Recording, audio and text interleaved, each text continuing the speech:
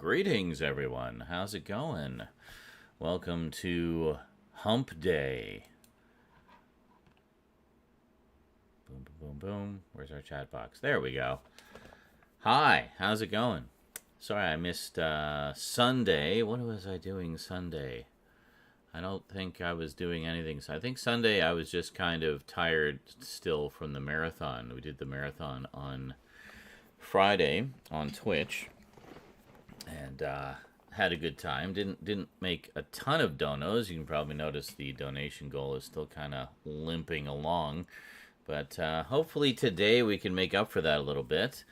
We also got a new super chat goal. Always refresh that because we seem to hit it every time. So here's hoping. I made it a little higher today. We're just gonna keep kind of pushing things a little bit until we find the happy spot where we know we can hit it fairly comfortably every day. So we'll see how that goes. And good evening, Kevin McQuarrie. And good evening, Bradshaw's Studio. Excellent. How's it going? Smiling face with sunglasses. 99 cents. There we go. At the almost a dollar store.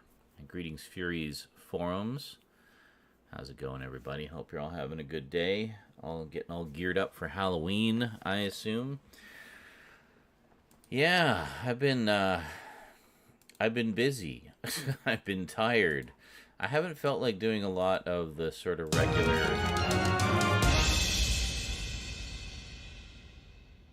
Thank you. It's there we go. The text is a little bigger now, almost too big, but I don't know. We'll keep fiddling with that until it looks right. But whipping out the back credit card there. So thanks for getting us started there, Bradshaw. Appreciate that. Yeah, so as you probably noticed, I haven't felt really up to doing sort of the regular stuff that I do for Halloween. I did a little bit. I did a couple of package opening, I did a couple update videos and one review. Yay! So it's not Halloween yet. We might still squeeze some more reviews in before the end. I'm kind of thinking it's just going to be a big extravaganza on the 31st, and we'll call it a day there. And then and then going forward, just kind of do stuff as I feel like it, essentially. Yeah, it's been a rough couple of years, so still kind of getting back in the groove. In the meantime, as you may have noticed, some of you may have noticed anyway, we've been having a lot of fun this year with Fortnitemares, the annual Halloween event that they do on Fortnite. They actually did some really cool stuff this year, put in some nice locations where, there's various scary things you can do and monsters you can encounter and stuff like that, and it's been really a lot of fun, actually. We've been having a blast with it. So you're playing that now, Fury. Well, there you go. Excellent. So we've been enjoying that quite a bit. We even played some of the creative maps that have come up this year. You might have seen one based on the back rooms, which was pretty cool. That was good and scary. We did another one, which was this massive boss fight kind of thing, just an absolute gauntlet of zombies and monsters. The ultimate goal being to get inside a giant castle where there's a giant spider that you have to fight. So it's this big boss fight. And I'm not sure if that one's gone up yet. I don't think it's gone up yet. It's going up sometime this week. But it was called Tarantula.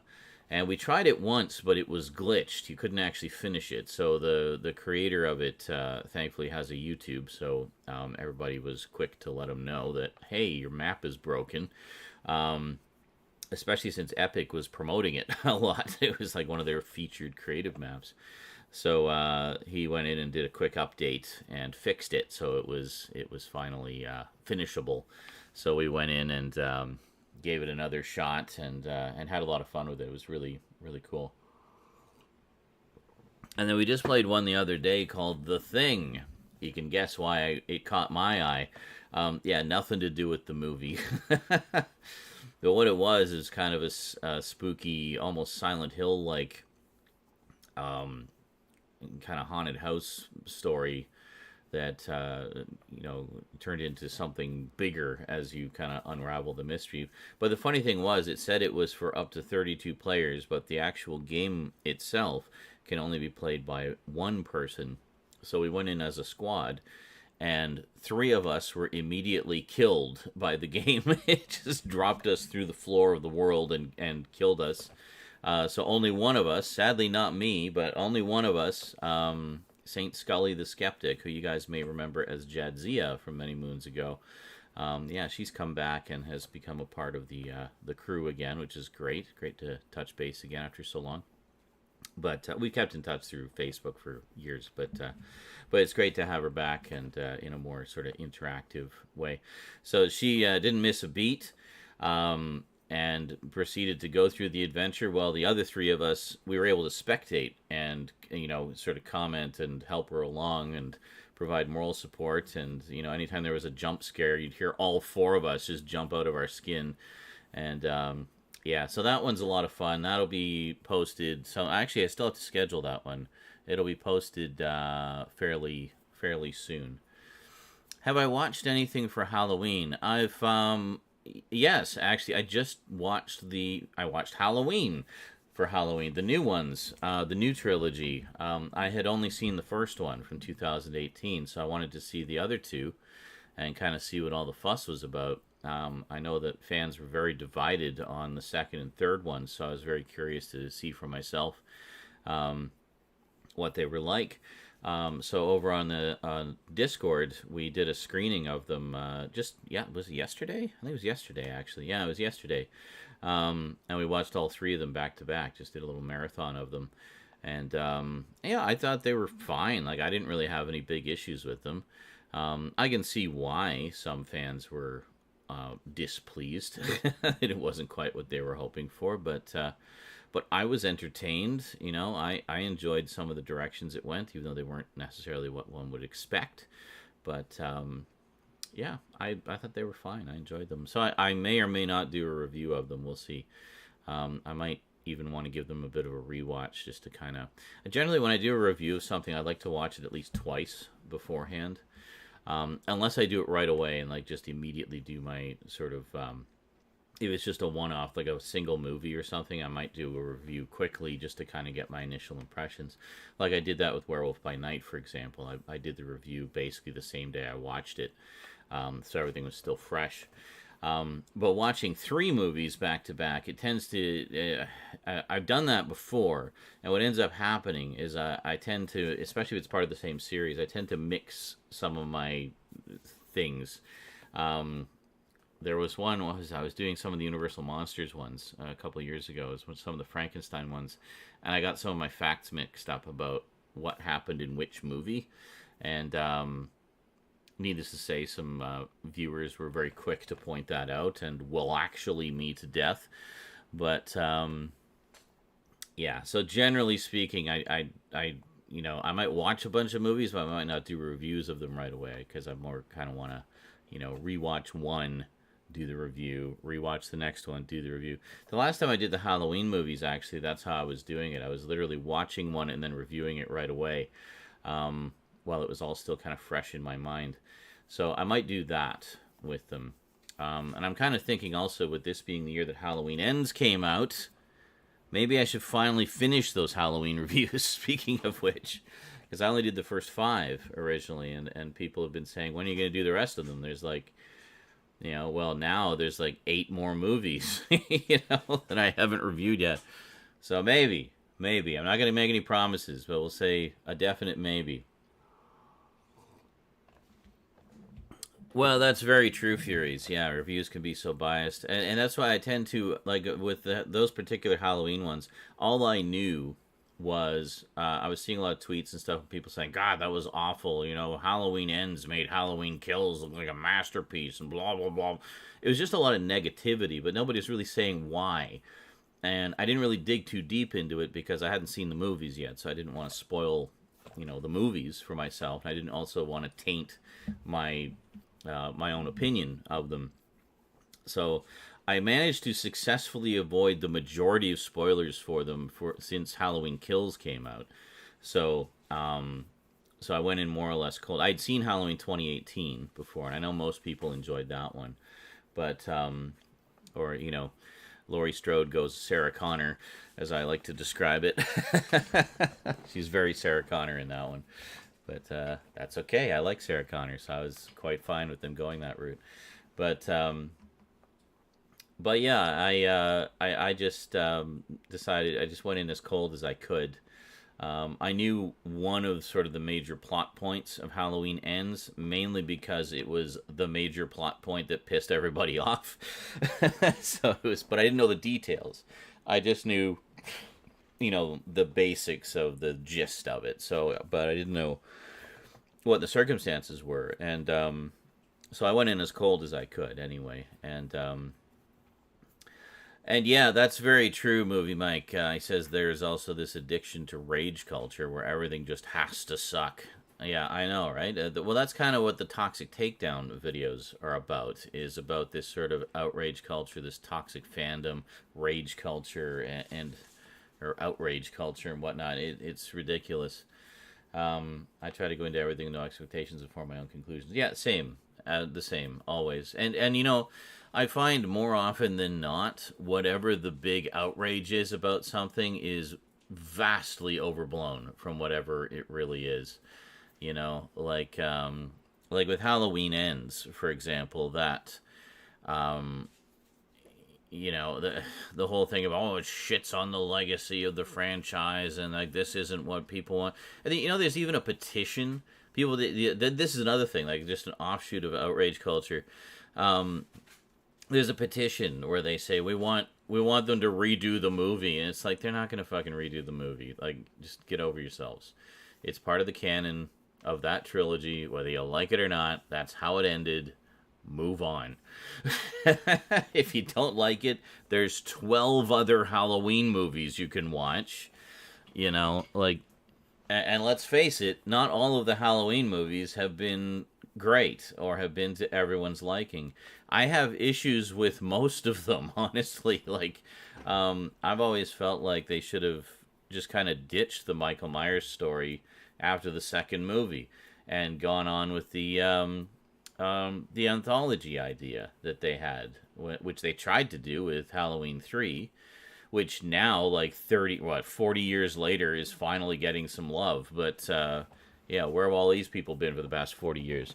I've always liked Halloween 3. I thought it was a fun, you know, sort of sci-fi horror kind of thing. Sci-fi, supernatural horror kind of thing. It's got a little bit of everything in it. And, you know, I mean, fucking Tom Atkins and Dan O'Herlihy, you know, and come on. How can you not love it? But anyway, yeah, I would have liked to see them go back to that idea, which apparently supposedly was their original idea for the Halloween franchise, was that it was originally just going to be the one, and then it did really well, so the studio wanted more, so they had the idea of, I don't know if it was John Carpenter, I'm assuming it was John Carpenter. They said, well, sure, we'll do more Halloween movies, but how would we do it as an anthology, where we'll do like a different Halloween-themed horror movie every year or every couple of years? And they're like, no. People want more Michael Myers, so you have to do more Michael Myers. And it's like, fine, we'll do one more with Michael Myers. So they did the second one. What they didn't expect was that set a precedent. So now everybody expected every Halloween movie to have Michael Myers in it. And it's like, that's not what it was meant to be. That's not what they were trying to do. They only did the second one because the studio wanted them to do it to make more money. And then the third one, they went on to do what they did. What they originally wanted to do, which was an anthology. And then everybody hated it because they were like, but Michael Myers isn't in it. What's going on? This sucks. So, you know, as an early case of the studio listening to the fans, never listen to the fans, because often the fans don't actually want what they think they want. And what I mean by that is they acquiesce to the fans. They did more Michael Myers movies, and let's face it, most of them suck. You know? Like 4 was okay, 5 was not okay, 6 had like massive issues with it, which some of which are kind of fixed with the producer's cut. Then they went and did another early case of doing a full-on reboot, like sort of retooling the continuity. Like, let's just ignore 4, 5, and 6 and continue on from the end of 2. They did H2O, which was actually pretty good. I kind of like H2O. And then they continued that with Resurrection, where they just went completely into left field. You know, the first 20 minutes of it are pretty good. It just gets ridiculous. And that basically killed the franchise. And then they did a full-on reboot with Rob Zombie's 2 movies, which I really like, actually, because they were daring to do something different. But everybody hated those because they tinkered with the lore and they went in different directions. It's like they just wanted a full-on remake of the first 2. But then there's also this hate on people have for Rob Zombie, where it's like it doesn't matter what Rob Zombie does, they just hate it because it's Rob Zombie. Just completely irrational. Instead of just judging the work based on the work, you know. So I don't know. And then the new one came out, you know, and the new one, they actually did some interesting things, and still people find reasons to hate it. So maybe if your fucking parents 40 years ago hadn't bitched and moaned about Halloween 3 so much, we would have had a much more interesting and diverse franchise, you know. So I don't know. I don't know what link you're talking about. What link? I don't see a link. Hold on a second. Let me see here. It might not have shown up on the other thingy here. Oh, here it is. Oh, hold on a second. Yeah.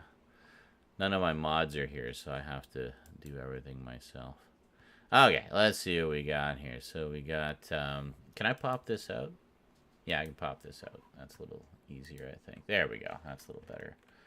Can we zoom in? Really? It doesn't allow this. Come on, YouTube. Sort your shit out. Let's see. So, yeah, redo the movie. Wow, people have too much time on their hands. I know, it's ridiculous. Yes. I love Season of the Witch. Drives me crazy that so many people still shit on it. Such a good movie. It is. I mean, take it for what it is. It's not meant to be connected to the other Halloween movies. It was never the intention. It's meant to be a standalone thing. Well, why'd they call it Halloween then? Because Halloween was supposed to be an anthology series. Anyway. We covered that already. Can't believe Danny McBride was a writer for all those new recent Halloweens. He redid the Monsters. Rob Zombie. Yeah, I actually watched that, and I loved it. People shit all over that, too, simply because it was Rob Zombie. And it's like, have you even watched the original Monsters? Like,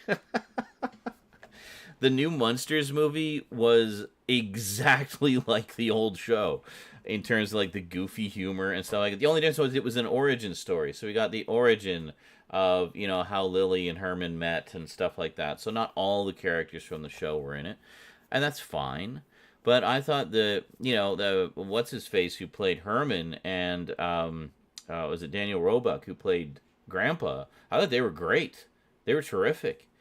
You know, and you had Cassandra Peterson in it in a small role, and everything, and the visuals of it, like just the set designs and the colorfulness of it, and I thought it looked great. You had Sylvester McCoy in it as pre-Bat Igor. You know, I don't know. I thought it was fun, but I mean, it's basically he made a children's movie. He made like a children's Halloween special. And, like, on the one hand, people were, like, saying, oh, God, Rob Zombie's doing the Monsters. He's going to fill it full of sex and violence and cursing, and it's just going to shit all over the legacy of the Monsters. So then he doesn't. He does something that is very much a family-friendly movie, much like the TV show. And then people are shitting all over him for that. It's like, oh, he did, like, it's so cheesy and juvenile and shitty and, like... People literally don't even know what they want anymore. I swear. They literally don't even know what they want.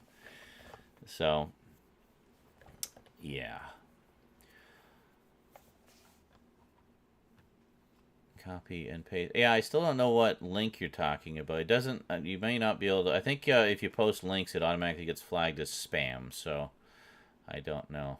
I thought the deeper backstory that Rob Zombie provided for Michael was great. Yes, and I think a lot of people misinterpret that. It's like, oh, but he made Michael a sympathetic character. No, he didn't. Yes, he gave him an abusive asshole father, but that did not make Michael sympathetic. Yes, he made him bullied, but that did not make him sympathetic, because how did Michael respond to that? Was he like crying and sobbing and beaten down? No. He fucking brutally murdered his bully and fucking brutally murdered his dad.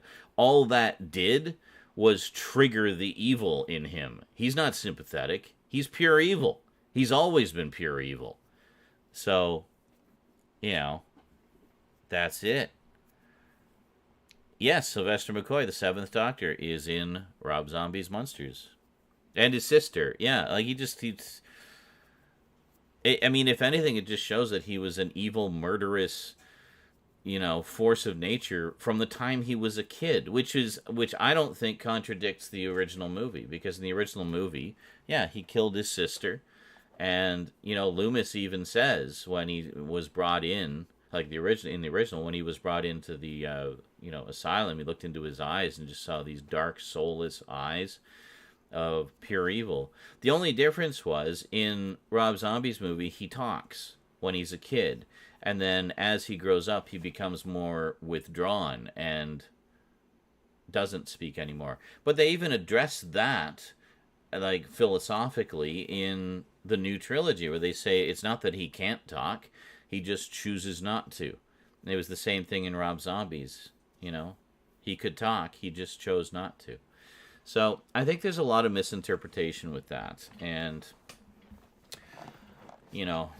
and again, I think they're unfairly shit on. I mean, people get too hung up on comparing them to the previous Halloween movies, and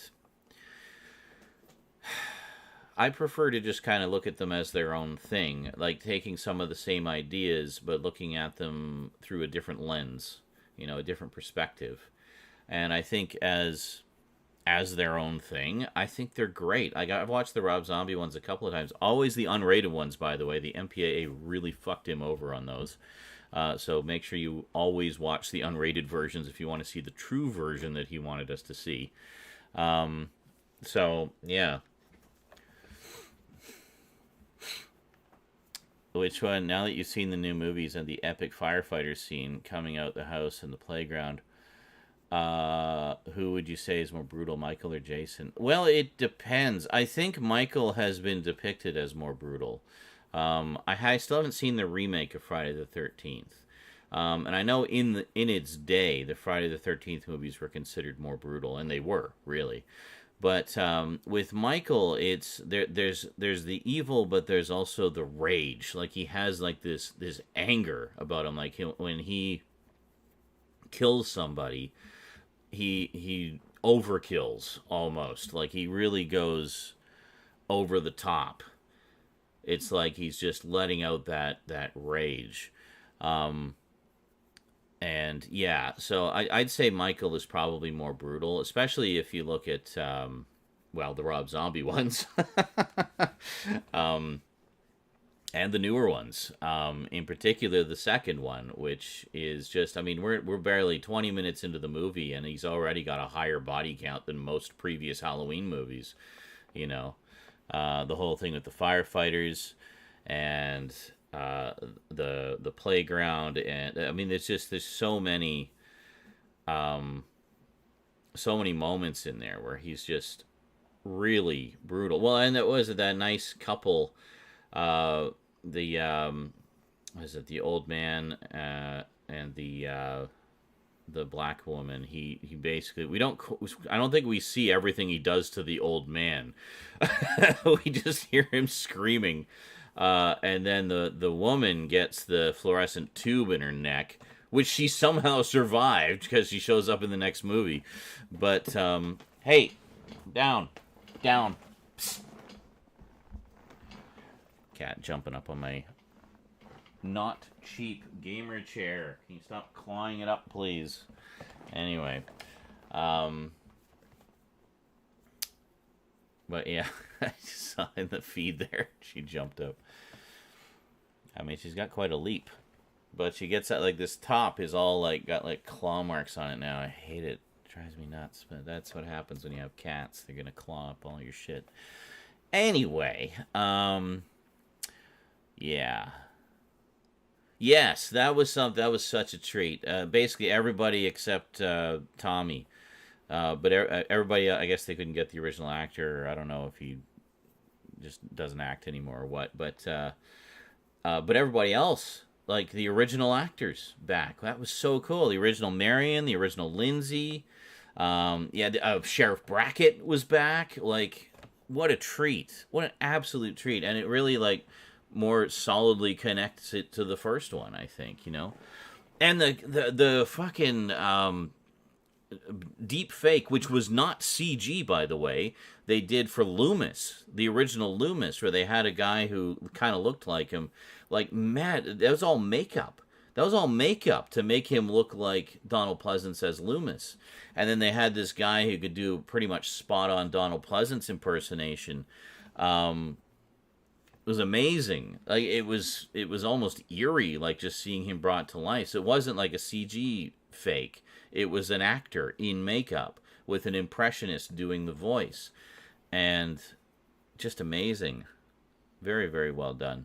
Yeah, the nurse that they yank out of the car in the first one. I know. It was crazy. So many connections. So, yeah, no, there's, if you go on our Discord, I think in either the horror movie board or the Halloween board, someone posted, I think it was Master Collector 98, posted some pictures of the makeup that they did. And you see the actor before and after. And it's so crazy how good the makeup was on that. Like, it was amazing. I know everybody thought it was CG, but it wasn't. I just assume. I mean, you just kind of assume, right? But no, it was not. It was, it was an actor in makeup. That wow, it was amazing. But see, these are the kinds of things that I don't see anybody talking about. Like what an absolute treat for fans of the original. And they even had the silver shamrock masks in it, for crying out loud, with the kids that got killed in the playground. And so that was a nice little nod. And actually, the skeleton appears in the first one as well, I noticed. I don't think they had all three of them, but they had all three of them in kills, which was pretty cool. But yeah, like, what a treat! Like, why are people hating on this? Like, I don't get why people hated on. Well, in particular, I can kind of understand why people didn't like Halloween Ends. Like, I get that because it went kind of into left field with the story, but it was an interesting left field. So that's why I didn't have a problem with it. It was an interesting story that I felt invested in, so that was fine. But the one in particular I don't understand why people shit on so much is Halloween Kills. Like, what is the fucking problem? I mean, it's showing how Michael's, not just the legacy, but his very presence of evil has poisoned the town, which sets things up for the last one, where, kill Michael, you kill the evil, and the town can heal. It's all connected very nicely. Especially, I mean, because we watched all three of them back to back, so we were really picking up on all the little connections between them. And it works very well, So, I don't know.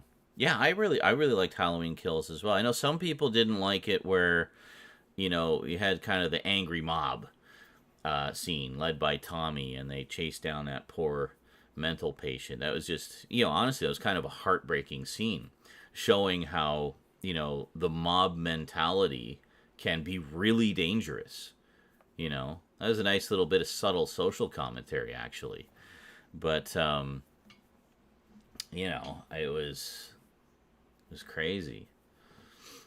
But yeah, I really don't have any complaints about the first one or Kills. And I mean, we did get the final knockdown, drag-out fight between Michael and Laurie that everybody was wanting. It just took a bit of a roundabout route to get there, So, you're just, stuck on these fruit pies, Jordan. Wow, that's crazy. And, yeah, practical effects still proving their worth. Absolutely. Freddy versus Jason, or perhaps the reboot of Friday the 13th. There's a kill where Jason snaps the guy in the foldable bed. It's gross. I honestly don't remember. I haven't seen Freddy vs. Jason for a while, and I have not seen the remake. So I honestly don't recall off the top of my head. So, yeah. I was lukewarm on ends, but I have to say the ending was incredible. No spoilers, but I kept waiting for them to cut away from the final scene, and they never did. So brutal. Oh, yeah. Yeah. And I was like, do what Loomis said in the first one, the first new one. You know, cremate the remains, and then I added, and then salt the ashes. Like, just don't take any chances. You know. Wow. Oh well. What can you do, eh? So limping along with our goals here, trying to get, in particular, the Bills and Halloween goal, the one that's sitting at 33% with less than a week to go before the end of the month. That's the one we're trying to get up there. Let me just get you guys the link here, just so you can contribute if you like. Where the frick is the link? I don't even know where to find it here. Hold on. Oh, wait a minute. I know where to find it. It's on the Twitch page here. Let me just grab it and we'll pin it to the top. Stop it. Sorry, it's the video I have as the here's everything all about me video, and it's just a clip from Cyberpunk. I can't be bothered to make trailers about myself. Donate. Here we are. Hold on a second.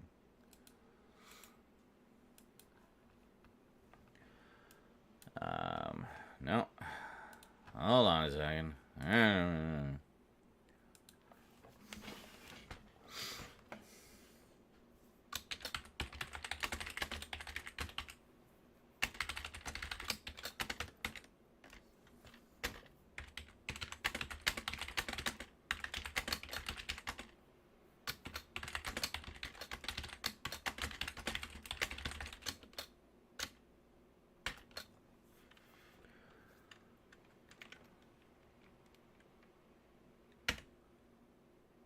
There we go. And I'll just pin that.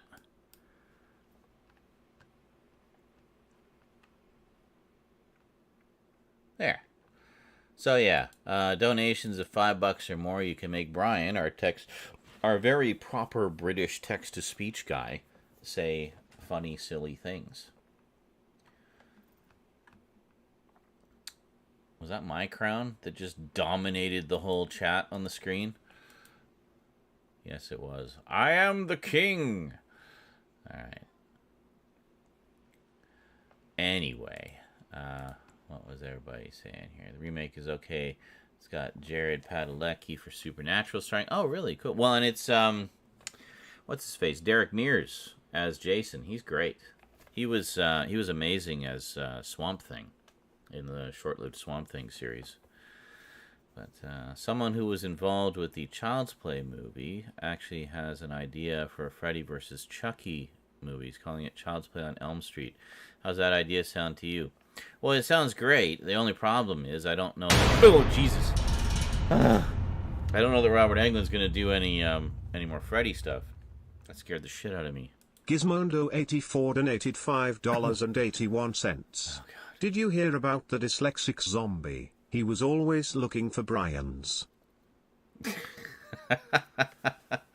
Very good. Very good, Gizmondo. Alright, I think we need to adjust the text size in there again. Let me see here.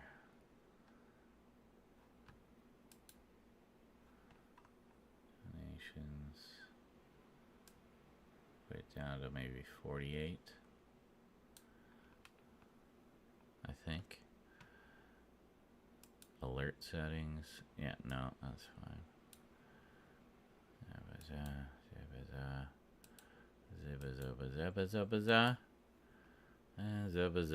I don't know, we'll see.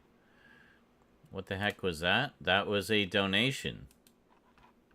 Have you've been here before? How do you not know this? See the link at the top of the chat? Top of the chat box? Not on the screen. On the top of the chat box for you. Here, if we go here, I can show you what the chat box looks like for me. So I popped it out so I can see everything here. I can't actually, normally I would type in Streamlabs, but for whatever reason, even though I can read it, I can't type in it there because it's not fully integrated with YouTube yet, apparently, only with Twitch. So anyway, if you look at, yes, it is a jump scare. I made it as a jump scare. So that's further incentive for people to donate. Scare the shit out of me with money. So yeah, if you go here, click on the link at the top, it takes you to this screen here. And it'll play this little gift and that jump scare sound and donations. And this is direct donations, so it's PayPal or credit card basically. So you're helping to support the show. So $5 or more, you can make Brian, the British voice you just heard, say things. Is he going to say something now? Cinema Mike 79 donated $20. There you go. Everybody dono. It makes Brian go lola lola lola lola lola lola lola lola lola lola lola lola lola lola lola lola lola lola lola ha ha ha ha ha ha ha ha no lola lola lola lola lola lola lola lola all is better. Lola lola lola. Oh my god. That text is so massive. What have I done?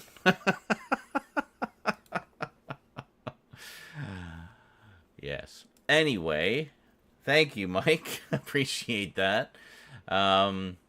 So yeah, so that's what you can do. Basically, you go there and you can contribute to the stream. No amount too big, no amount too small. It all adds up. It's all appreciated. And that is that. Oh, audio recording. What is this? I can record my own voice. Attach a voice recording to your tip. Oh, interesting. That's dangerous. Anyway, extras. Oh, $5.99. I have to subscribe to make these extras available, apparently. Or maybe you do. I don't know how it works. Add a gift to your donation or add an effect. Yeah, so for now, basically, we have it hooked into the text-to-speech. So it does that sound and that GIF with whatever text you say. And that's that. So now, let's go back over here. And there you go. Well, and that's the fun of it. You should see some of the crazy stuff they make him say on Twitch. It's crazy. And silly. What was that? I just joined in here. Loli, loli, loli, loli, loli.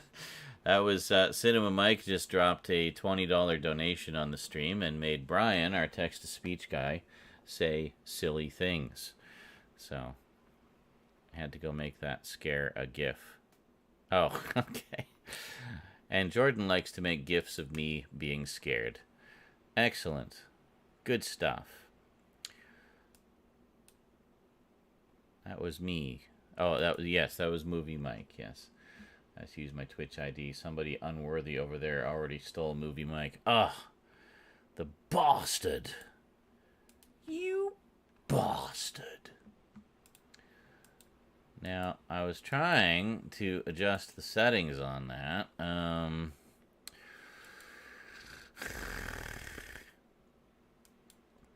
What are my plans for Halloween? I don't really have any concrete plans right now. Hopefully get at least a batch of Halloweeny videos out for Halloween Day for everyone to enjoy. Because I haven't really done much this month other than a shit ton of Fortnite stuff.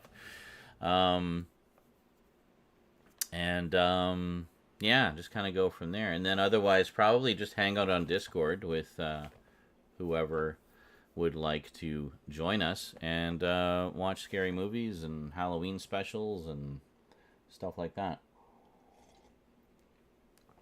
And hopefully get really high while doing so. That would be nice. That would make me happy. Alright, let me find... what's going on with this alert box here? It's getting a little out of hand. The text is massive. Massive. Alright, let's take a look here. Donations. Let's see here. Alert duration. Sound volume. Okay. Yeah. Uh-huh. Font settings. Here we are. Okay.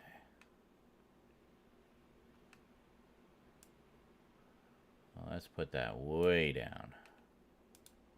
I don't know why that font is so large. Variations.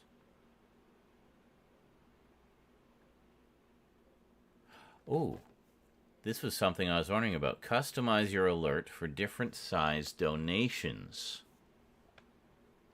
How about that? How would that be for an incentive? So the more you donate, you get like a different alert and stuff like that.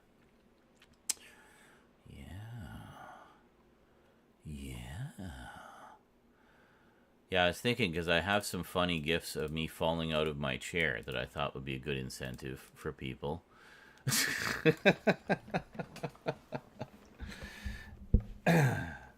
Biggest lolly lolly lolly lolly lol I've ever seen. Yes. Oh, I see what happened. I forgot to save the settings when I changed the font size. Well, let's reduce it a little bit, and we'll see what happens. All right, let's just do a quick test here.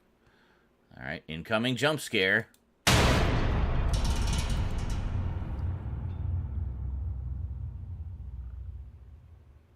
Okay, it's John donated $97. That's what I wish. This is a test donation for $97. I wish.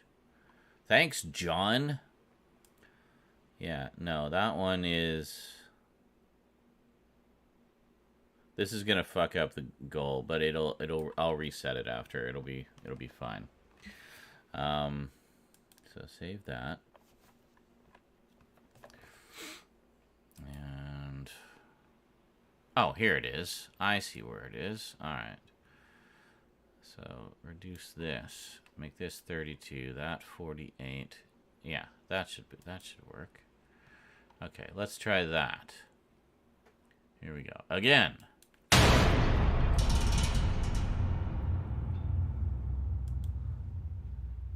That looks better. Okay. John donated $100.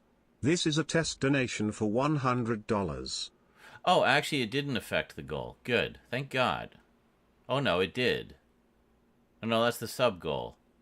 Oh, no, it did affect the goal. Well, shit, we can't have that now. Hold on a second. That's wrong. That's not real money. That's pretend fake Monopoly money. There we go. Okay. Did you try turning it off and on again? Why, yes. Yes, I did. All right, sorry. I'm paying attention now. What was you saying there, Kevin?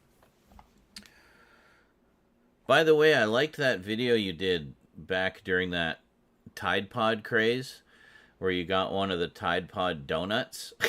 That thing was massive. Where did you get that donut? That was huge. It was amazing. See, I'm a big fan of Boston cream donuts, so it looked very similar to the Boston cream donuts, but it was huge. I was like, damn, I want a Boston cream that size. Anyway, the link I was trying to share with you and or tell you about was a video of a musical parody, I think, of Halloween, made for the stage by John DeHaas. Okay, my apologies. Oh, no need to apologize. That's fine. That's okay. Yeah, John is apparently loaded. This John guy is making it rain. That's crazy. So we got up a couple of percentages already tonight, guys. That's awesome. Hey, John, can I have 100 too? Yeah, I know. On YouTube, only mods can post links. That's probably what it is, yeah. It's actually, I have it set the same on Twitch, basically because people would come in, trolls would come in and try to link to something unsavory. So we made it so that all links had to be approved or go through mods. So we basically made it really annoying for the trolls, so it just, they couldn't be bothered to go through all the hoops necessary to troll us. So since doing that, we've had very little trouble with trolls. You need to confirm your account with a phone number or be a subscriber. Trolls aren't going to subscribe. They don't want to, do that. So You put a new GIF in shit posts. I don't know if I can show it because of how I have my screen set up here. Oh, just me being jump scared. That's good. Excellent. If you, by the way, actually, Jordan, if you have, was it you that did the ones of me falling over drunk? I remember there was one that was like perfectly looped. It was where I tried to stand up and I just fell over backwards because I was so out of it. I wanted to make that one of the donation goal gifts. I thought that would be fun. That could be like at the $100 level or something. You know, make people have to work for it. You were the chair. Okay. Fuck, where was the other one? Maybe it was Michael. Hey, Michael, perfect timing. You remember when you made a bunch of funny gifs of me? I was thinking they would be good, because I know you were thinking they would be good for alerts and stuff. So I was thinking, I just realized, I thought about this a while ago actually, but I was thinking like further incentive for donations would be to have different alerts at different levels. And I thought like one of the ones I would love to have is that one where I was drunk and tried to stand up and then just stumbled backwards and fell over. And it was like perfectly looped. So I just kept standing up and falling over, standing up and falling over. And I think that was one of yours, if I'm not mistaken. Yeah, right? Wouldn't that be awesome? So make that like the $100 level. Maybe like, you know, I'm the King could be like the $250 level or something. Something like that. I don't know. But at the very least, the falling over one I want to have in the mix. Yes, he did. That's so sad. Yeah. Is Arthur Rankin still with us? I can't remember. But I mean, Rankin and Bass, I mean, people, I think, mainly remember them for the Christmas specials, Rudolph and Frosty and all of those. That's kind of was their big claim to fame initially. But they also did Thundercats and Silverhawks and all those, you know. A gif of me falling out of the chair. Yeah. Rankin died in 2014. So both of them are gone now. That's unfortunate. Yeah. Yeah, I couldn't remember, but yeah, they were definitely a significant part of my childhood. That's for especially those Christmas specials. You know, those were the stuff of legend.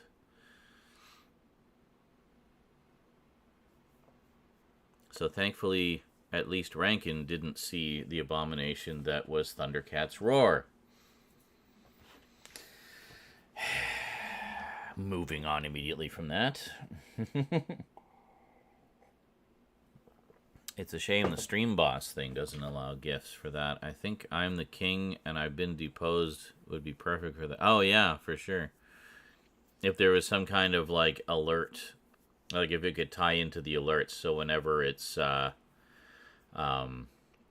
new Stream Boss takes over, it triggers the alert. That would be cool. I did, yes, Gridman. I've actually been following that. I follow James Etalk on both Twitter and Facebook, so I've been seeing the progress of that, and it's pretty impressive. Apparently, it's an upscale, but with the timing and everything corrected to NTSC speed, and it's a phenomenally good upscale. I mean, this is a prime example of what can be achieved with the new like AI-based upscaling algorithms like Topaz and stuff like that. Maybe they use Topaz, I don't know, but it's really impressive. Like if you do it right, you can pull a shit ton of detail out of like a standard def source and just keep upscaling it from there. You know, you can't just believe it on auto like any other automated thing. You gotta, you know, pay attention to what it's doing and tweak where needed. But it's pretty impressive. It's pretty impressive. So looking at the results, because I think they did find a few film prints, but not all of them. So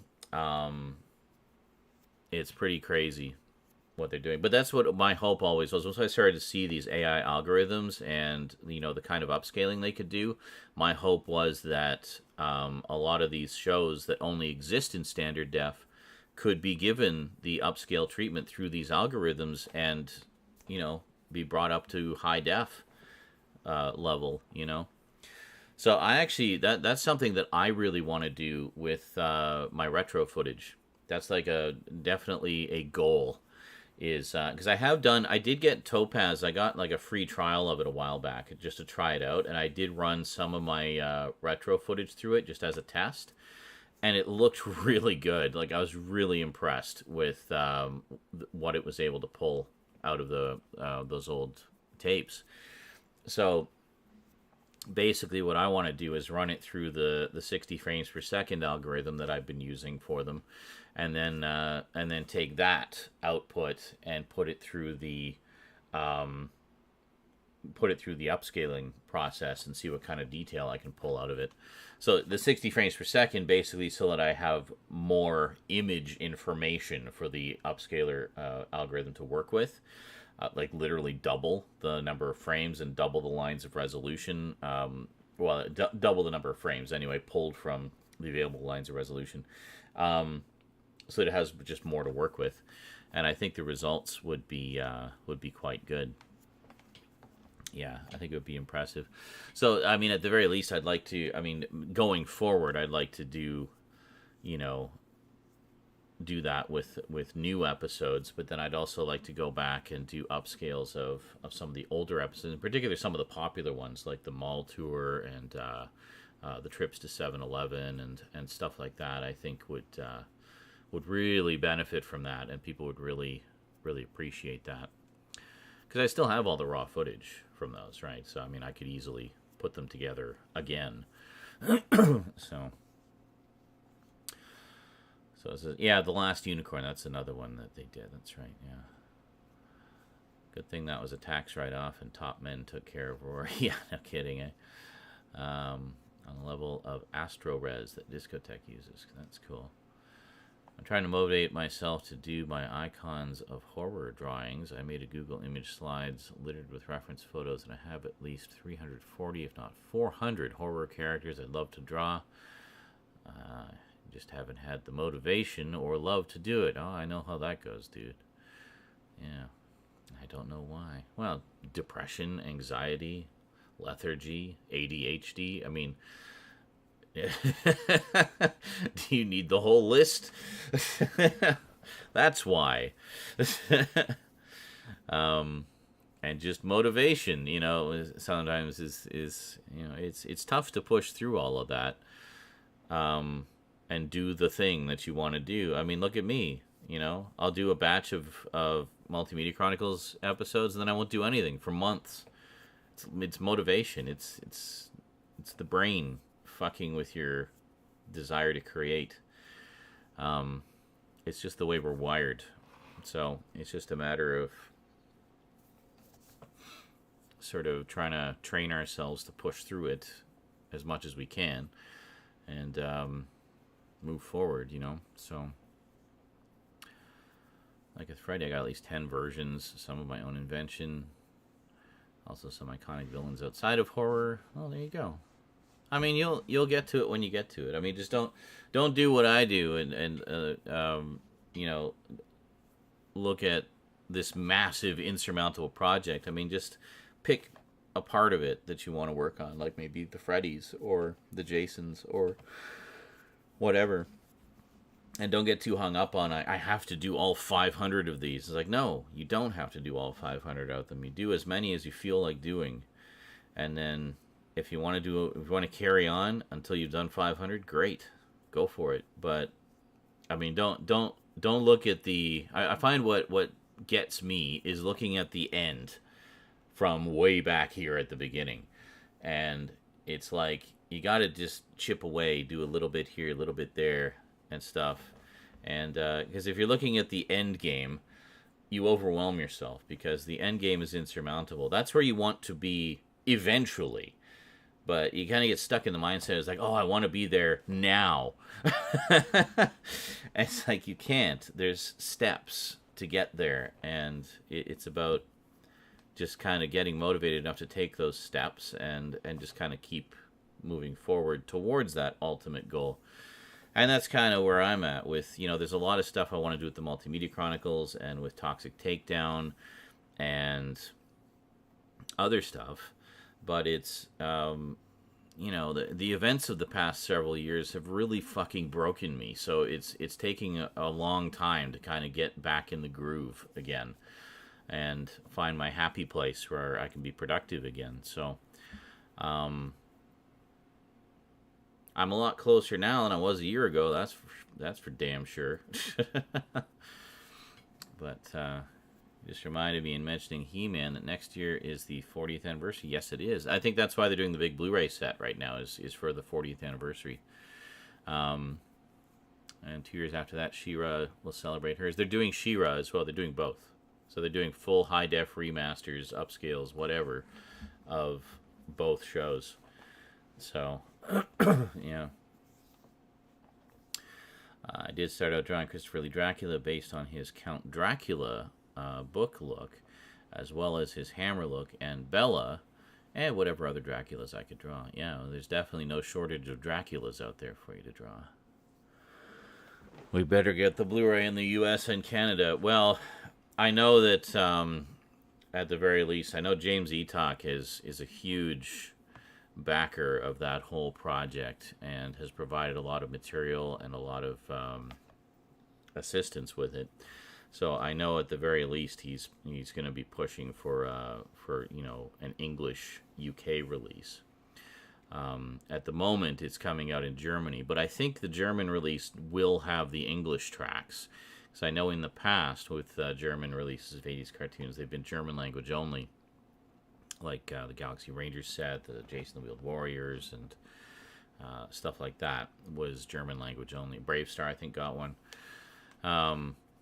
But this one, I believe, will have English language as well. So at the very least, you can get that. I don't know if it's going to be Region B locked, but yeah. But I mean, it'd be nice because I mean, of course, it would be all German language packaging and such. So, yeah. Which well, don't be too broken up about that. Those were just all SD on BD. There was nothing special about them.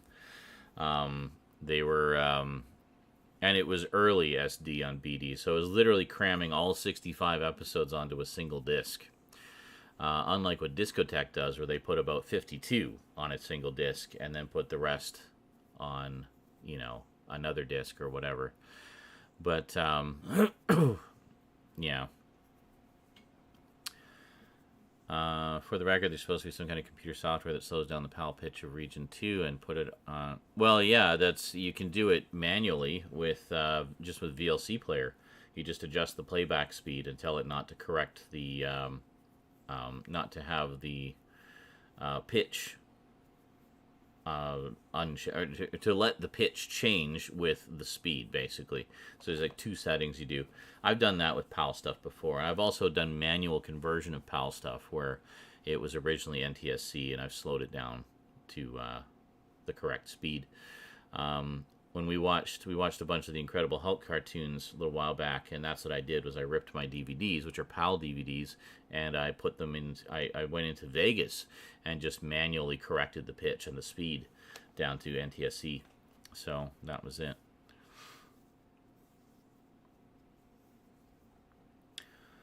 What's this? My logic is simply how it would be fun to draw and done in a way to look cool. I won't draw stuff I don't care about. Well, yeah, of course. Got the real Ghostbusters SDBD from Germany and the ALF German set. You know what I'm going to ask about the ALF set. Is it the original broadcast versions or is it the syndicated versions? Because I know we only ever got the syndicated versions here.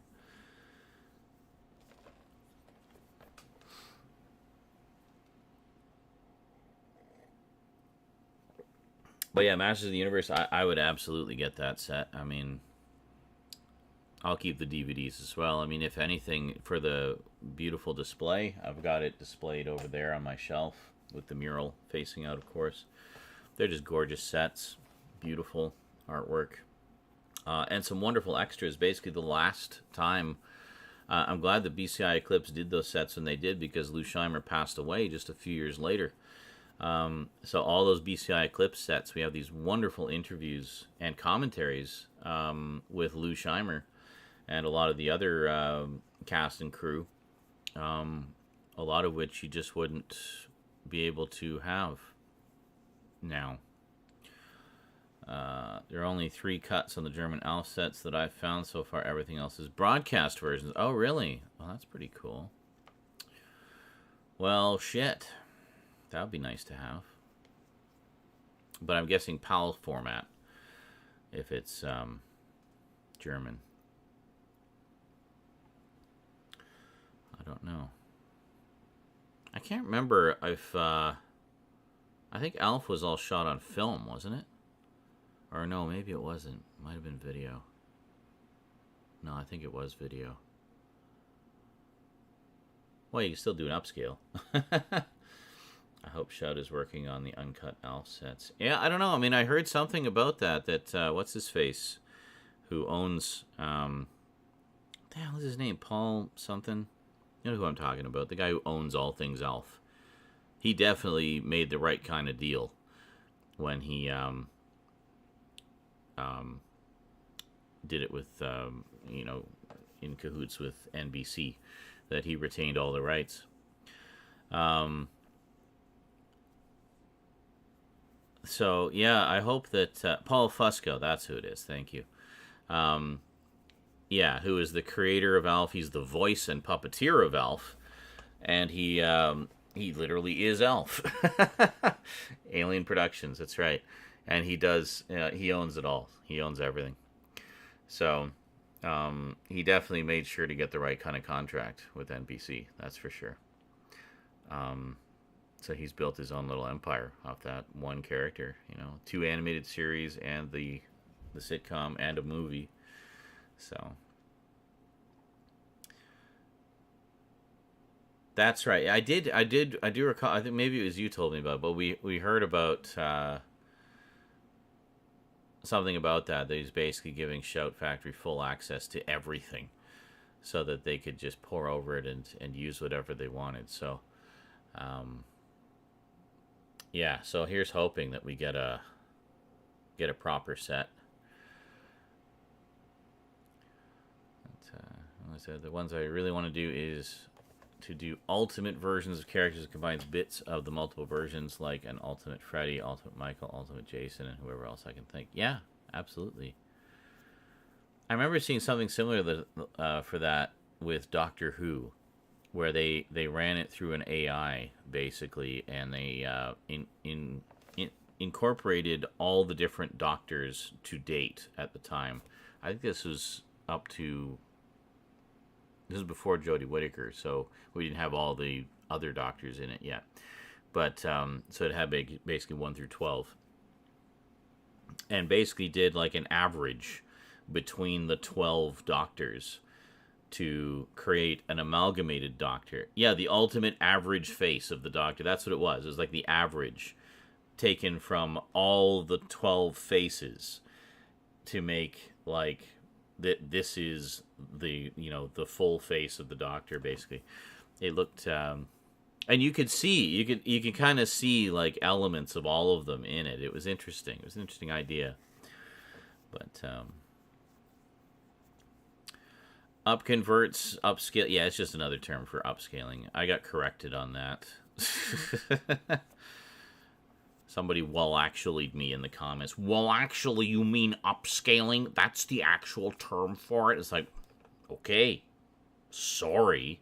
You still knew what I meant. Don't gotta be a dick about it. But yeah, they're all upscales. Now, they're not upscales in the way that we're talking about, like with the He-Man set. So because they didn't have the AI upscaling at the time. I mean, I'm sure it was in development, but it didn't exist in any kind of tangible, feasible, usable form yet.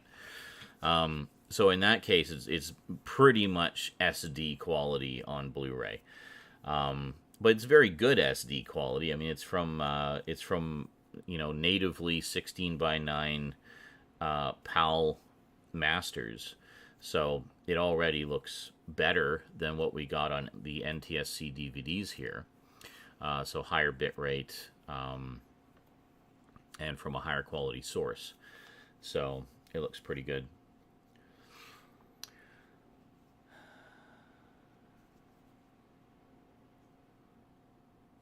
What was that? Gotta go. Got Bright Futures program in the morning. Ganaya. Ganaya.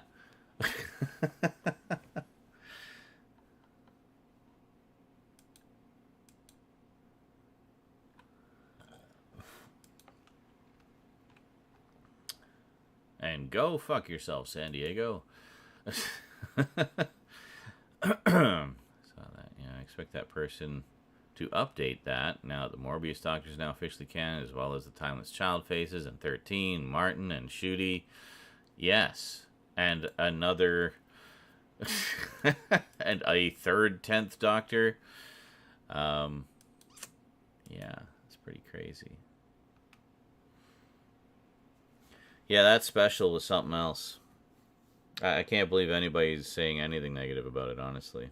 Like, it really felt like a proper celebration of Who, you know. It was wonderful.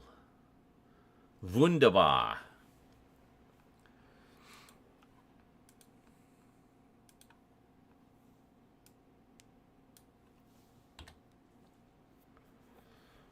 I think of shooting a video of my own collection for YouTube. Figure it might be good for insurance purposes. If the house burns, just need a camera. Well, there's that too, isn't there? Yeah. Prove that you own these things. Well, here's these videos with thousands of views from my YouTube. You know. What more do you need? Got spoiled for you? See, that's why I watched it the day after it dropped. Or I guess the day it dropped, technically. In fact, I think we watched it before it aired in the US.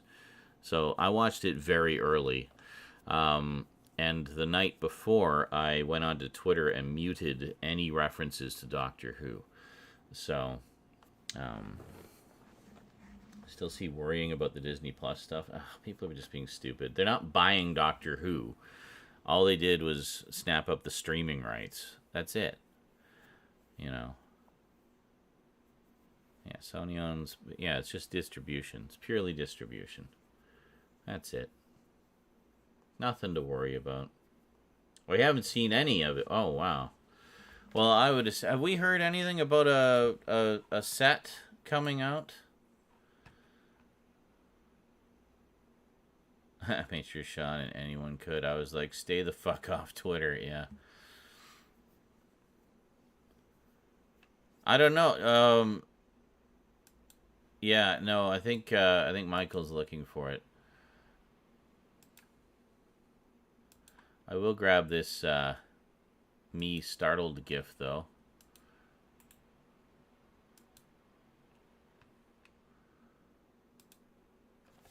Where did I put those? Was it under Twitch stuff?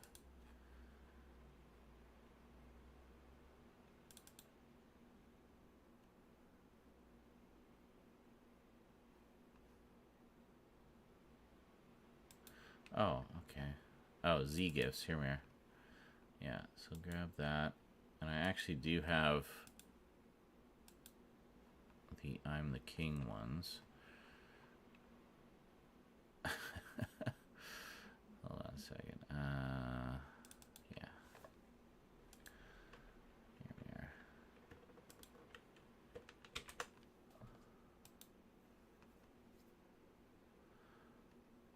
Yeah, I'm putting them in their own folder. Z gifts.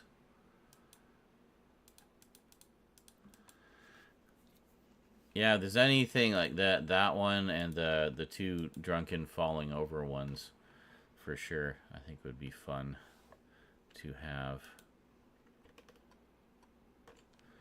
So if you want to see the one that Jordan was talking about, is this one. Oh, hold on. There we go.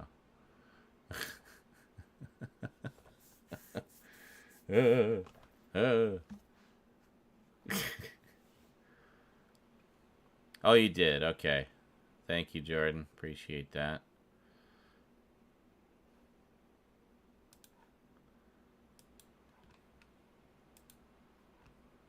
Where did you PM it to me? Oh, there. Oh, there it is. Okay. Right underneath the gorilla sex.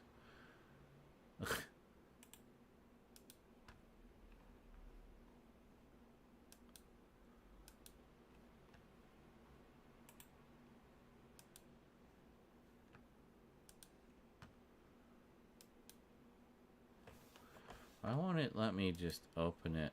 Oh. God damn it. Okay, hold on. It's being stupid.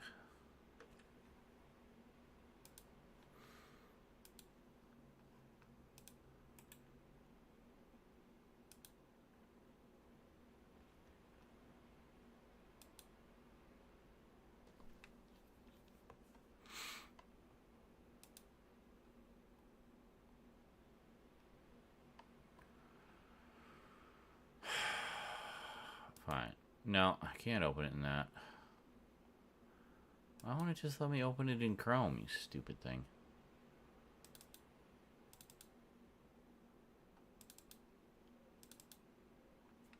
There.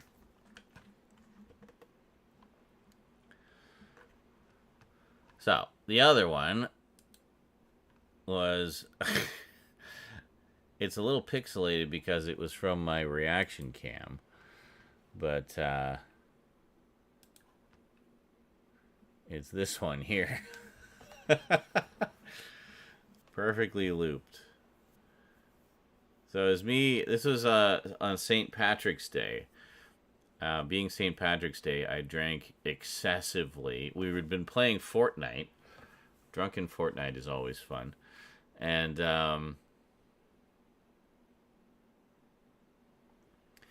I had fallen out of my chair onto the floor, and I don't know if there's one of me falling out of my chair too. But there's one. But anyway, I thought that'd be a good one for like a fairly sizable donation. It's just like I'm knocked on my ass from disbelief at the size of that donation. You know, that sort of idea. Thought it would be fun.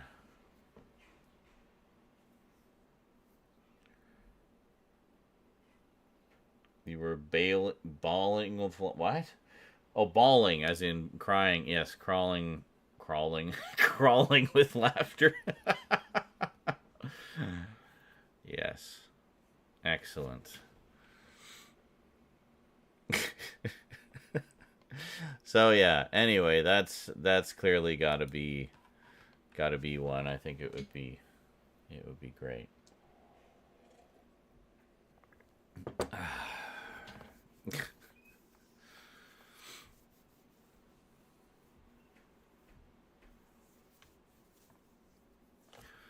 Well, maybe we could do that right now. Let's do that right now, shall we? Just add it in there. Let's see here. So, donations. Add variation with current settings. Okay.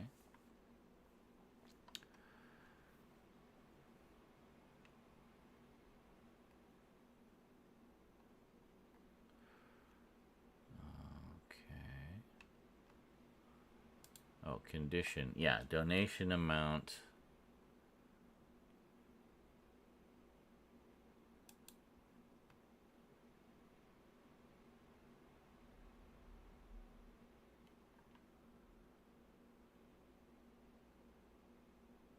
Frequency? What? Okay, how do I put the amount in?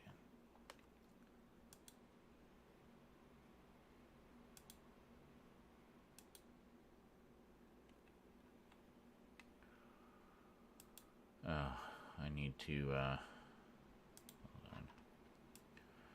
Need to upload that.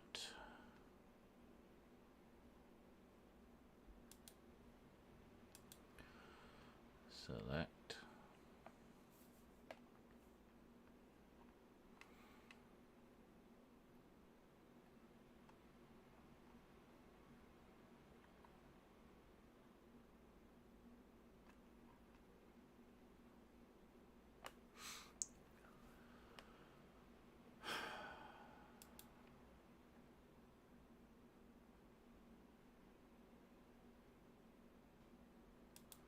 Well, how does it let me...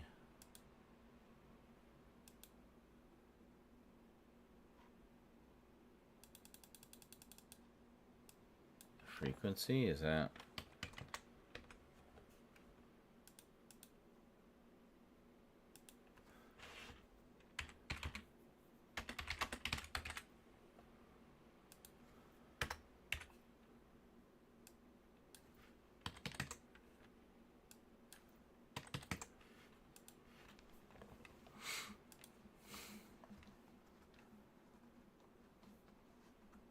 Okay.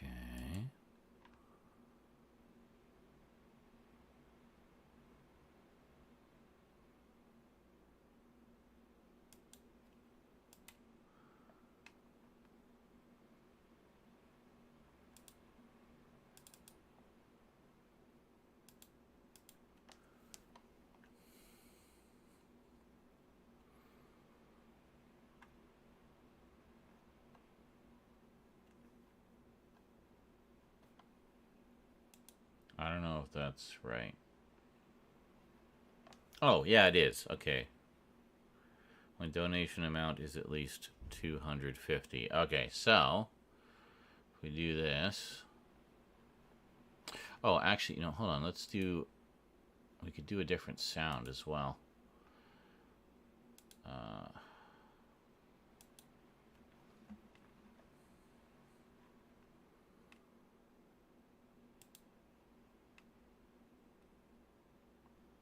No,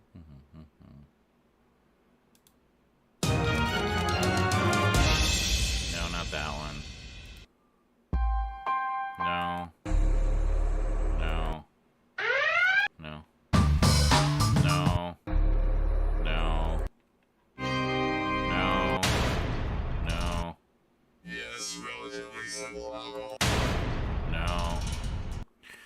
Okay, hold on. I have other stings. We're going to have to upload a different sting. I think we should have a different sound and a different thing. Hey, Hunter, how's it going, dude?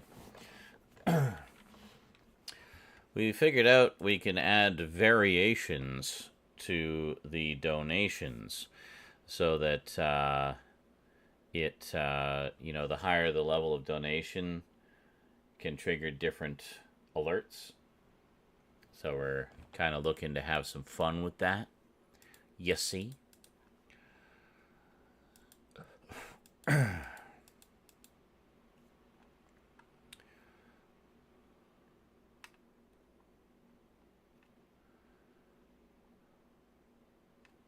Shooby-dooby-doo-wop-bop. And all that jazz. Alright, so we need stings. Stinks. $50, I get British Man Robot, loud noises, beeps, and whistles. Exactly, yeah. Make it so higher donations trigger all of them.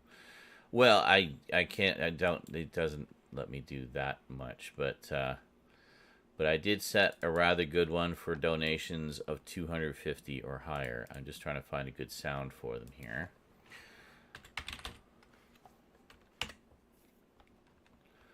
Alright, here we go. Listen, I'm going to listen to all the stings I have. Here we go.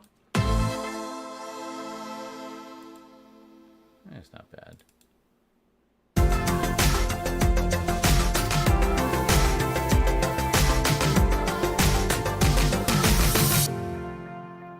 That's a long one. Here's an even longer one.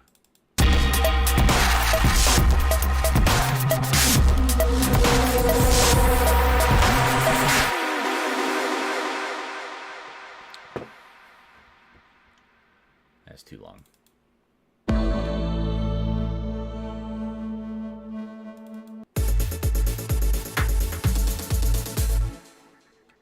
That's a possibility.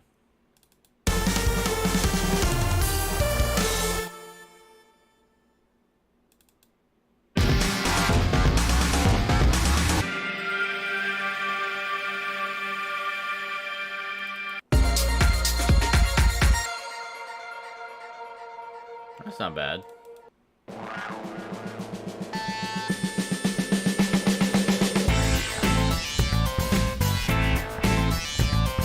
That's not a sting. That's a song called Stinger. Alright, so I'm thinking... that's a possibility, or...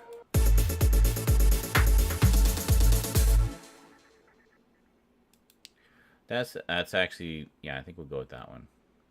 Okay, so let's go with... I just have to upload it. Thank you. There we go. So, let's do a test. Can we test that one? Yeah, here we go. Here's a test.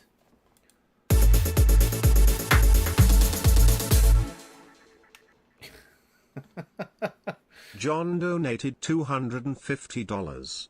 This is a test donation for $250. There we go. Good old John. Dropping the big donos. So how's that look? You guys like that one?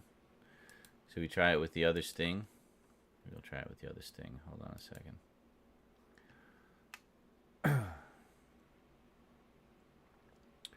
Oh, wait a minute. There was another one there I was thinking. I think it was the first one. Was it this one? No. No. No.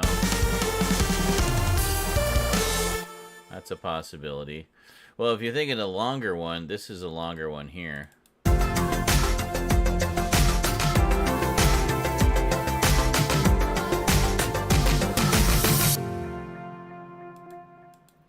Go with that one, maybe? Let me toss that one up there. I gotta put it into my library. Shit, which one was that? Far Away. It's called Far Away.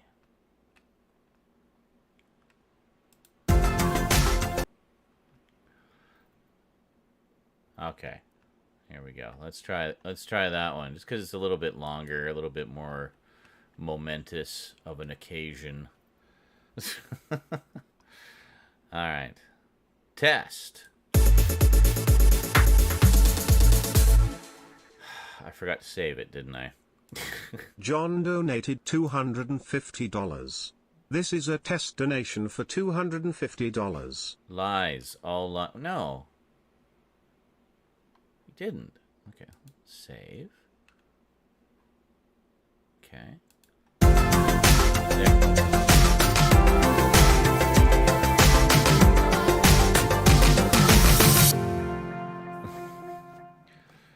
That one is more funny. John donated $250. See, like the previous one? This is a test donation for $250. See, like the previous one better?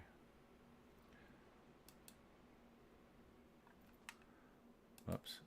Okay, hold on a second. That was Dizzy, I think.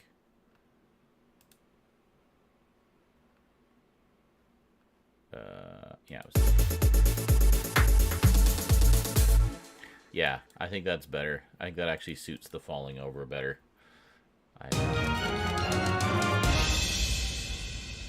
Well, holy shit. Hi, JL. How's it going? $10. $10. There we go. Making a dent in that super chat there. It's been sitting at 99 cents all night.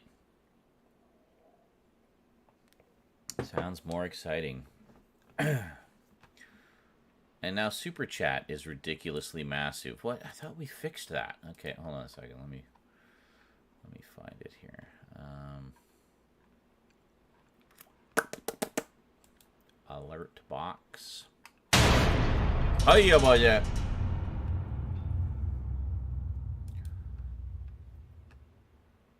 Gizmondo 84 donated $5.81. Does it make you jump jumpity jumpity jump? Don't know. Yes. Yes, it does. Now, where was the... yeah, I saw that, dude. I'm glad you're here. I was a little worried about you. I'm glad that you are with us now. Now you are here with us.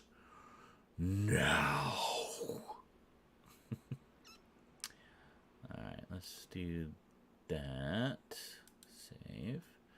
Okay, and then do this. Yeah, there we go. Let's bring this down there. Okay. Can I test this?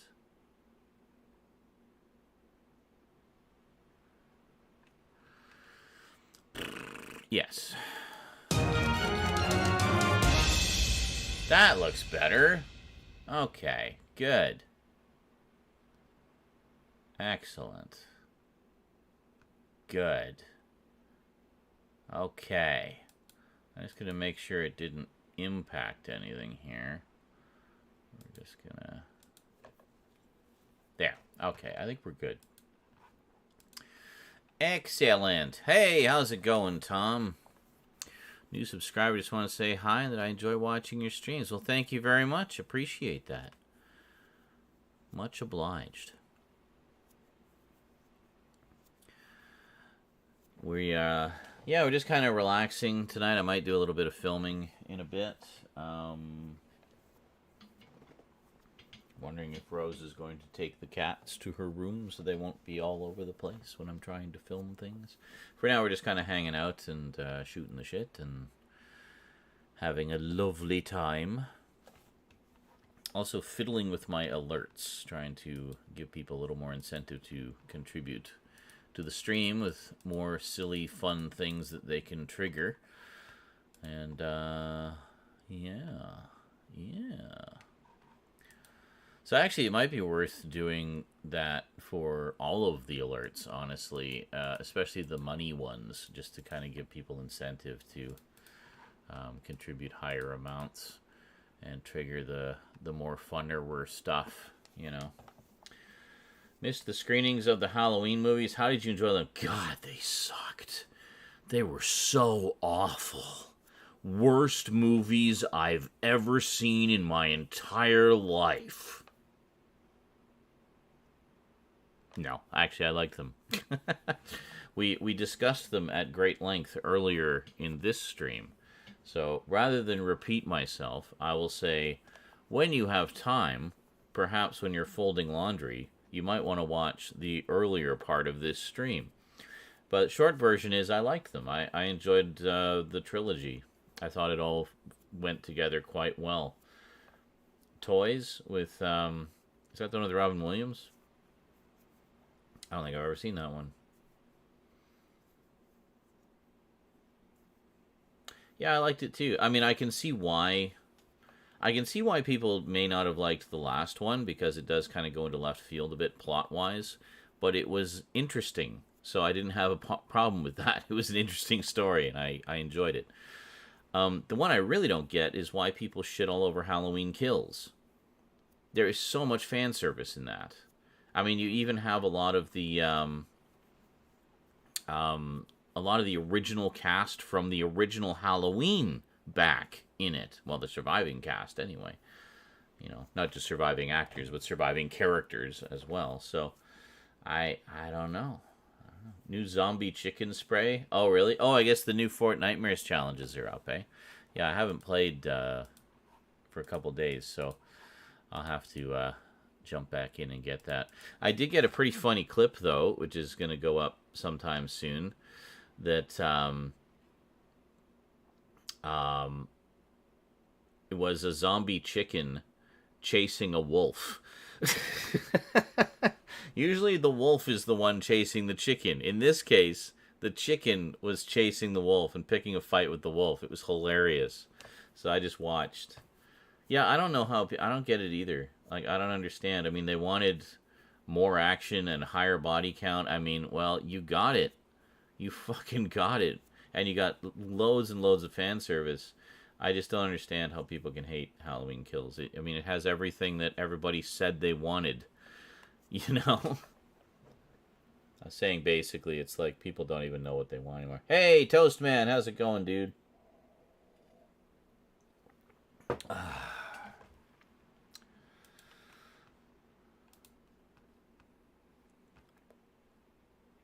And it has Bob Odenkirk. There you go. Did it? I don't remember seeing him in it.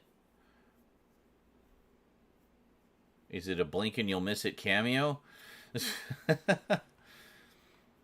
It just feels like Halloween went from thriller to slasher. Well, I mean, technically speaking, it's always been a slasher. But I see what you mean. Like, it went from... I mean, to be fair, they kind of went that way ever since the second one, like the original second one. Because the first one really does not... I mean, it has a bit of a body count, but not as much as later ones. And also the violence wasn't as severe as it was. It was more about kind of building the tension and the anticipation. It's a bit of a slow burn. But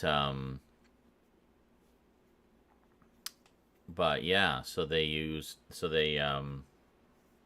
But then from the second one ratcheted up the violence quite a bit.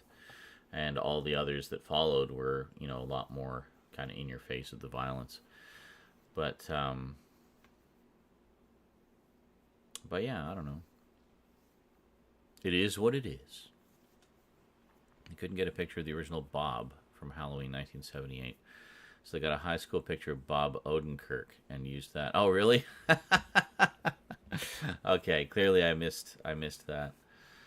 But I was pretty impressed that they got a bunch of the originals back, like the original Lindsay, the other kid who was being babysat. They didn't get the original Tommy, but Anthony Michael Hall was great as Tommy.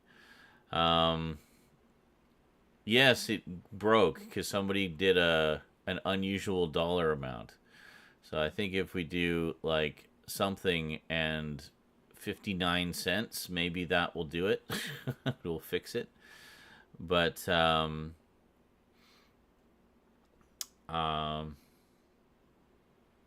yeah, so they got like the original Lindsay. They even got Marion, the nurse that got pulled out of the car in the first one. They got her back, the original actress. And they got Sheriff Brackett. The original Sheriff Brackett was back, you know. I'm looking for Sheriff Brackett. I'm trying to find Sheriff Brackett. Has anyone seen Sheriff Brackett? Yes. It doesn't work here anymore. Oh. Shit.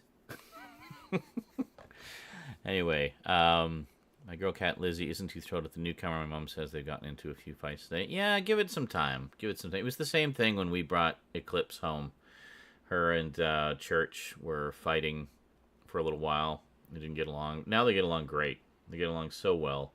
They snuggle up together. They sleep next to each other, and they groom each other. And sometimes it just takes a little bit of time to adjust, you know? Oh yeah, I described that as the Isaac Clarke stomp. I'm like, holy shit, he Isaac Clarked that guy.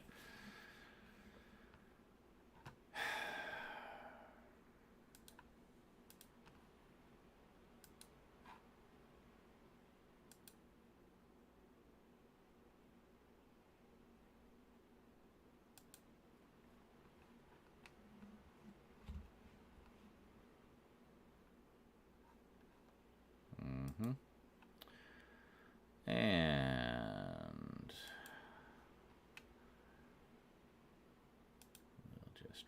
that person. And bam. They're gone. That's okay. They're gone.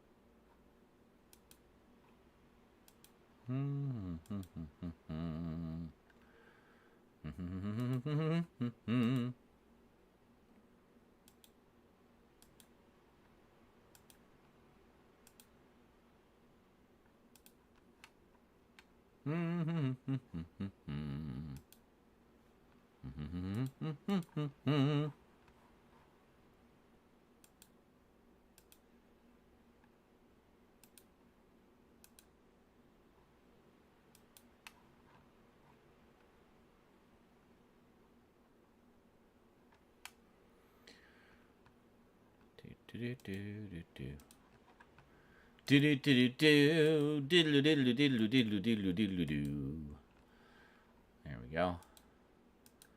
Just annihilating that bot because it seems like I'm the only mod here.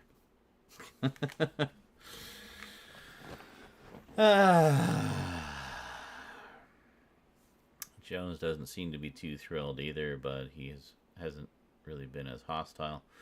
Figured Lizzie would be the one to have a problem. Lizzie is quite the ornery one.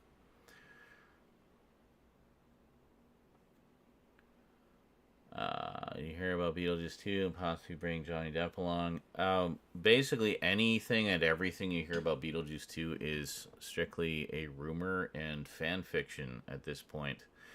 I keep seeing those same two fan posters making the rounds. It's not official. It's fan art. I forget who it was. Somebody's company picked up the option. That doesn't mean anything.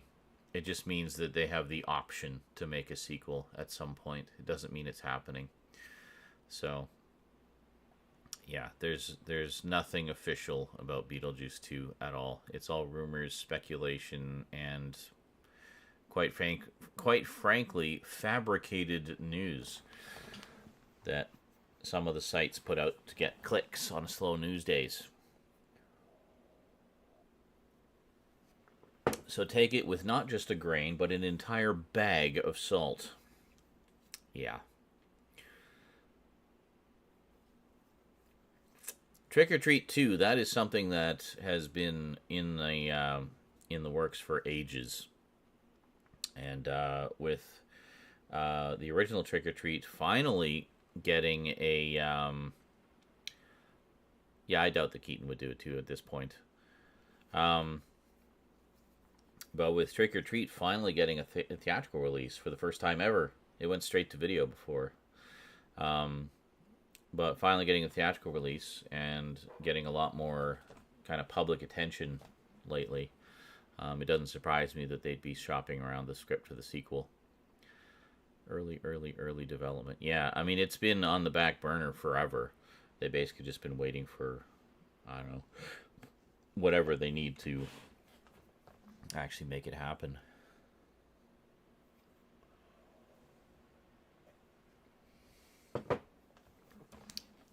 You mean Ghostbusters 4?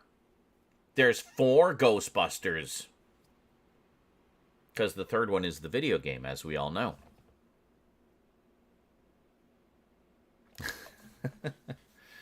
There's 3 movies. But, you know. Yes. Correct. Ghostbusters Afterlife is Ghostbusters 4. And then there's some other Ghostbusters movie, apparently, but I don't know. That one doesn't count. Spawn and The Crow. Well, I mean, to be fair, The Crow very likely will happen because they've already done several Crow movies and a TV series. So that doesn't surprise me. I fully believe that there will be another Crow movie at some point. Spawn, who the fuck knows? There's been so many things that almost happened. I mean, the one I'll always be kind of sour about is that, Bill Skarsgård, yeah. The cartoon with the gorilla and the live action one with the gorilla that preceded it, the one that the cartoon was based on. That's actually goofy, silly, cheesy fun. I like that old live action show. I haven't seen a ton of the cartoon. I need to sit down and watch those. But I watched it a bit when it was originally on. Won't be surprised if we hear again the actor left and the director left. Oh, Crow is actually wrapped production? Well, there you go. Oh, ye of little faith, Michael. So the Crow is definitely happening, which is good. I'll be down for that, especially Bill Skarsgård in it. Fuck yeah. I'll watch basically anything he does. He's just a really fascinating actor to me. Again, until I see it. They finished it! It's done!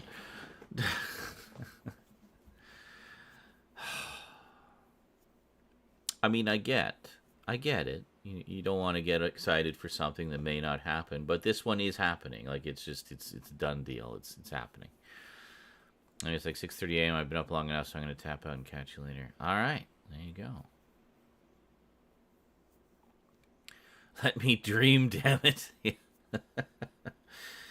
I mean, as far as I'm concerned, we got our Beetlejuice sequel in the form of the absolutely outstanding animated series. Fucking love that animated series. It's so funny. It's still just as hilarious today as it was when it came out. They did such a good job of that. But yeah. It's good stuff.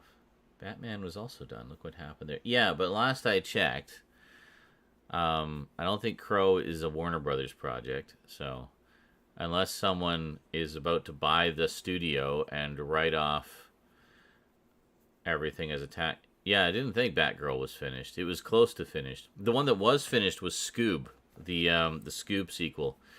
So that one wasn't written off, I don't think. It was kind of left in limbo. So they actually continued working on it even afterwards to do the score, do the music score. So they're still working on it.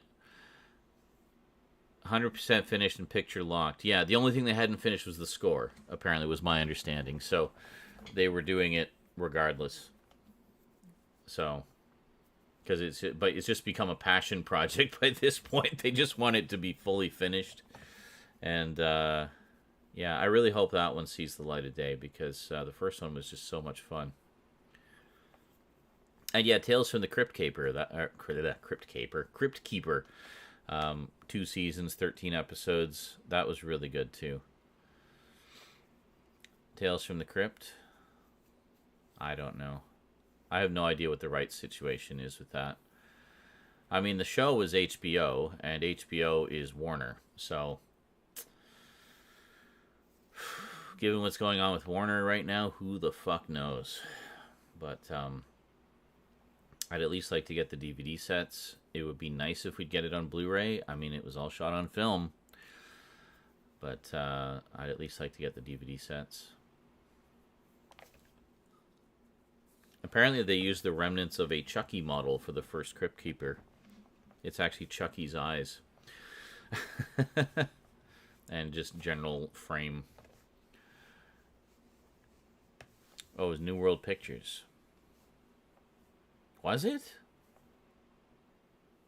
But it was shown on HBO. Like it was an HBO series. Who the fuck owns New World now? I mean, that's a company that doesn't exist anymore. I would assume, like, if HBO was showing it, that they bought it after New World went tits up. Well, who put out the movies? Let me just check the movies.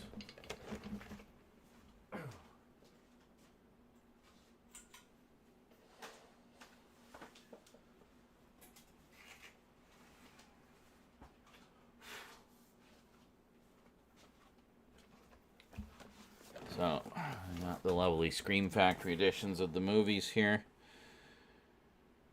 Universal.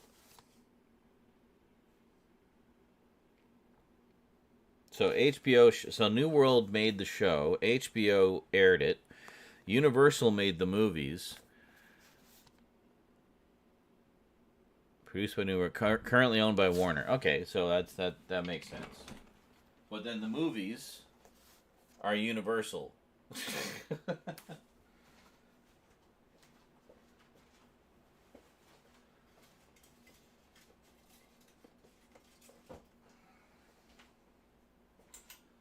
So realistically speaking, we could never really see a box set of the show with the movies.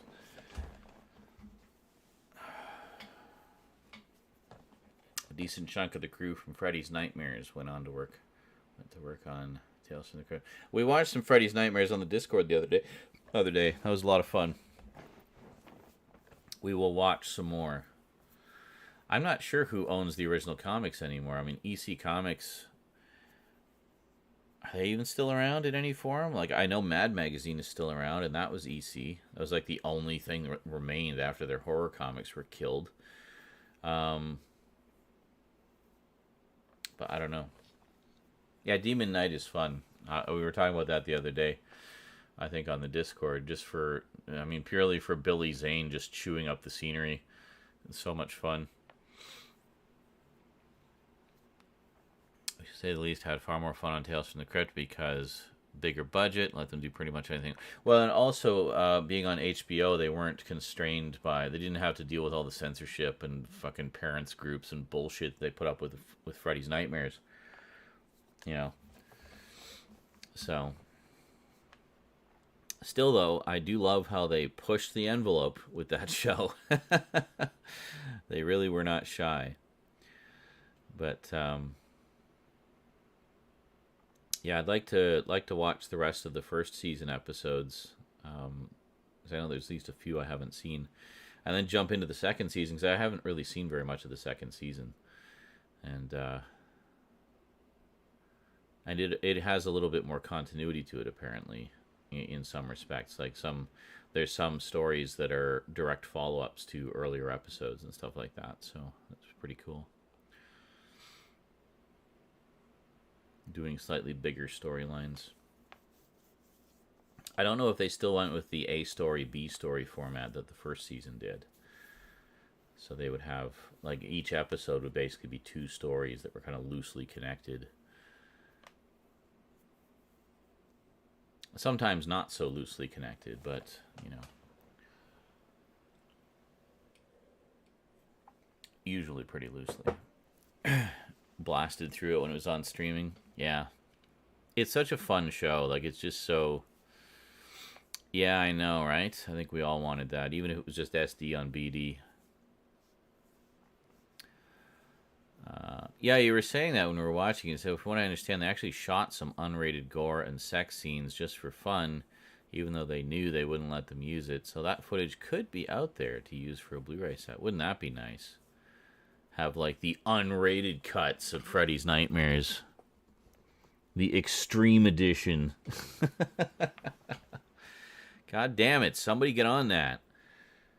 I mean, I'm glad at least that we got these nice remasters of the show, so it looks better than it's ever looked before. And that it's at least available in some form again. I mean, it was just this holy grail show for the longest time. There was, oh, scared me. Forgot you were over there, Church. You're so quiet.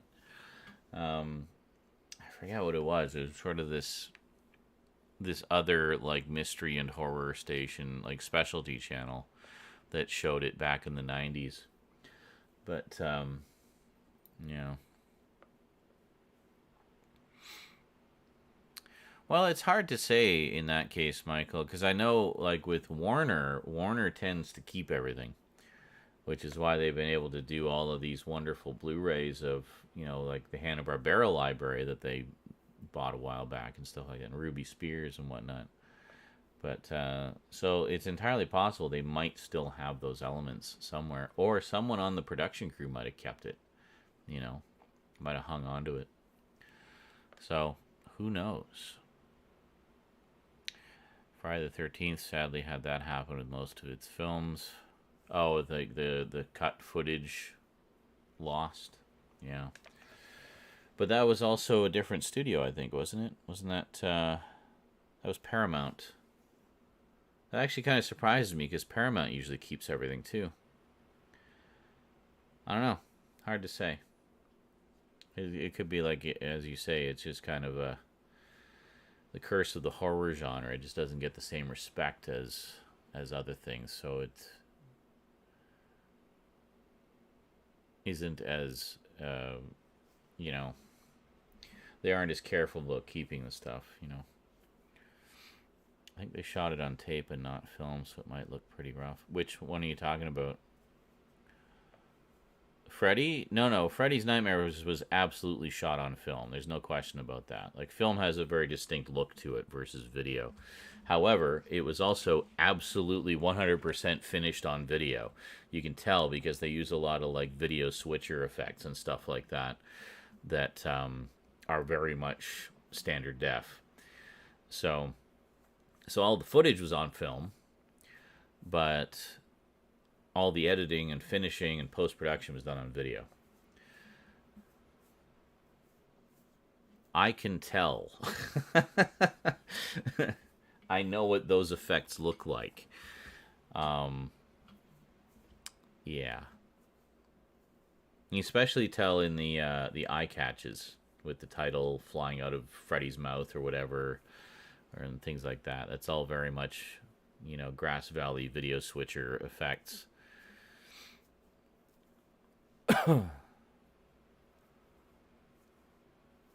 Oh, so they have them on VHS at least. So, okay.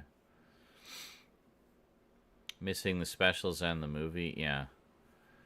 That happened with Nightmare 5. Yeah. Well, Nightmare 5 at least that got a release. It was the uncut version was released on VHS and Laserdisc. So it's out there in some form. I have a VHS rip of it. I'll forever be kicking myself for getting rid of the Laserdisc, because I used to have that Laserdisc. Because I just naturally assumed it would have been available on DVD, you know, and later Blu-ray. But then I found out long after the fact that they lost the additional footage. So...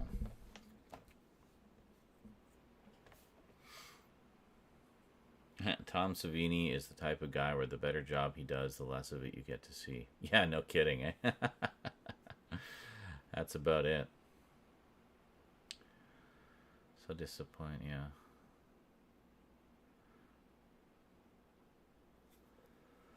It's too good. It's too convincing.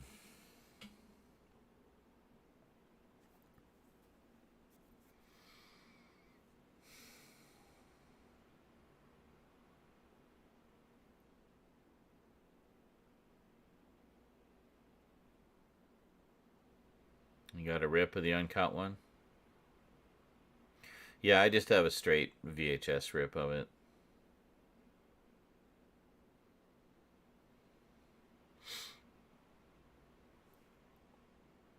The Steveville Family Matters episode. Cool.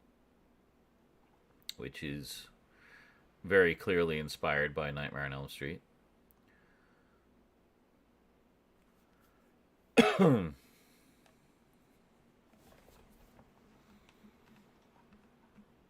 Call me Carlsbad instead of Steveville. See, I don't know. I don't think I've seen the full episode, just the clips that you sent me.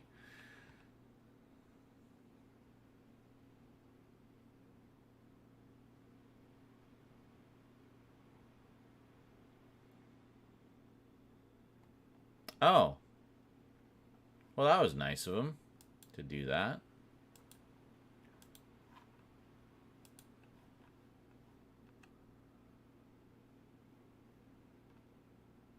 The prequel and Sister's Keeper. Oh, really? Nice. Yeah, when I made my own VHS set from the episodes of Freddy's Nightmares that I'd recorded, I always put those two together because they go together quite nicely. That's actually the one episode we didn't watch that night. Was we watched 3 of the 4 episodes that Freddy was in from the first season.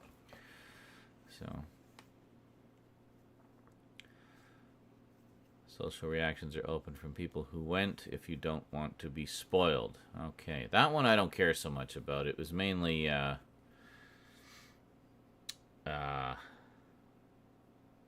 Doctor Who was really just the big one for me, like for current stuff. But thank you for the heads up. I know a lot of people would prefer not to be spoiled. Hey, Legally Blind Gamer, how's it going? Even had fan-made DVD menus. Yeah, I often did that as well. Whenever I would do my own DVDs of stuff. Get like if it was a TV show, get like the theme song or something to put in the background, and then have some fancy graphics that sort of look like the show or whatever. Hey, Wolf Den. Oh, mercy. Maybe I should make some food. Some food. Food would be good. Seeing it tomorrow in one of the peasant press screenings. So Variety had their exclusive screening and very strict embargo put in place, which they immediately broke. And now you can go to your screening. Is that how that works, Hunter? Really enjoyed... Oh, you watched it, eh? Cyberpunk Edge Runners? Yeah, I thought it was great. It was wonderful.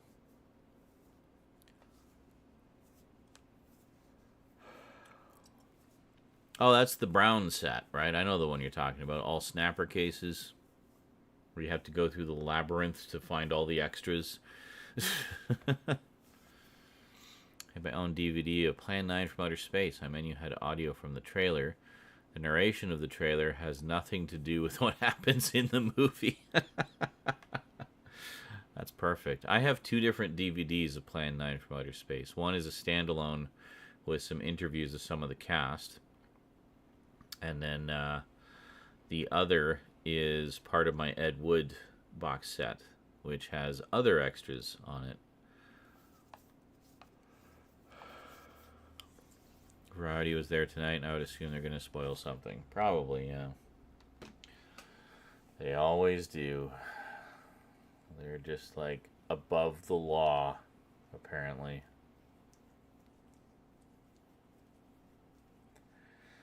I just hate how these big sites and, you know, big influencers just flagrantly break embargoes and talk about shit whenever the fuck they feel like it just to get the scoop. It's really just so sketchy, and he was impressed. I got it in such good condition and that the seller included those. Oh, Robert, yeah, nice. So watching all those Roseanne Halloween episodes earlier in the week. Oh yeah, they did great Halloween episodes for those. Is it safe to state that the grandchildren of some of the people in this theater won't be born on Earth? Okay.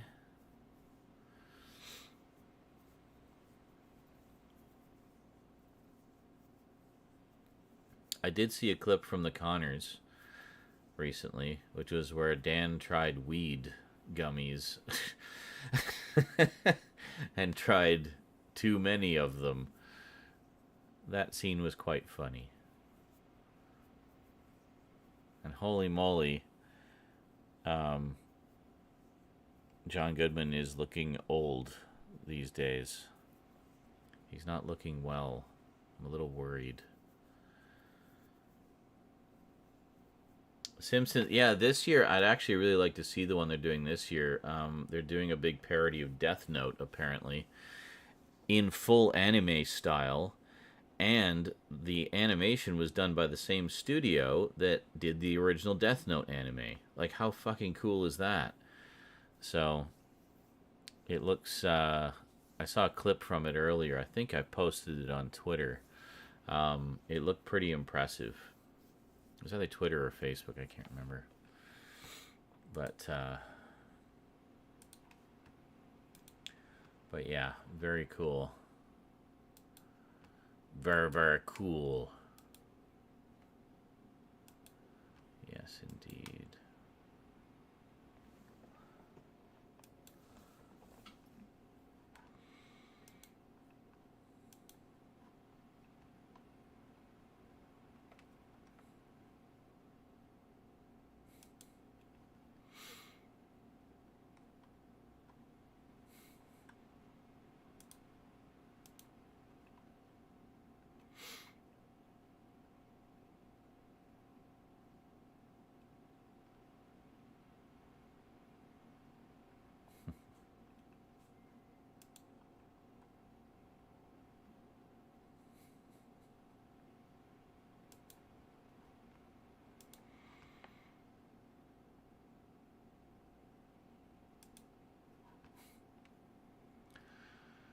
Yes, I figured it out. There was a setting to turn off the icon for mods.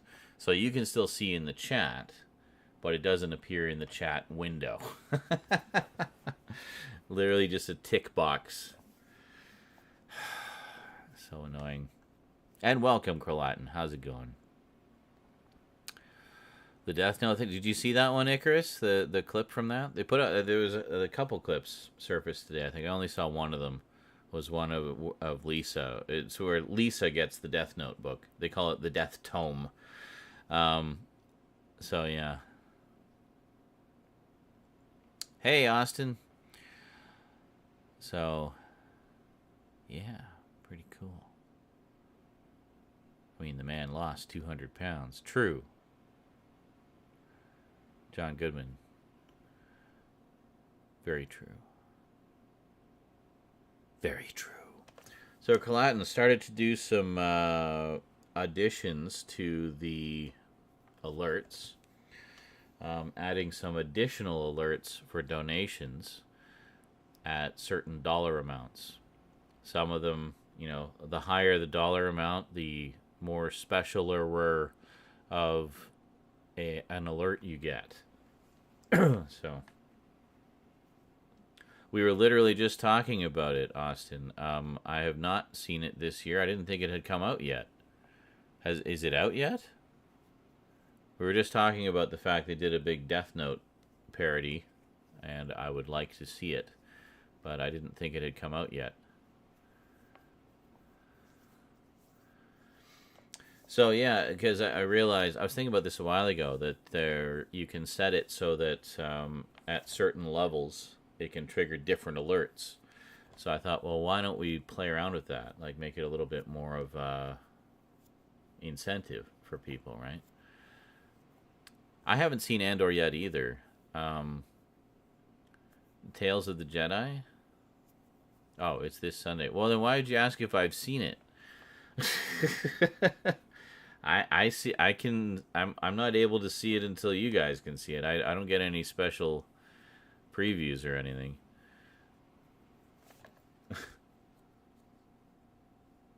I know. I told you about it like a year ago on stream, probably. But I forgot. I forgot that you told me, and then I remembered independently on my own.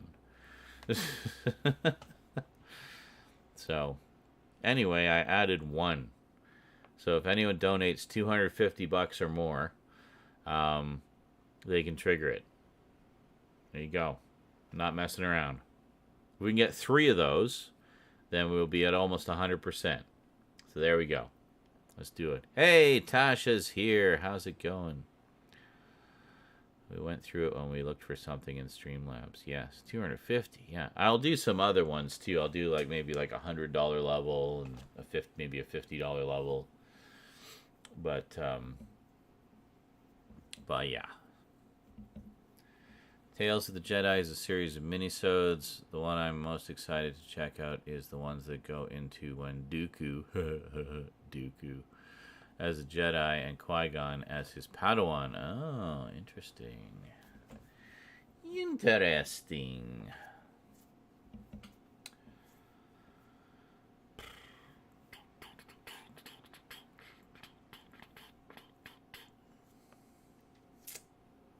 I'm kind of hungry. Oh, hello. I didn't know there was a loaf right behind me.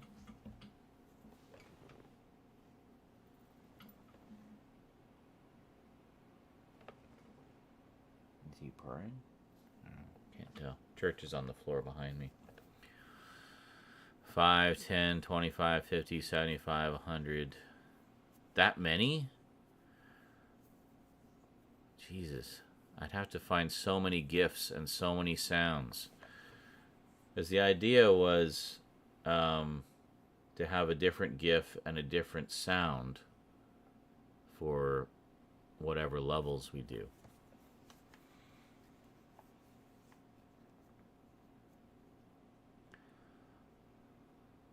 So I don't know. We can fiddle around with it. In the meantime, there's one at 250 bones. I might reduce the price on that at some point, but for now, that's where it's at. Make this a cooking stream. I could.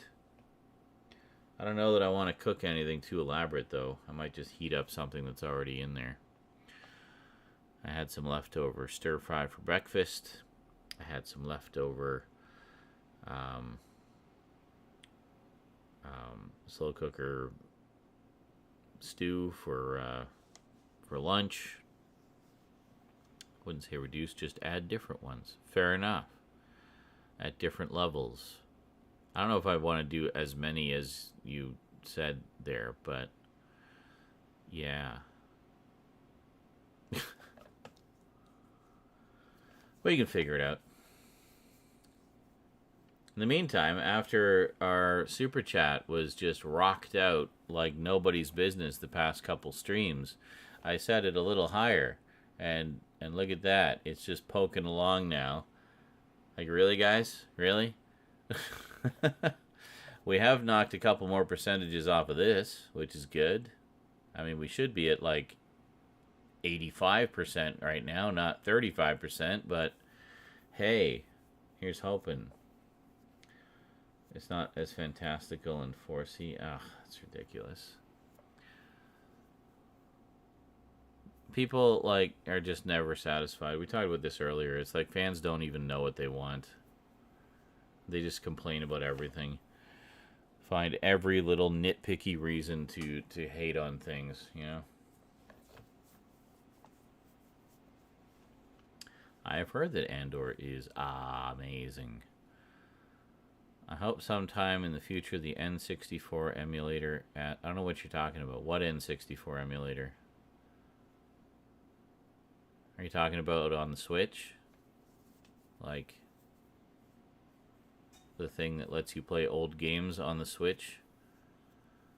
I see. Well, I mean, it's probably a rights issue.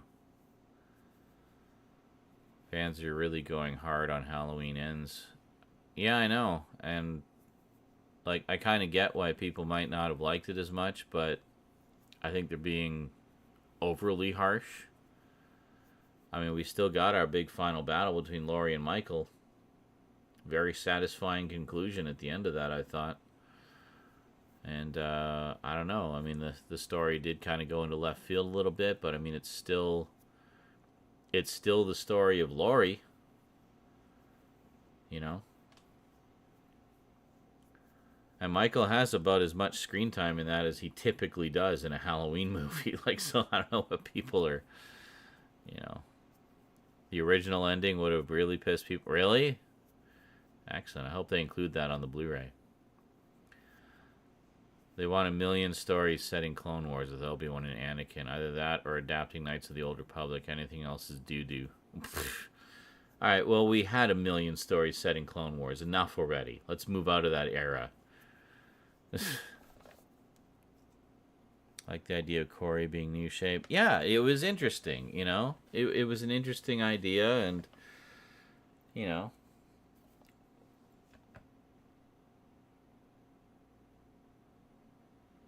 Of course John enjoyed it. He woke up, opened his hand, and a check fell into it. He did executive produce it, as did Jamie Lee Curtis. So, I mean, they were involved in some way. Which final battle did you like better, H2O or Ends? I don't remember much about the H2O battle. I remember how it ended.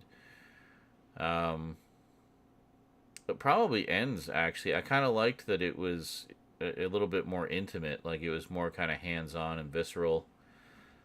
You know, smaller. And it just, like, mostly took place in her kitchen. So, you know, very small environment, very claustrophobic. Both, like, right up in each other's faces. Like, you know, I liked that. So.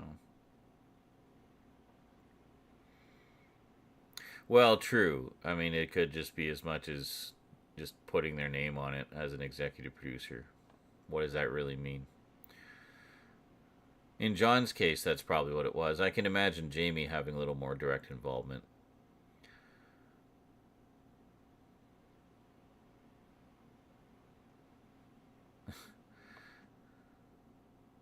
Interesting username there.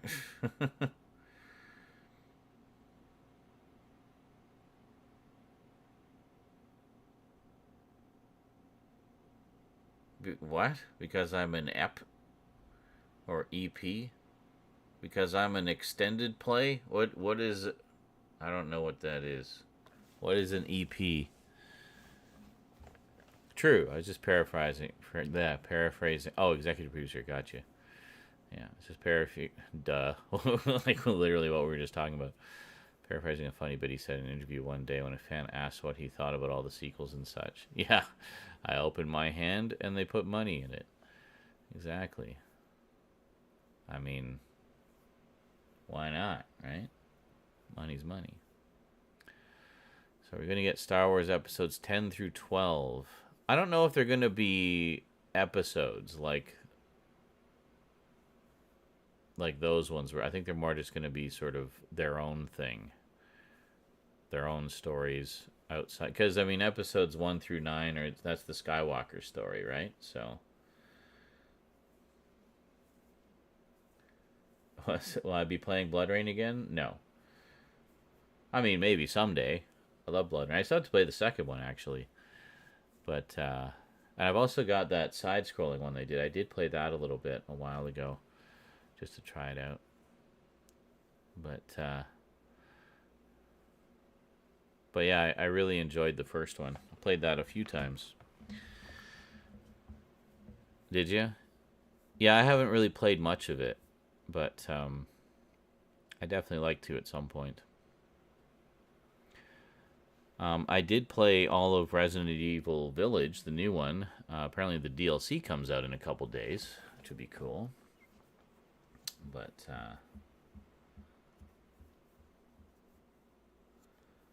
yeah, episode 9 pretty much ended it. Well, it didn't end everything, but I mean it ended that storyline, you know. Costume Quest. Yeah, I have Costume Quest. I think I have both of them, actually. I've seen Stoudman did a playthrough of that a few years back. I remember seeing some of that on his YouTube. So I said the alternate final act. They didn't shoot it. Oh, right. Oh, that's right. Yeah, that's the one you're talking about, Michael. Yeah. It would have involved them fighting in the Silver Shamrock Factory and the evil of Michael ending up in Lori, confirming that Michael was supernatural. They felt the alternate final act would have been too fan servicey. Well, and a little too over the top. I like that it was more kind of, you know, more low key, more intimate, more small scale, you know.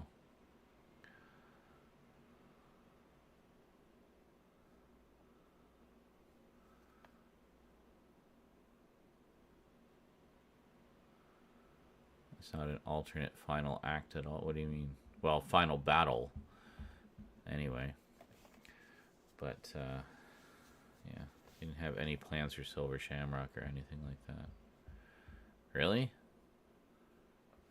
Well, then where did that all come from? Were you shocked when Han Solo and Luke died? No. I knew that was they were likely going to kill off the original cast. It's the passing of the torch, right? So, Oh my god, I'm not having this conversation with a third time Raptor. I love you, buddy, but just watch the first hour of the VOD if you want to know my thoughts. Short version, I liked them.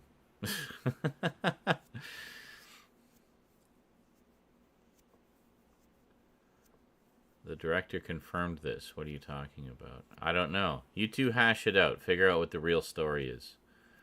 I mean, Hunter's actually in the biz, so, I mean,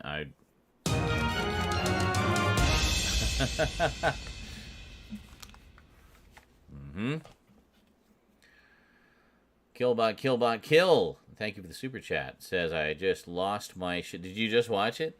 I just lost my shit over Doctor Who. That was epic. No spoilers for me, though, for those who have not seen it yet. Yes. It was amazing. I don't know how people are like complaining about that. You know, I mean, it was a fantastic special. We watched it basically the day it dropped on the Discord. That was a proposed ending that got shot down before they wrote anything. Okay. So what was the actual alternate ending that was written? Or shot? Okay, they shot a completely different ending for Halloween Ends and had to reshoot it because it was so depressing. Really? So what was the alternate ending? I mean, this isn't really a spoiler because it's not something that's canonical at all.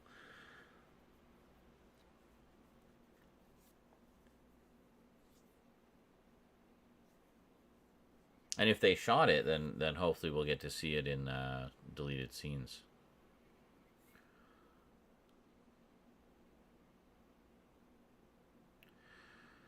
And you played The Thing again recently. Yeah, that's one I actually want to replay because it's the 20th anniversary of that game this year, as well as the 40th anniversary of the movie. Sanity Impaired Toast Man donated $10.59. Let's see if this fixes the Dono thing. And it did. It did indeed. Thank you very much. 10.59. That brings us up to 36%. There you go.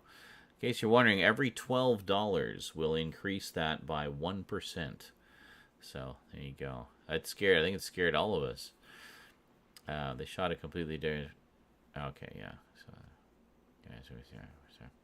but anyway, yeah, I've been wanting to replay The Thing because that was fun. When I did my playthrough of it on YouTube, that was the first time I'd actually managed to finish it.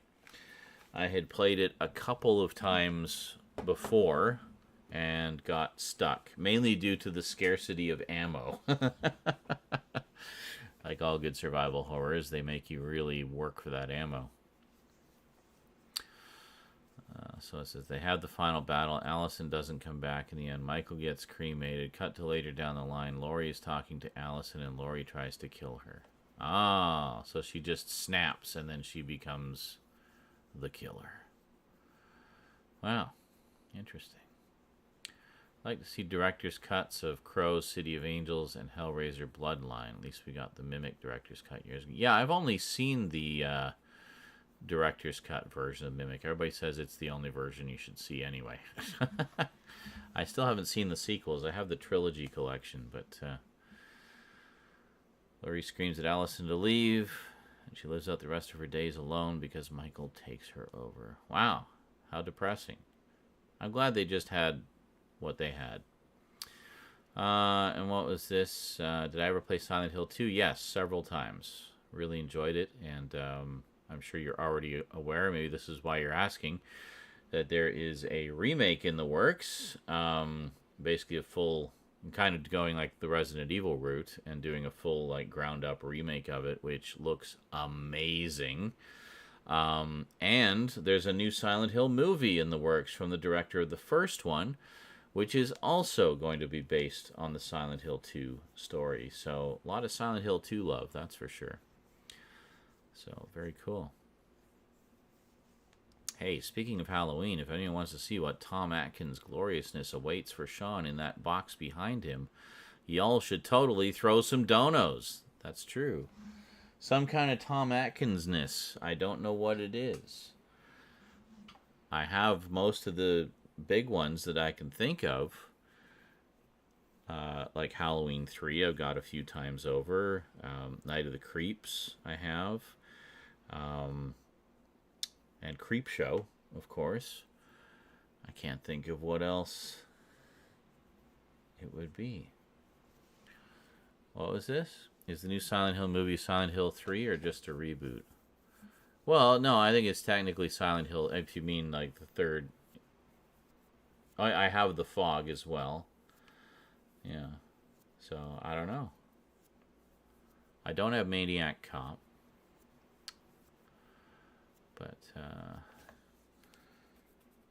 But yeah, I don't. As for how connected it'll be to the other two Silent Hill movies, I think it will be. The director seemed to be indicating that it would be.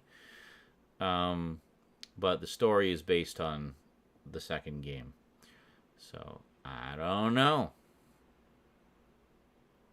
I've only seen the first From Dusk Till Dawn. I have not seen any of the sequels, nor have I seen the TV series.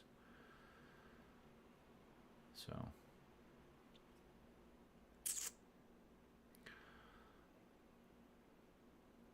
Oh, Dead Space. A lot of Dead Space 3 moments. Speaking of funny moments in horror games, actually, I went through my Alien stuff. And Michael here also went through some of the Alien stuff.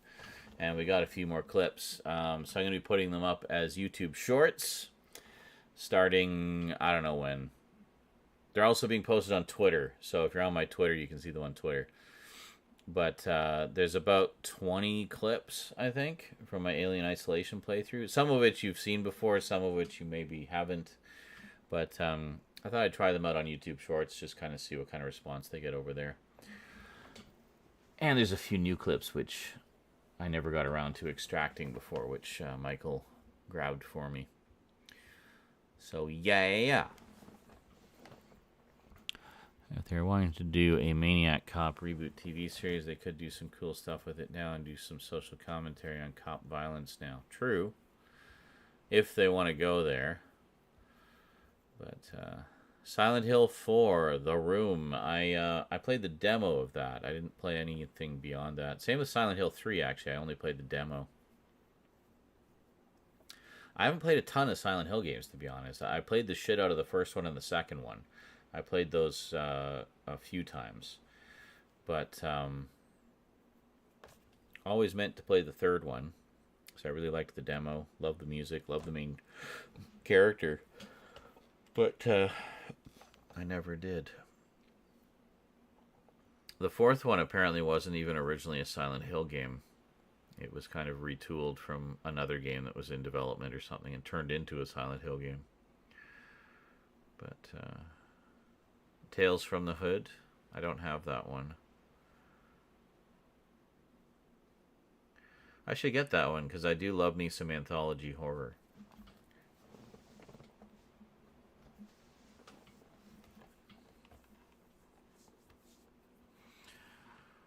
I'm curious if it's a reboot or a sequel to the trilogy. I think reboot would make more sense. Robert Zadar is no longer with us. What are you talking about? Maniac Cop? Is there some new Maniac Cop in development? Or are you just saying if they ever do? Blah, blah, blah.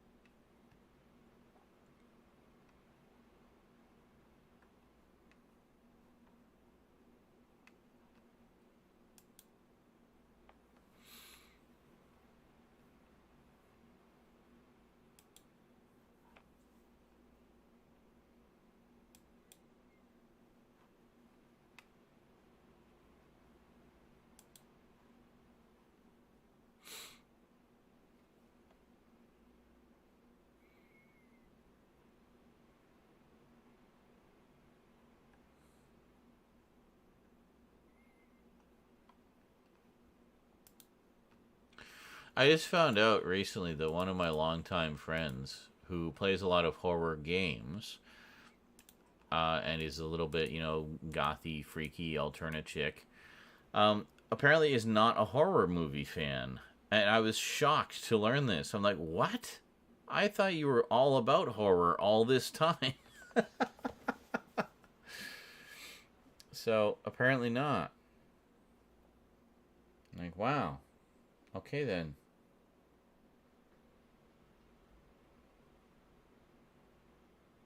Good thing we never dated, because that wouldn't have worked out. That's kind of a must for being with me. You need to be into horror movies. Sorry. It's just the way of the universe in Z-land.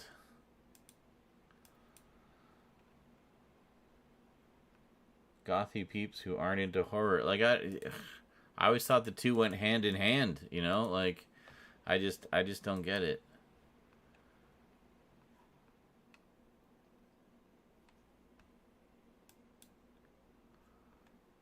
I don't get it. I am so confoozled.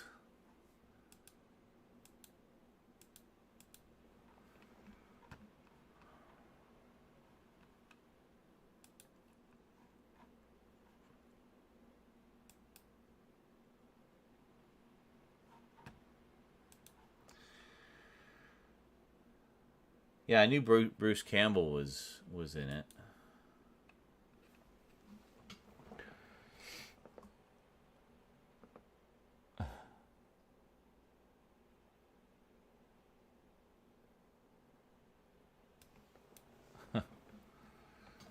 Some comments on TikTok. Yes, I have a TikTok, by the way.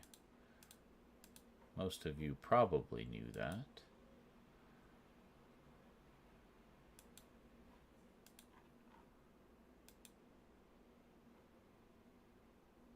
Yes. It's interesting that I can tell someone is binging my closer looks because they leave comments on a whole bunch of them within a day. And I'm like, oh, you're watching those. Okay, cool. That's one of the advantages of doing non-timely things, is they'll always be relevant in some way. You know? Heading home. All right. Safe journey, Wolfden, and thank you for the anthology recommendation. I just saw that. The Devil Within. I have to check that out. Austin says Tales from the Hood is a 90s classic. Yeah, it's one I've always meant to check out. I think Scream Factory put out an edition of it recently. Yeah. I'd argue horror has the most subgenres out of any of the big dramas. Oh, absolutely. Yeah, absolutely it does. And it's one of those genres that sort of endures perpetually. You see other genres like, say, westerns or romantic comedies or, mafia movies or whatever. They all kind of go through phases where they'll have like a spurt of popularity and then they'll vanish for a while again. But horror always remains. So it's like, I remember talking to Stoudman about this, and one thing we always agreed on was that if you were to look at the history of horror, like horror movies, you would also be looking at the history of film at the same time, and like how trends affected different aspects of film and so forth. So subgenres, well, intersectionalities, well, yeah, and it's like kind of like with anime, for example. Anime spills over into a lot of different areas as well. But have I seen a movie called Black Friday? It's about a group of retail employees who are trying to survive a zombie outbreak that happens on Black Friday. I have not. Although one might argue that's what it's like in real life. I'm sure that is what part of the social commentary was there. And to quote Robert Englund, is very easy to speak a variety language of cinema. Same with sci-fi, less so, honestly. Horror definitely has broader appeal than sci-fi, I think. But sci-fi, or unless you're saying sci-fi is one that kind of comes and goes in waves, which I think it does. There's certain periods where there'll just be like this glut of sci-fi movies, and then it'll just kind of disappear again. But horror remains. always remains and endures.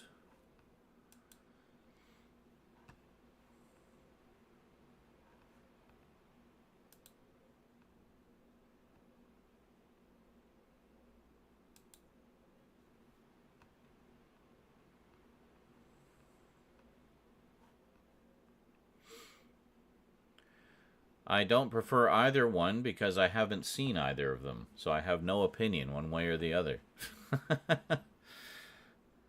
I know I have Manhunter. I think I have Red Dragon, probably only on DVD, but I haven't actually watched either of them.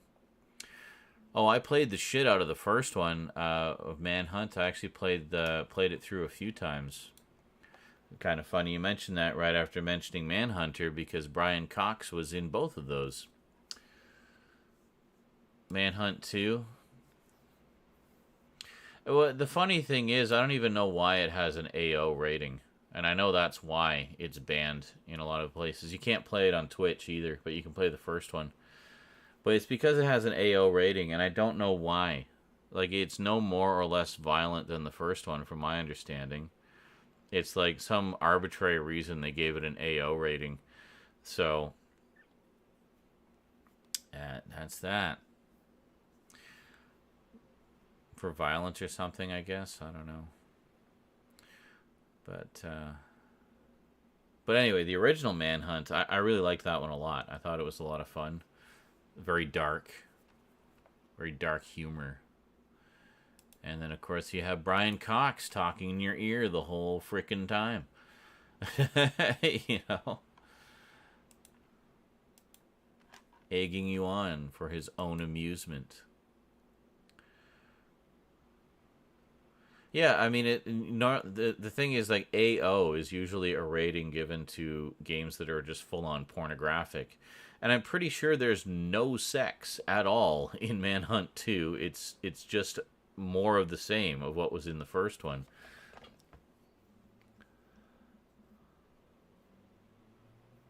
It's because it was on the Wii. They thought the motion controls made it too realistic. Oh, that you're going through the motion of killing people? So it's all Nintendo's fault then.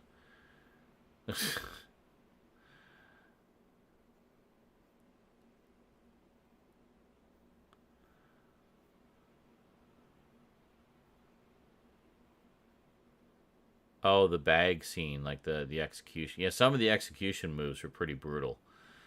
No doubt there. I mean, I would put it pretty much into the horror category. You know, it's urban horror. There was a PS2 version. Yeah, I played the first one on the PS2. I have it now on the PS3, the digital version. I think I still have the PS2 original as well. But I never actually played the second one. And it's less likely that I'll play it now because I tend to stream whatever I'm playing, and unfortunately I can't stream that one. So, I don't know. Maybe I could stream it on YouTube? I don't know if YouTube has a banned games list, but yeah.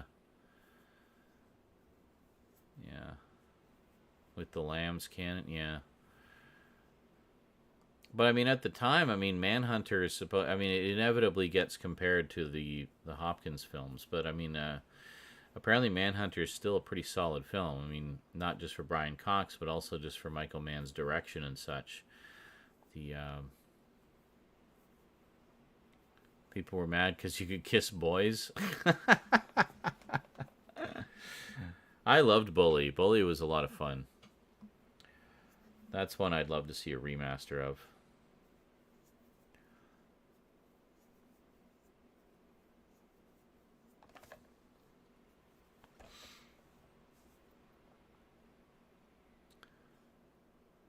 Apparently AO can also be given to excessive depictions of violence. Yeah. Wasn't, what was that one? Hate? Or Hatred, whatever it was. Didn't that get an AO rating? You know the one I'm talking about, right? Or is basically a guy who just kind of got tired of it all and just went to the streets killing as many people as he could until he got taken down. It was pretty it struck me as kind of like a modern take on Postal, what Postal originally was. But it was rated AO. That's what I thought, yeah. But apparently, like, I mean, if you're going to do something like that, yeah, just go for broke. Go over the top and just get crazy with it. But apparently, and top down, too, which is very similar to fucking Postal. Postal was kind of isometric, I think. But yeah, that's what it struck me as when I saw the trailer for it. I'm like, oh, it's basically like Postal. But I heard that it wasn't anywhere near as good or fun. Like the gameplay was kind of mediocre and stuff, but oh well. The Suffering, yeah, that's one I always meant to play. Both of those. There's two of them. There's The Suffering and The Suffering Ties That Bind. I remember seeing the trailer for that when it first came out, and I thought it looked like a lot of fun. Definitely my cup of tea. But I never got around to playing it. So it'd be great to have some kind of remaster or at least some kind of digital version available. But top down, when I saw the gameplay, it was so repetitive. Oh yeah, it really went in for shock value, and that's all. Yeah, see, that's the thing. Is like, fine, go for shock value, but you can still have a fun game in there, you know, instead of just half-assing it, you know. I don't know.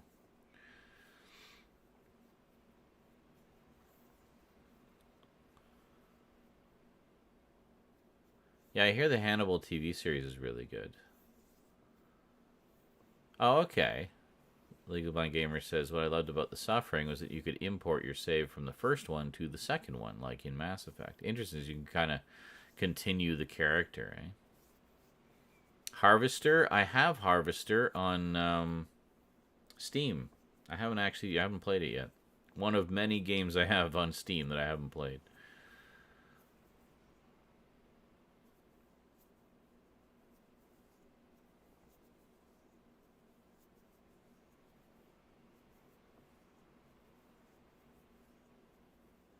Condemned. I played the demo for Condemned 2. You can find that on my YouTube.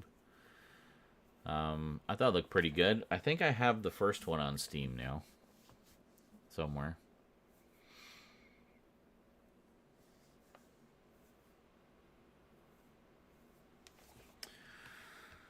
Alrighty, I am going to go for a smoke break because it's been almost 3 hours, and I think I might heat up some food too. I'm just trying to decide what I want.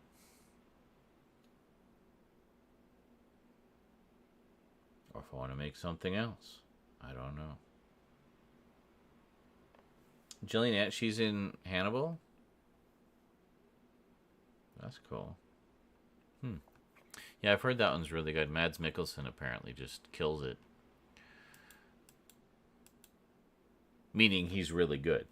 Not he is like, oh, he ruined it. No. I heard he was fantastic in it. And also heard that it's just phenomenally well written. So it's one I'd like to check out. People have been recommending it to me for years. It was, 5 seasons, I think? I'm pretty sure it's all on Netflix. So I might be inclined to binge that at some point. Yes, indeed. What should I do here? I should put on some... It's 3 seasons? Oh, well, that's even less. Wish it was 5 seasons. Wasn't there talk of bringing it back at some point? I don't know. They talk about bringing everything back at some point.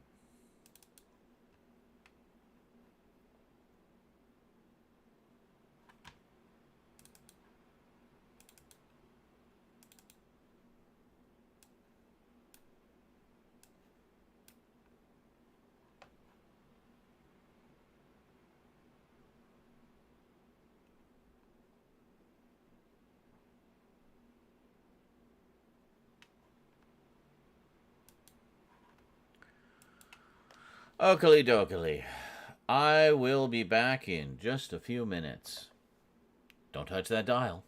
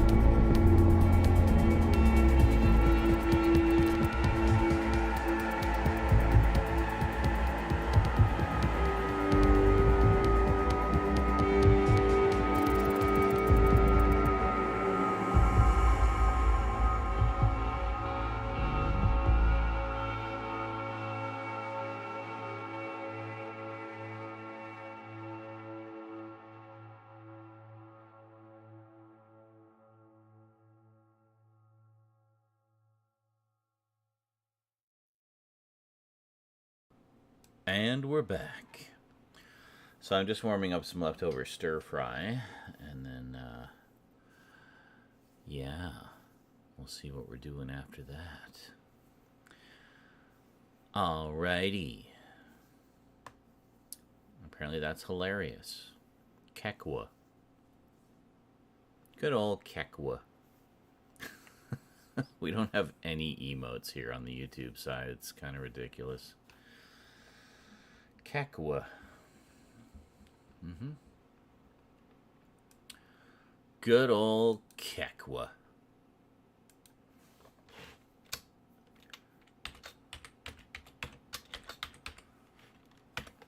Kekwa. Pog Bones. Pepe D. Omega Lol. What was that? Did I hear a cat jump up on something? What's going on over here?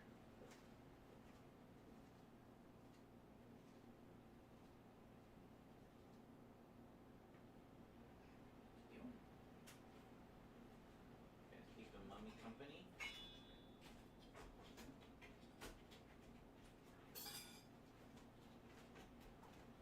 Hey, stop that. You stop that.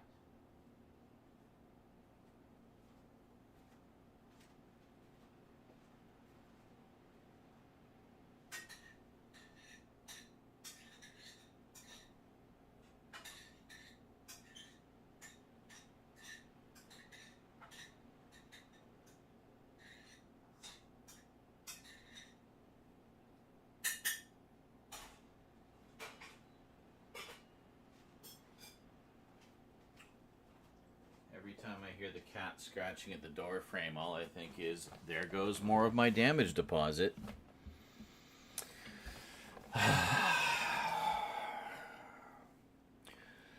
Yeah.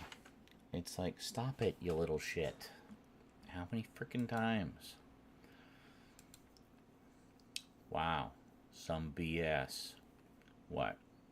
Damage deposit or cat scratching at the door frame? Or both. Them cats, a real stress relief, eh? Sometimes. When they're not being little shits.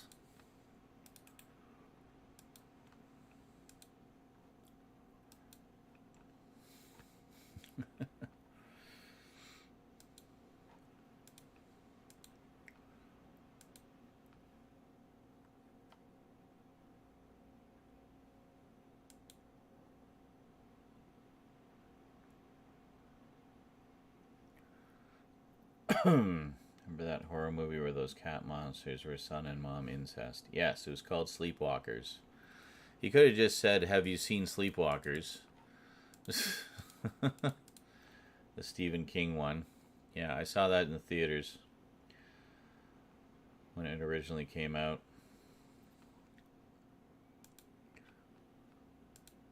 I mean, to be fair, that's kind of what cats do. They don't have any real distinction there.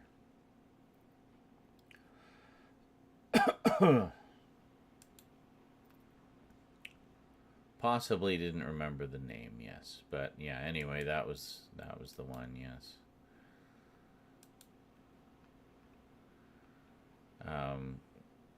Cat People, the Malcolm McDowell and Stasha Kinski one, touched on that as well. I mean, it's just kind of the nature of the animal kingdom. They don't really care. Cats in particular don't seem to care. I think some animals don't do that, but yeah.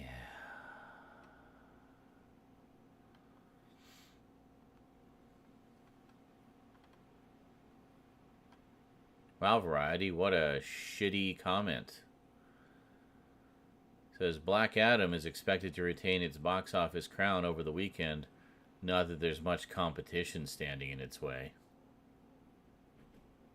So just fuck all the other movies that came out this week, apparently. Like, what a shitty headline.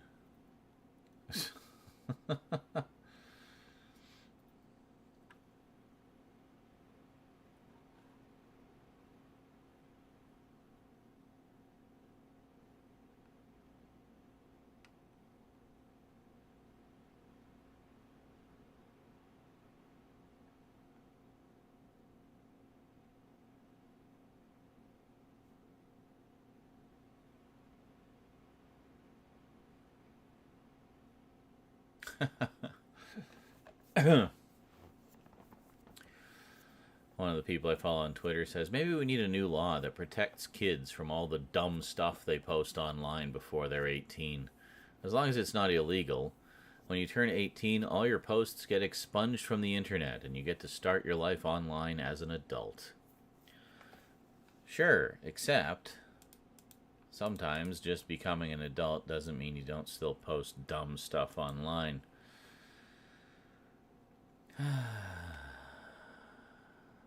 I mean, Blockbuster's the only thing's making money right now. Yeah, but by what metrics? You know? I mean, they talked about that. Oh, Terrifier 2 was a bomb because it didn't make $1 bajillion. It's like, it made like 10 times its budget. That's a success. It was a low-budget film. But it was a huge success by those standards. You know?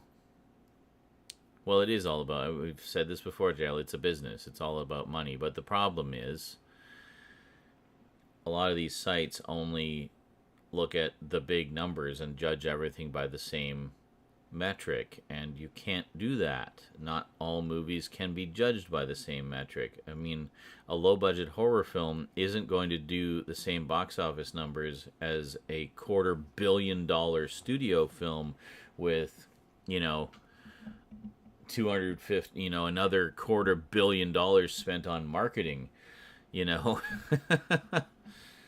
No, it's going to have a smaller run. It's more niche to begin with because it's the horror genre, but it's going to have a smaller run, fewer theaters, less marketing, more reliant on word-of-mouth advertising, and that's it. And I mean, if they make above their budget, that movie is a success. It doesn't have to be the biggest movie in the world to be a success.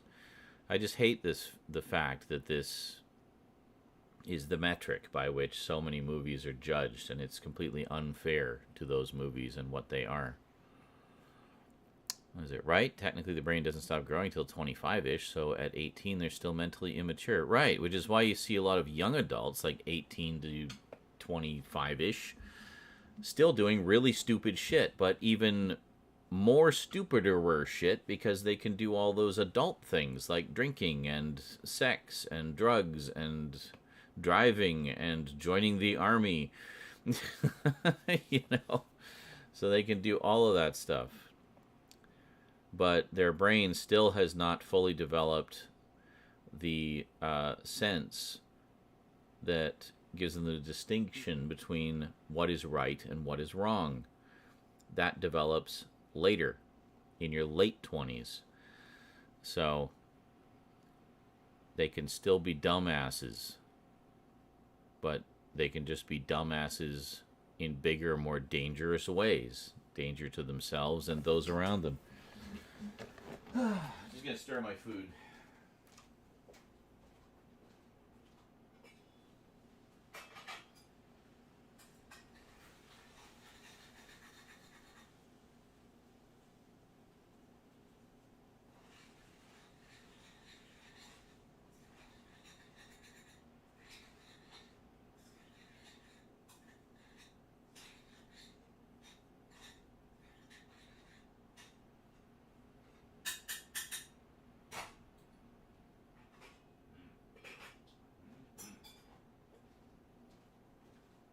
I think we're almost done.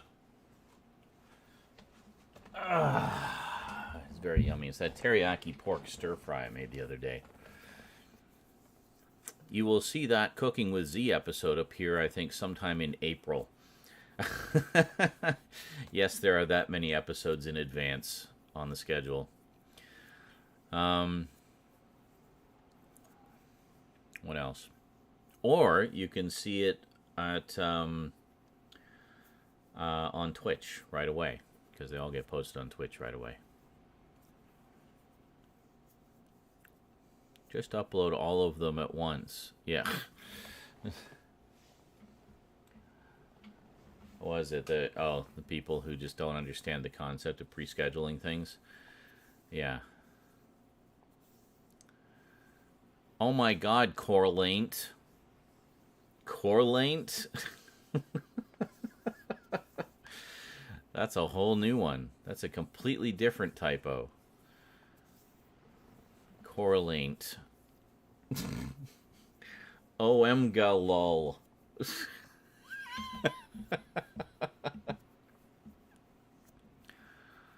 OMGA lol for Corlaint. Ooh, Easter teriyaki stir fry vid. I guess, yeah. Fuck, and I typoed an emote that isn't a thing here. Yes. Oh my God, Crow Latin. Yeah, Corlaint. Alright, I think it's done. I'll be back.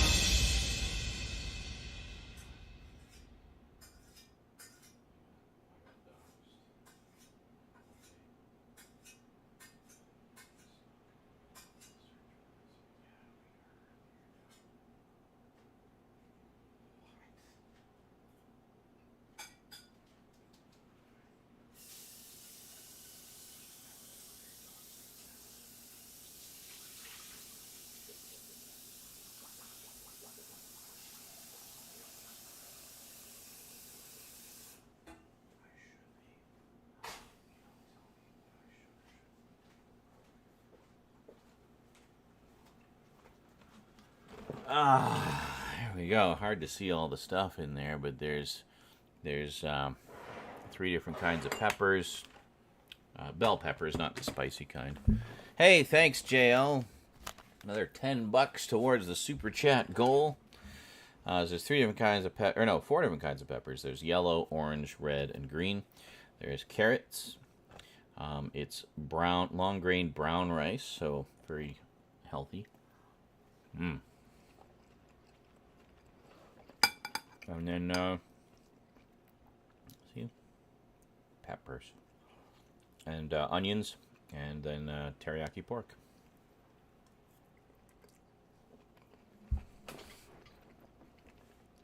Yes, bell pepper. What's funny about that?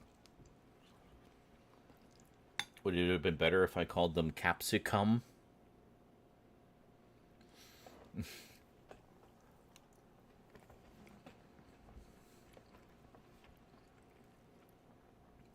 Good old capsicum. I don't know, what do you call them? Do you not call them bell peppers?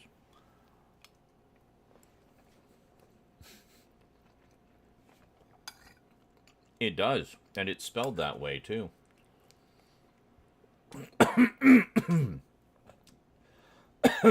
Inhaled some rice. It's spelled the good way.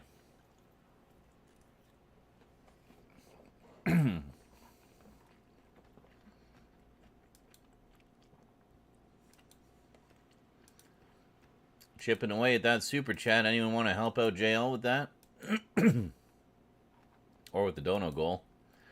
Dono goal is actually better because it means I can access it right away.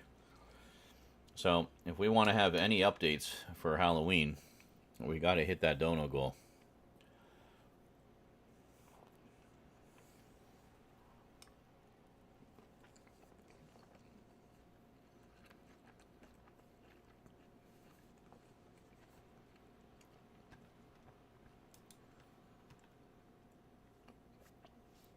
Yeah, that's true, and Streamlabs doesn't take a cut, really. It's much more of it goes to me rather than to the powers that be.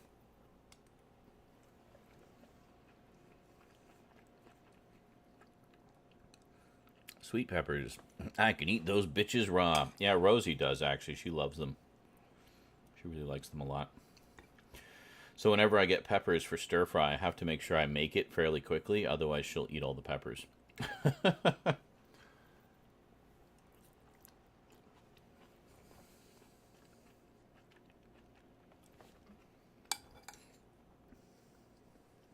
always have to tell her, don't eat the peppers. It's like, okay.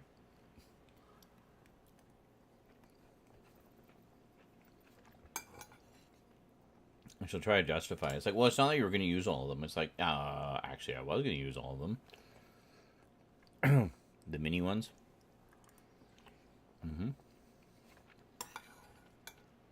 That's a nice, healthy snack.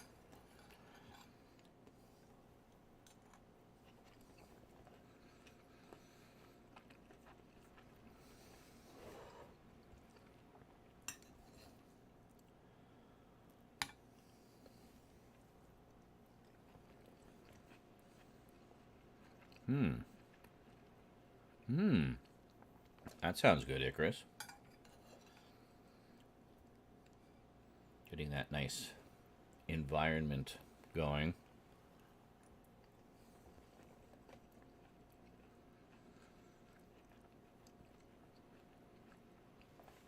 Of course, then it probably also makes you want cookies.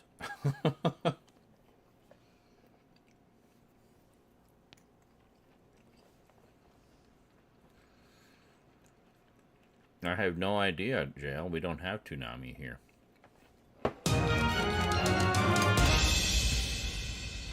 I don't know why you're asking me. How would I know that?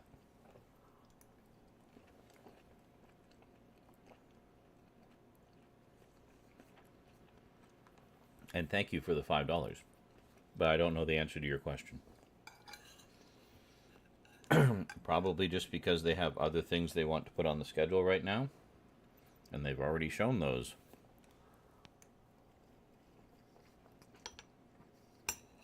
There's not as big an incentive for repeats as there are for new episodes, you see.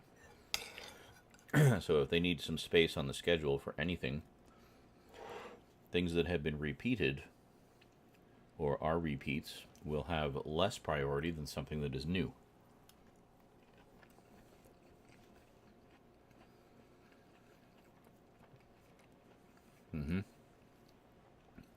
They're resets. Well, it's probably just old previews. I don't know why you get so hung up on that, dude.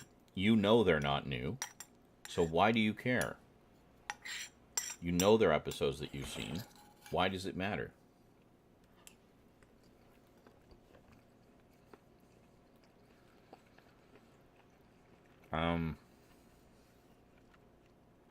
I think we do.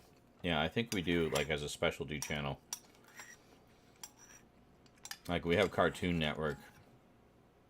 And I think either we have Adult Swim or we have just an Adult Swim block.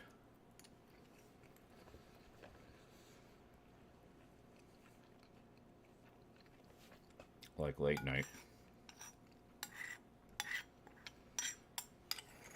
Oh, but you know, according to the CEO of Disney, cartoons aren't for adults.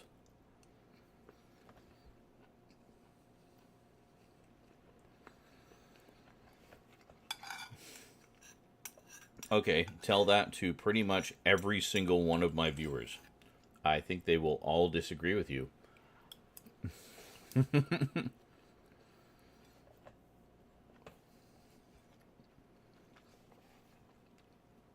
I always leave the pile of pork for last.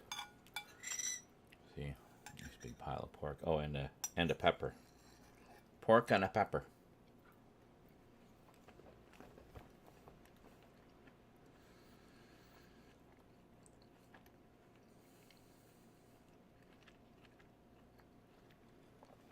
I think prior to that, we would get Adult Swim cartoons on Teletoon, which is the Canadian cartoon specialty channel.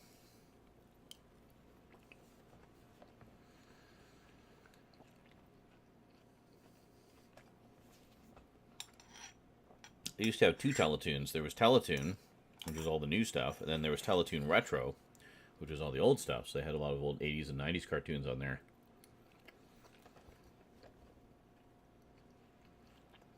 You can guess which one I like to watch the most.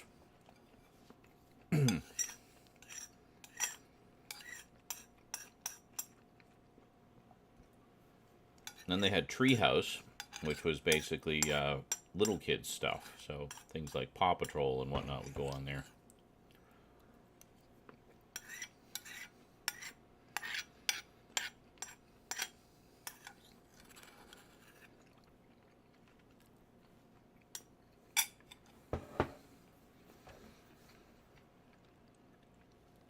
Parental trauma associated with cartoons? That's awful.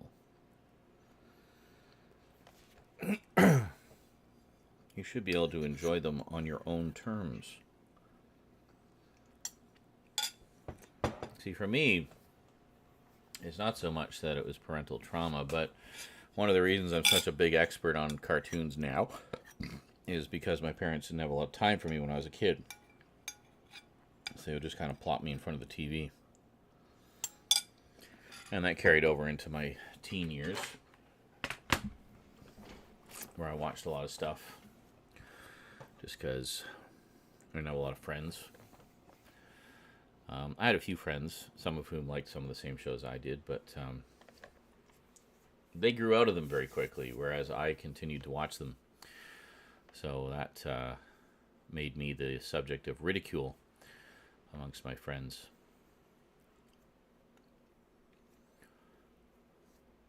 Sounds like the movie Cable Guy. That is a fantastic movie. That's a terrific one with... what's going on over there? Cats are wrestling.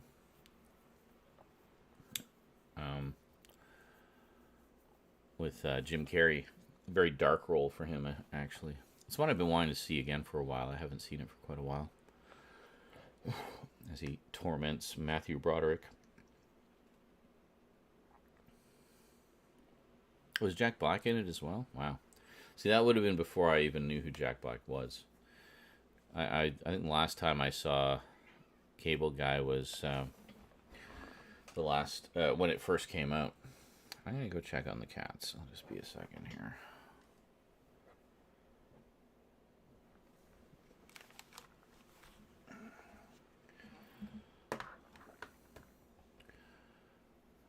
Is it? It'll be easier to go back and watch them again. Oh, okay. My stepdad ruined my enjoyment of a lot of cartoons that I used to like. And it's hard for me to watch some of them without remembering a lot of bullshit. That's fair. I think once I saw a therapist about a lot of it, it'll be easier to go back and watch them again. Gotcha. Well, you should watch them with me. And then it will be a fun experience. There you go.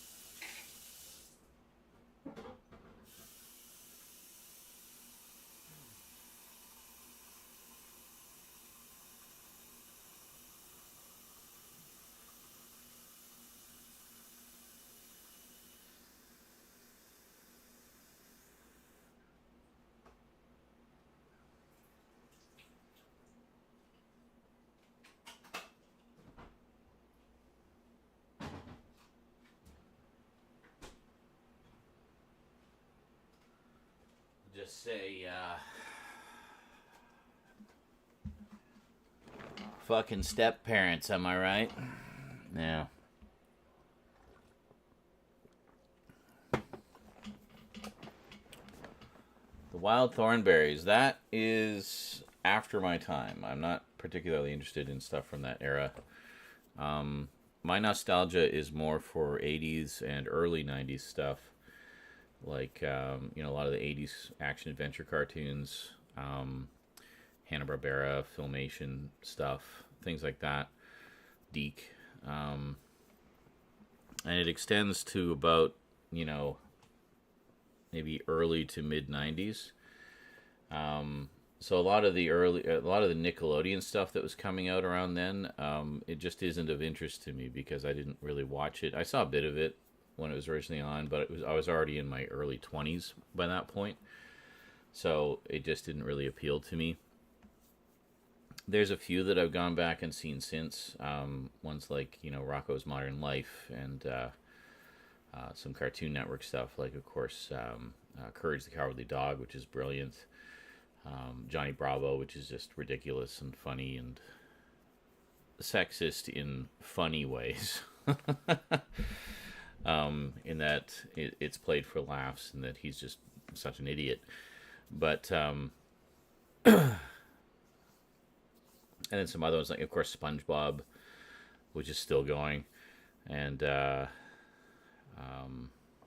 think I have. Do I have A Real Monster? I think I have that one. I'm pretty sure I have that one. Angry Beavers, stuff like that. But some of the others, like Doug and Hey Arnold and Wild Thornberries, those ones just didn't really appeal to me very much. So SpongeBob was '99. Yeah, I knew that was more recent, but that's what I mean. Like the sort of later Nickelodeon stuff, where they started to push the envelope a little bit more. Ren and Stimpy, of course, but being a little more subversive. But the ones that are just straight up for kids, those ones didn't really appeal to me because they were already after my time. So I have no nostalgia for them. So that's the thing. That's where the generation gap comes into play a little bit. So you talk to me about 80s and 90s stuff, even like 60s and 70s stuff, and I'm all over it because that's what I grew up with. But the later stuff, I'm a little more selective because it wasn't my childhood, so I don't have that sort of nostalgic connection to them. I was already in my grumpy 20s.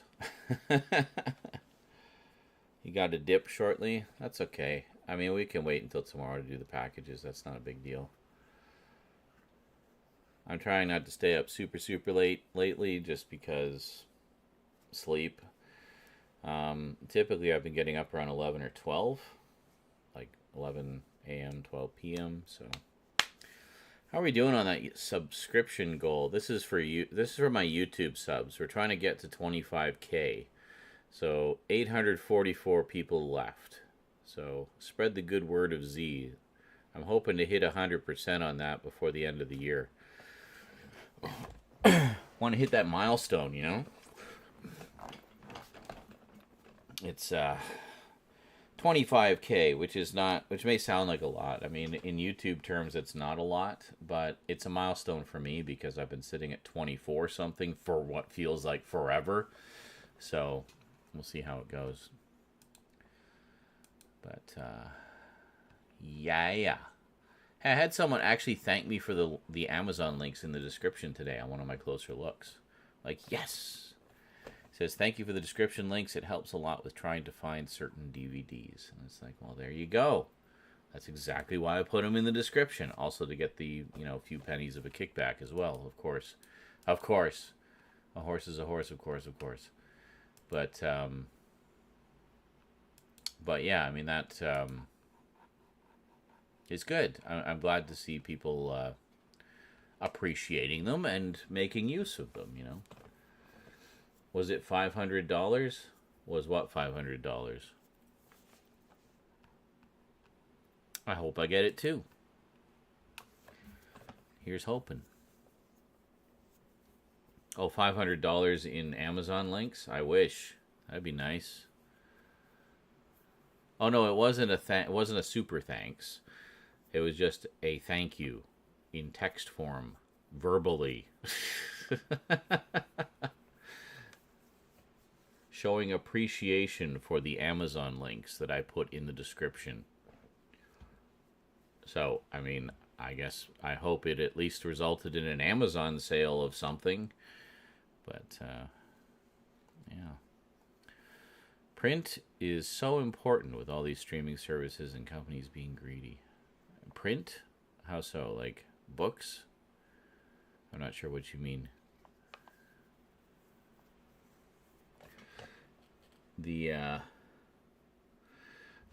That's why I have my the sort of revenue streams from multiple sources. I mean, obviously I get ad revenue on YouTube and Twitch. That's a good chunk of it. Stuff like this, which is direct from you guys. Stuff like this, which is direct from you guys. Honestly, like these, I make more from than anything else. That's where the majority of my income comes from. Just like just like a waiter living off his tips. That's literally what it is. I always equate it to like the ad revenue is the pittance of a wage that I get, and then the super chats and donos are the tips, which is what where most of my bill money comes from. So, oh, by the way, some news. Speaking of cooking with Z, guess who came by today? The stove guy. The stove guy came today, and he was actually like a super interesting guy, and we had this great conversation for like an hour while he was here. He's an independent entrepreneur, has his own business. His wife also has her own business. She does dog walking, apparently makes good money at that. And he asked me, he said, so you YouTube or Twitch? I was like, both, actually. He's like, I recognize a set when I see one, because he saw the dungeon set, right? And I'm like, yeah. And he says, I used to do YouTube, but I stopped because he was doing stuff with more political, and his main thing is like economics and politics. So he was doing stuff like commentary about those, and started to get some rather negative responses. So he actually dipped out, was concerned about getting doxxed or angering the wrong kind of people, just because of some of the hot button topics he was dealing with, and decided to call it quits. But no, he was definitely very much in the know, and he said, yeah, basically we're heading for a massive economic collapse. The capitalist system that has been in place for so long is teetering on the brink. And he gave a lot of information about why that is, and stuff like that. And he says, but big economic shifts like that happen slowly, so we're heading in that direction.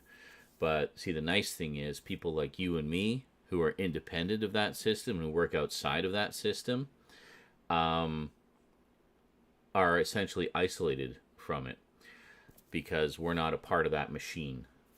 We're doing our own thing on the outside. So we're ahead of the curve in that respect.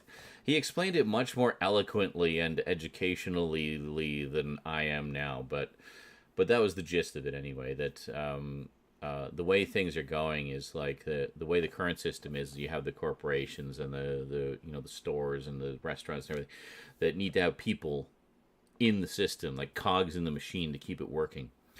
But more and more people are going independent, either doing stuff like this or starting their own businesses or what have you. So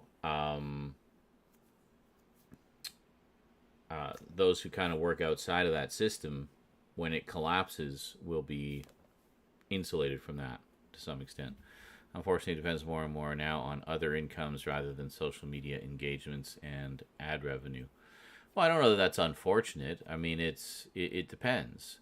I mean, if other people go independent with their independent businesses and make good money on it, then they'll have more disposable income that they can throw at silly streamers like me. I mean, there is a new system that is currently in its gestational stage that we're at, the cusp of. So it only remains to be seen how it's all going to shake out in the end, But the bottom line is, people like us who are independent, working outside of that system, are in a much better position to survive when that happens than those who depend on that system, and work within it and have based their whole lives around it. So, yeah, it'll be interesting to see how things play out over the next few years. So there'll always be money out there. I think it's just changing hands as to who controls it. You know, the big corporations aren't going to be around forever. Some will, but I don't know. It's interesting to see. Thank you, Icarus. I think I'll be fine too. I'm not overly concerned about it. The only thing that concerns me is when this like limps along through the month. That used to be about, a couple years ago, we would smash those goals like nothing. Like it was nothing. I'd be like over 100% almost every month. So, more pickup videos because I had more disposable income. Bills were taken care of. There was lots of good food on the table, But when this is just limping along, that means having to tighten the belt a little bit. That's why I haven't had as many update videos this year, because it's been like that almost every month this year, So, yeah.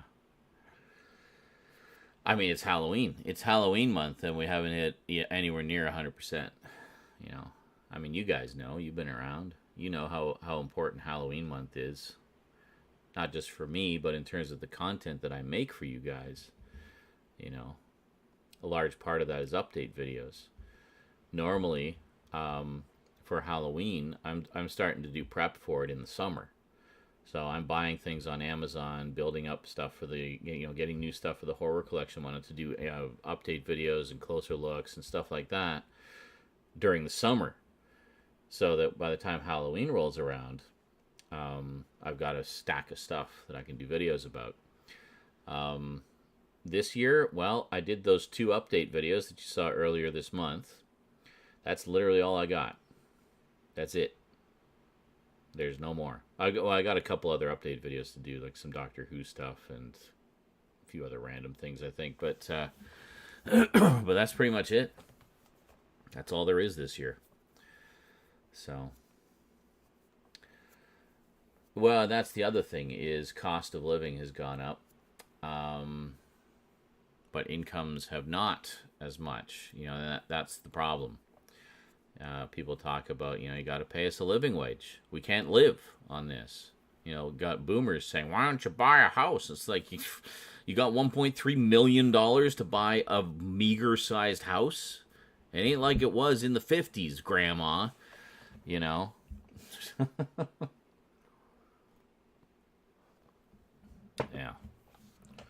Price on goods and such will never go back down. Well, yeah, and the thing is like it's either reduce the prices of everything or increase everyone's wages, pay people more. One thing I have noticed as a content creator is over the course of this year, I've noticed my ad revenue has gone up. Like, not so much so that I'm just rolling in money, but significantly. Like, it has gone up significantly in terms of what it was even just 6 months ago. And I think that's largely to do what this guy was talking about, is that, the big companies are trying to lure more people back to working inside the system. So one of the ways they're doing that is increasing their advertising budget, just putting their products and names out there more. So that's great for people like me, because we get more ad revenue. But it stinks of absolute desperation on the part of the advertisers. So, I'll enjoy that little gravy train while it lasts, and hopefully get some more content out there to generate more of that ad revenue to kind of offset the loss of other revenues. So, yeah. And the problem is everything costs so much more, which I feel like everyone's hesitant with their money, as they should be. Things need to stop coming back down so people can spend and keep the prices down, or start coming. Yeah, that's the thing though. Furious prices on goods and such will never go back down. This time 2 years ago, it felt like I couldn't spend enough. Now I'm broke before I even get paid. Oh, I know. It's like I want. There's so much stuff that I want to get for the collection that I can't. I just can't. I've had to cancel I don't know how many pre-orders this year because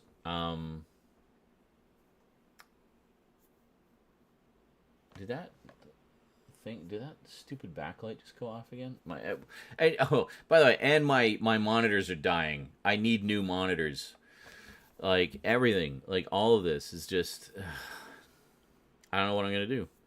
I might just have to start selling chunks of my collection and hoping that I can get some money there. You know? I don't want to do that. But if there's no money coming in from other sources, then I don't see what other choice I have, you know? But yeah, it's like a lot of it is just, it all goes to bills. All goes to bills and money. That's what I have to say. Goes to bills and money. No, can't eat money. Goes to bills and food. So, yeah. Living paycheck to paycheck. Yeah, I mean, for me, I basically live stream to stream, you know? And there's some streams, I mean, ask Kerlatin. He's there for a lot of them. There's some streams, I'll stream for like 10 hours. And I won't get a single cent. I'll get nothing. I'll get a little bit of ad revenue because I cranked up the ads on Twitch. Because I had to. I had to because people weren't donating enough. So I had to crank up the ads. And people come in and complain about the ads. Oh, there's so many ads. It's like, yeah. Because A, you're not subscribed, so I'm not getting any money from you. So if you want it to be free, that's how to keep it free. Is you're going to have to watch some ads. If you don't want to drop money to support the show that you watch all the fucking time, then you can watch some ads. And that's how you can support the show. You know? And that's it. I think that's a pretty fair trade. You know? You give what you can if you can, and if you want to. And if not, well, enjoy 3 minutes of ads every half hour. You know? Well, yeah, but it's like they say you can't get blood from a stone. I mean, if people don't have money to spare, they don't have money to spare. It's not necessarily that they don't want to. It's just they literally can't. I get that. Like, I mean, I can't. I mean, people say, why haven't you done as many updates videos? Like, because I can't fucking afford it right now. I literally cannot afford to be a collector right now. I'm just making, just looking to make ends meet at this point. You know, buying more stuff for the collection. I've got like one pre-order, one thing out of the 4 that I had pre-ordered for this month because I figured and these are pre-orders I put up about like back in April, thinking most of them, thinking like, oh, well, by October I should have enough, but nope.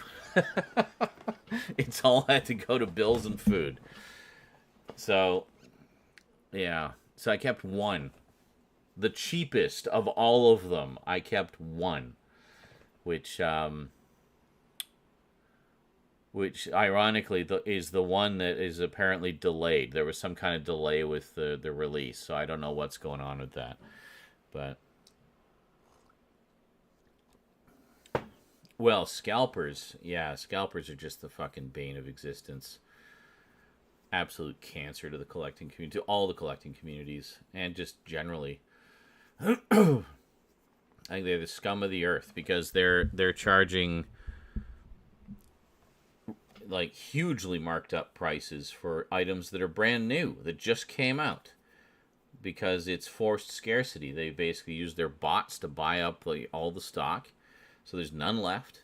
And if you want that thing, you got to pay out the ass to a scalper to get it in this harsh economic times when you could barely even afford the regular retail price, never mind the inflated scalper price. It's ridiculous. So, go get a few more hours of sleep. Okay, Tasha, have yourself a good sleep. Thanks for coming out. I promise we will get to that package soon. Even I risked my balance and bought 6 months of subs during September. Yeah, there you go. To be fair, collecting anything is a lot more difficult. They're saying scalpers and people trying to make a living off buying and selling. Yeah, exactly. Because they want to... well, that was another thing that I was talking about with this guy. He says, like, yeah, so people, for example, buy a house, 20 years ago or whatever for $750,000. And nowadays it lists on the market for $1.3 million, right? So you think, okay, we'll list it for $1.3 million. In the meantime, since they bought it 20 years ago, they've spent, $150,000 in renovations and whatnot. And, and bought a few other things, maybe like a quad bike and some other things that they didn't really need, but they wanted. They had the money at the time, so they got them. $20,000 quad bike, etc. So they list their house on the market, and they get offered $950,000 for their $1.3 million valued house, and then no other offers. So what are they going to do? And it's like, well, we need more money. It's like, well, why don't we sell the quad bike? Okay, $20,000 quad bike. Oh, here, I got $5,000 for you. I can give you $5,000 for this $20,000 quad bike. Yep. Take it or leave it. And they take it because they're desperate for money. So all these things that supposedly have all this value, well, that's great. But has anybody got the money to pay that value?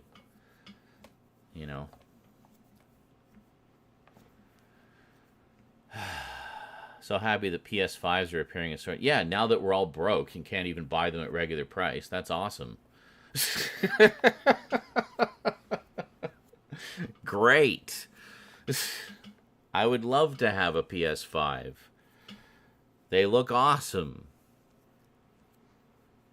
Just like my PS2 was my first DVD player, the PS3 was my first Blu-ray player, the PS5 could be my first 4K player.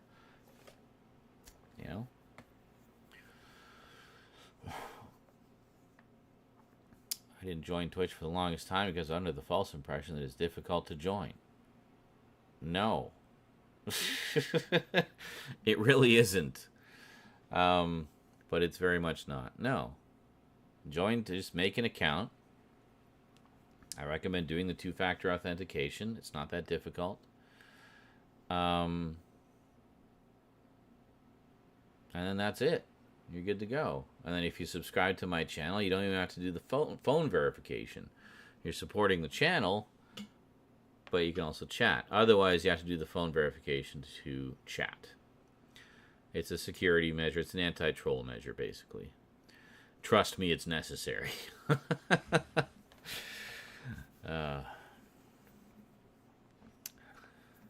Don't even get me started. I go to flea markets and garage sales, and these people want like $5 to $6 for old used DVDs opened and everything. Like, no, that's not gonna. Like even 20 years ago, you'd sell DVDs or VHS tapes, and I mean, the most you could get at a flea market or a garage sale is like $1 or $2 for those, and $2 is considered generous. Or you take them to a pawn shop or like a one of those flea market places or whatever, and they'll offer you a pittance. I remember selling stuff back in the 90s. Back in the 90s, it was a little more fair. You get half of what they would sell it for. So if they were going to sell it for $10, they'd give you $5 for it. I'm like, okay, that's reasonable.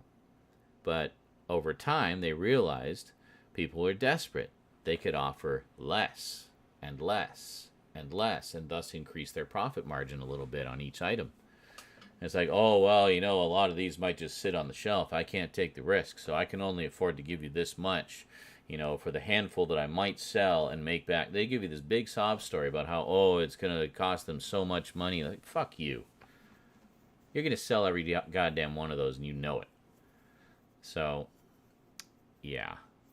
So anyway, they give you like $2 for a Blu-ray now, and then they sell it for 15 or 20. It's ridiculous. Or even 10.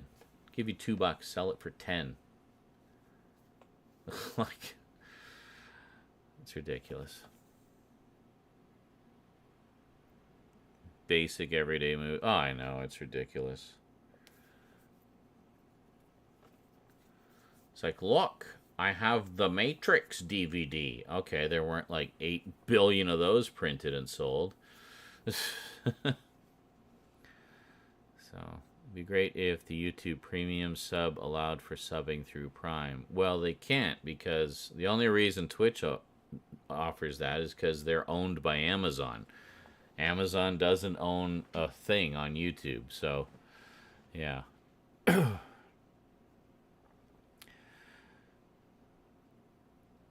I've seen content creators use that as a way of fans watching Patreon only content as well. Oh, like the subscriptions, I suppose, yeah.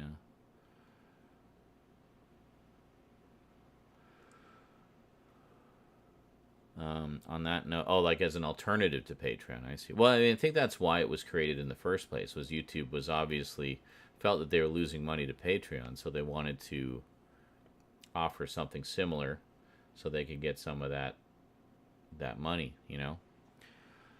On that note, I recently sold a Peter Grill Steelbook anime, and they offered me $20. Didn't take. Then a week later, I saw it there selling for $180. It was selling from Right Stuff for $90. Oh, wow. So is that Half Price Books? What? So, wait a minute, Half Price Books was selling it for $180? And they offered you $20. That's ridiculous. Half Price Books selling it for double the price that it actually goes for.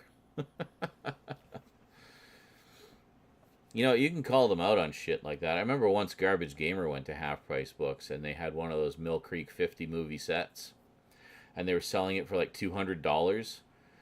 And he's like, why are you selling this for like $200? Like, well, because there's 50 movies in it. It's like, this is a bargain set of like public domain movies. These typically sell new for about $20. Oh. Like, what kind of morons are working in these stores? Seriously, like, it doesn't take a lot to look up the price of what something actually goes for. You know, presumably everyone there has a phone with the internet. I mean, all your customers are in there looking up the prices of things they see on your shelf. You, as the one putting those prices on the things on your shelf, should be doing the same thing. So, yeah. Imagine if you uploaded a site behind a paywall for your fans only.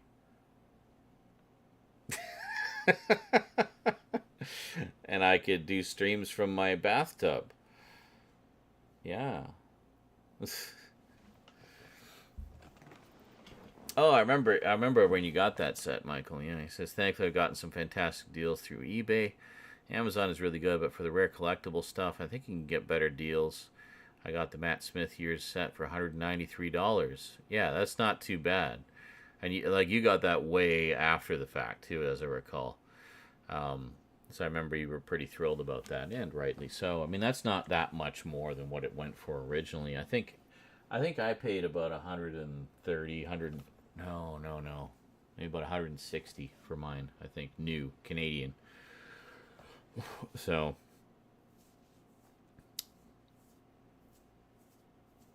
yeah. So you paid not quite double. Actually, not even close to double. Maybe 2/3 the price. 2/3 over something. I can't math right now. Anyway, you got a good deal considering how late it was. 460. Yeah, nobody's gonna buy it for that.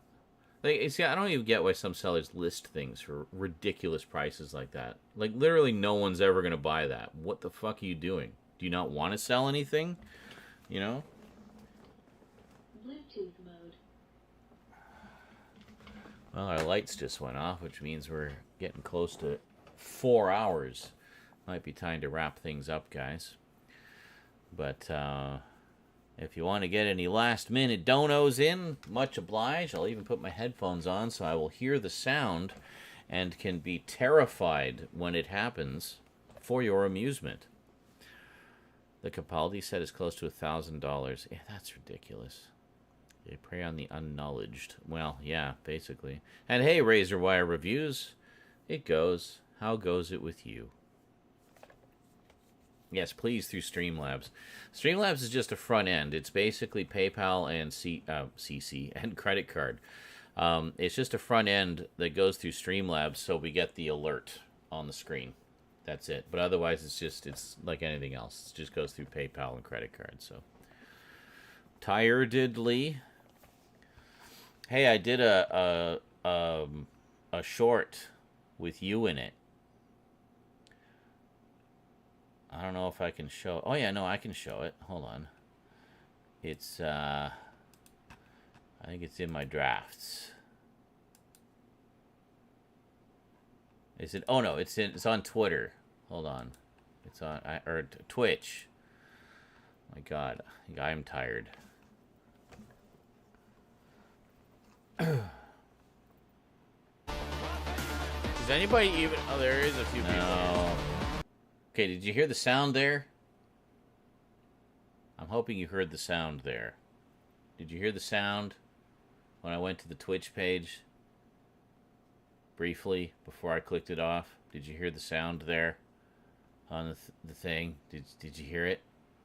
Did you hear the sound? Did anybody hear sound? Were you hearing sound? Was there sound there? Can someone please say if they heard the sound or not?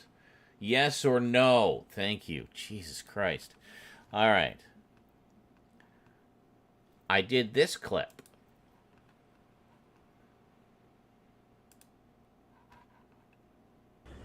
Okay. Wait a minute.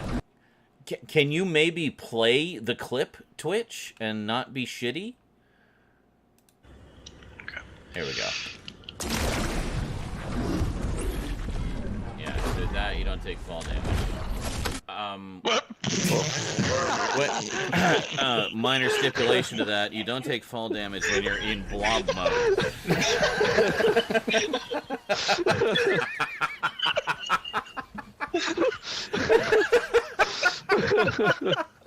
Nailed it.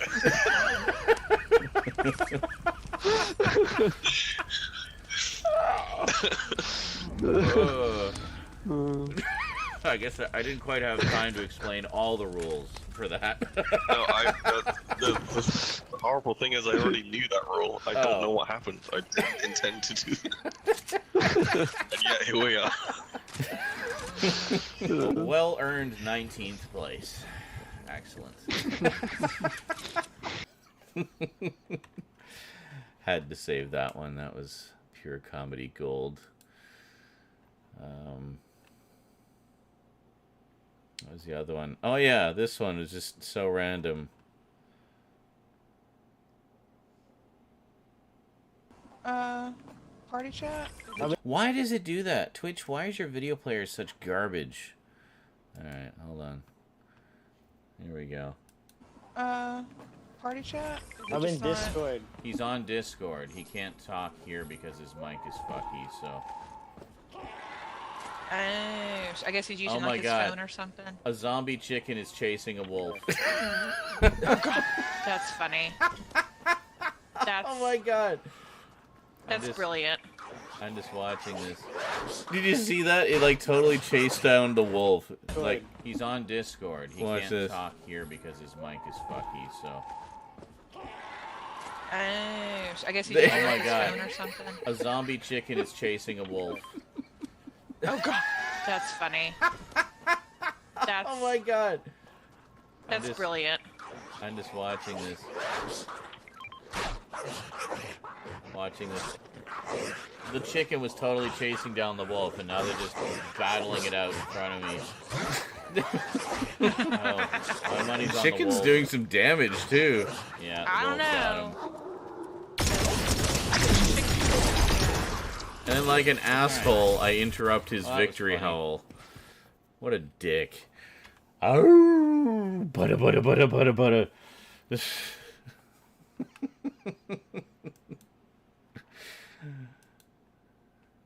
It was just like, "Rah!" running after it just cracked me up.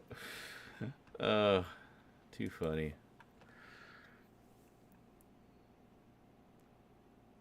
The timing on that really was great. You don't take fall damage literally a split second before I landed. I know. Wonderful. Just have like this archive of Luke fall damage clips. Oh my god. So, yeah, all of these will be going up sometime in the next few days on YouTube, or you can just watch them all on Twitch right now. There's this one, The Thing, the terrifying horror story map that three of us just got immediately kicked out of, but then we were able to watch as Scully went through and braved the terrors while we watched and advised and were all scared by the jump scares, of which there were many. That one I think I'm going to post pretty much right away. Oh, wait a minute. I've got to post up to the 30th. So yeah, I guess I'll put that one up on Halloween. So that's a good scary one for Halloween. So, yeah. Yeah. Anyway, there you go. Very nice. Very nice. Pray in game, pray in real life, yes. For some reason, my mind flashed that one time you were filming and there was a creepy wolf-sounding howl. Yeah, right? That scared everybody. That was, I have a short of that somewhere. And the actual clip is somewhere on Twitch. I wish there was an easier way to search your own highlights. There's literally no search function. The only thing you can search is you can sort them by category. Great. So you can go through all the 8,000 just chatting clips to find that one. You know, I did put that one up as a short. I don't know if it's gone live yet.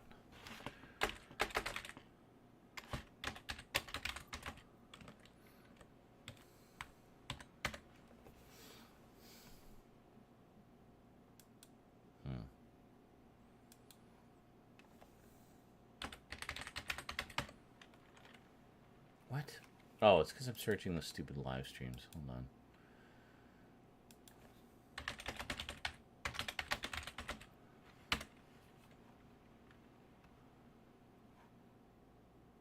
Oh, no, it did go live. It went up on March 28th of this year. It's called WTF Was That Sound? And it's a YouTube short. Made a full segment of that with the ending bit where you say, well, great. Hopefully we won't get eaten. Yeah.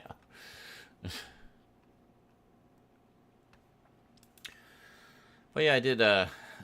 I didn't stream yesterday, but I did all the latest batch of clips. Because I wanted to stay current with the Fortnite stuff and not have it posted like 6 months from now. So that's why there's so many Fortnite clips going up right now, is because there's all the regular ones that are kind of in the regular, series of ones that I'm putting up. And then there's the Fortnite ones, which are the Halloween-related ones. So those are all going up as well. So, I'm sure everyone who hates the game is enjoying all of the multitude of clips of it that are going up this past few weeks. Or past couple weeks. Well, suck it up. Actually, some of them have been doing quite well. The last short that went up got 1,600 views, which is pretty sweet. Professor Nobi's cabin. We were trying to do a bunch of stuff when Luke was playing with us, but we kept either getting attacked or the storm was right on us, and it was just like really impeding the flow of just being able to really kind of take everything in. So I don't think we did get to the cabin that day. We went to the other places. We went to Willow's house and fought all the zombie craziness there, and we went to Grim Gables and fought the Inquisitor. Well, we did. I was trying to show Luke, but Luke just booked it.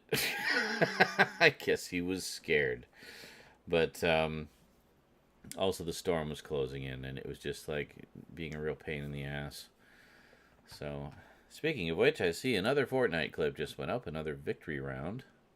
I like to save all the victories, you know. Create the illusion that I'm a really good player that just wins all the time.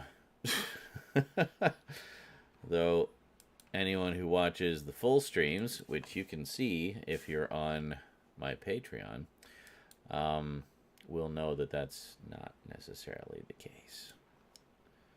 Sometimes there's only 1 or 2 victories in a night. Sometimes there aren't any. Just crushing defeat after crushing defeat. Yeah. Good times. I think you get a daily challenge complete if you use the Ash emote inside that house above the basement door. Really? Gotcha. So the fruit cellar emote on the door to the fruit cellar. Got it. Fruit cellar. Why would anyone put fruit in a cellar? I guess because it's cold down there, maybe. But don't a lot of fruits not like the cold? I know some don't care. Bananas you don't want to put in the fridge. Bananas just like turn to mush in the fridge.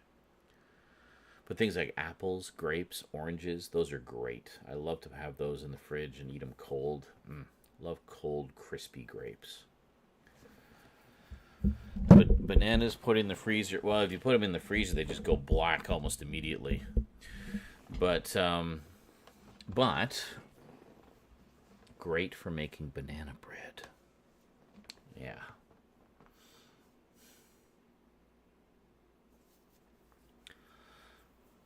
Willow? Yeah, the like doll girl. Yep. That is exactly what happened. I don't know if you saw my clip, but yeah, she sprints at you. The funny thing is she's carrying a shotgun. Like when you kill her, she drops like a purple shotgun.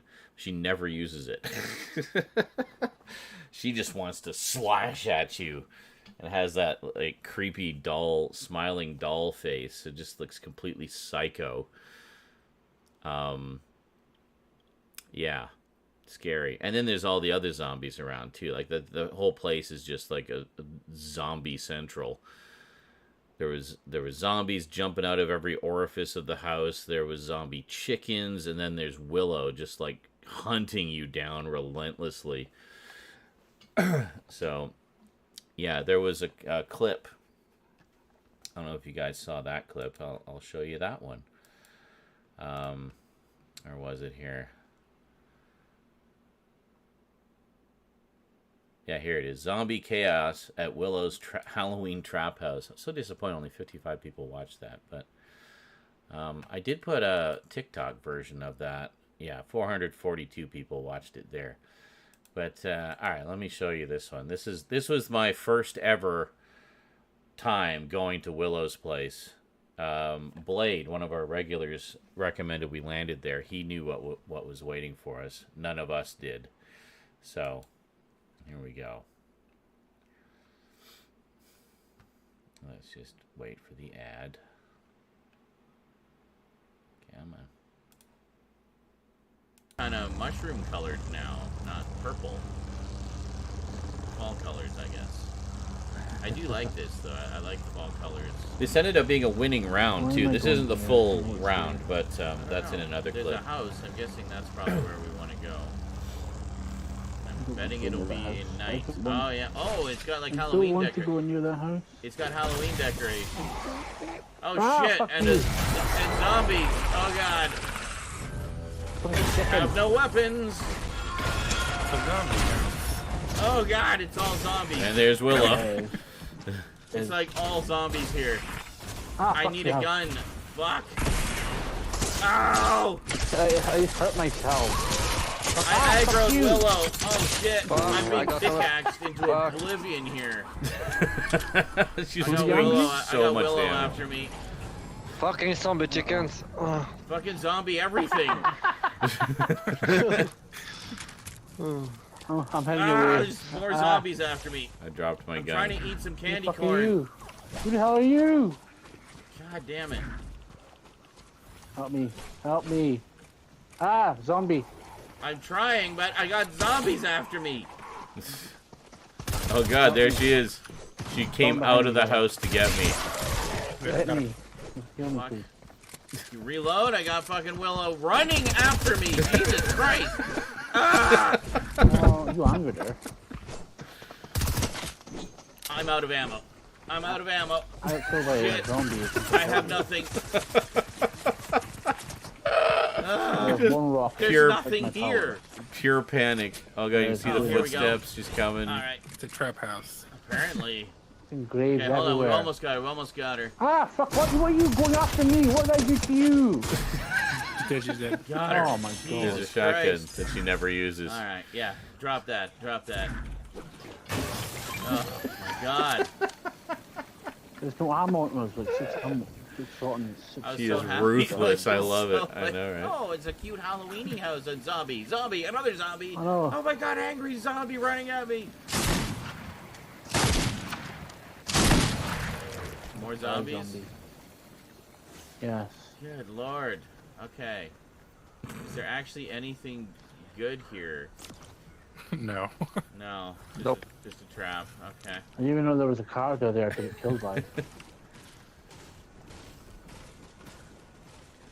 Like, I don't even know if any of us actually aggroed her, or if she just, like, became angry when we appeared. Oh, boy. Just instantly. She's always huh? angry. She's always angry. I didn't even. She's always You angry. weren't here last time. That's my secret, I didn't Captain. even know there was a person in I'm here. always angry. Oh, you came here last time? Well, there was probably somebody else landed here and killed them all, so... Yeah. I'm hearing another zombie. Oh, it's a chicken! Fuck. Fucker. Alright. Well, now that I have 2 Another bullets, gravestone.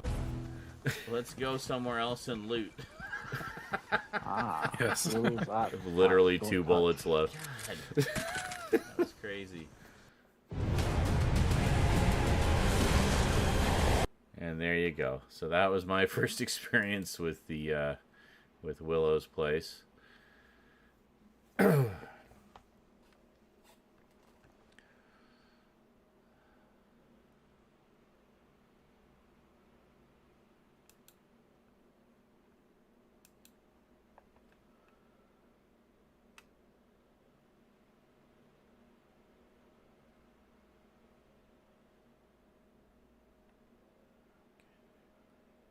Oh, did I talk about the? I don't even remember what movies I talked about in this one. I thought it was. I don't think I'd seen Rob Zombie's Halloween movies at that point. But I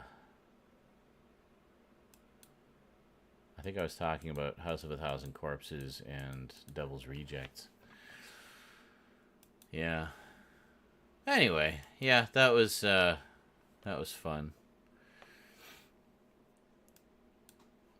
So there's a lot of I've been posting a lot of Fortnite clips the past couple weeks. So if you want to take a gander through the videos, there's quite a lot of fun stuff to see there. The ink, yes, I do actually. It's called "What the Fuck Is in the Basement" at Grim Gables. I guess I can show you that one too. Hold on a second. Yeah, what the fuck is down there? What the fuck is in the Grim Gables basement? And the thumbnail, it's hard to see when it's small, but the thumbnail is basically me just peering down the hole into the basement. Tasha was in there, who was here earlier.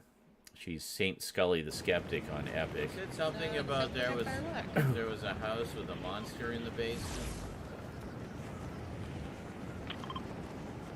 No, not where Quietly it is? marked it. Oh, Grim Fortnite. Yeah. Oh, yeah. Let's do that one. That sounds like fun.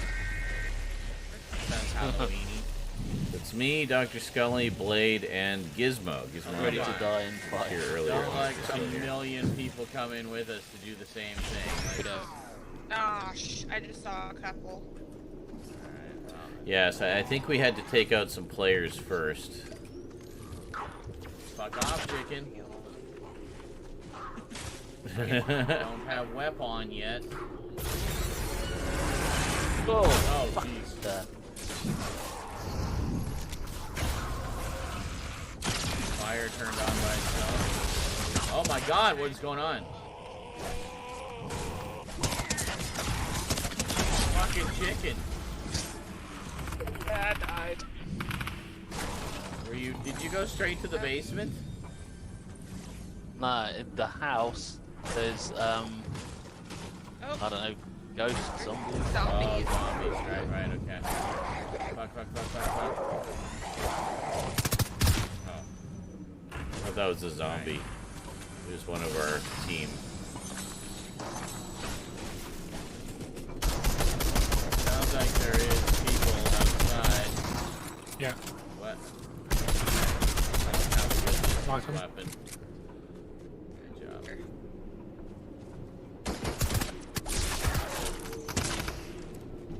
Oh, hello. Someone coming in on a zip line, watch it. Oh, that was a player. Hi there. I'm amazed how none of us have ended up in the basement yet.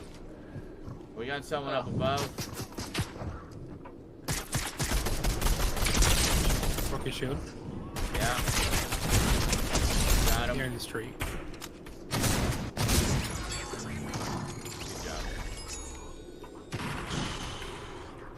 Good job. Okay. Another chicken? Chicken. Alright, shall we head into These the basement? fucking chickens. Sure.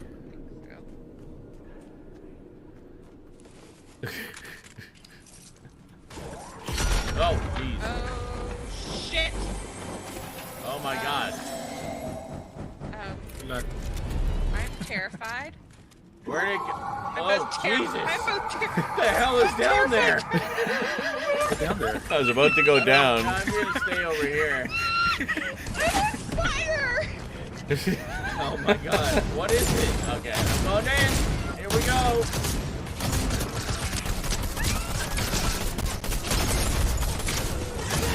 Okay. Everybody's dying. Oh my god. Yeah, okay. And got him. The Inquisitor. That was. Are you alright there? Oh, Oh, dead. yeah. My pants are still dry, so there's that. You know, that's going for me. Like, go down there and find out. No. Oh, you probably want that. Hold on. There. Use that. Oh. There was a zombie chasing you, Blade. I got his gun. Got him for you. He has a really good mythic level suppressed SMG. Wow, well, this was... Which, again, he doesn't really use. He just Great. mostly uses the That's pumpkin pretty- launcher at you. Oh, Scully, come up here. Where I am. Oh, thank you. Here. Drink that. Oh, or, no. No, fuck. Hold Yeah, on. I drank it. Never mind, I'm an asshole. It's okay. Would you like to drink this? Glug, glug, glug, glug, glug, glug.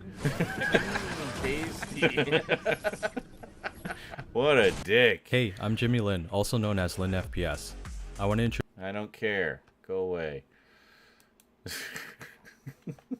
I just had to get as far as that little bit where I drank the shield thing in front of her. Oh, here, drink this. Glug, glug, glug, glug, glug, glug. Oh, never mind. I drank it.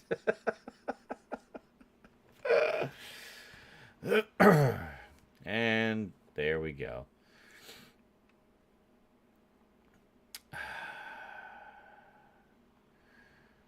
Yeah, so there's a whole bunch here. It's been pretty much all Fortnite for the past week. Oh, and some cooking. There we go. So, enjoy.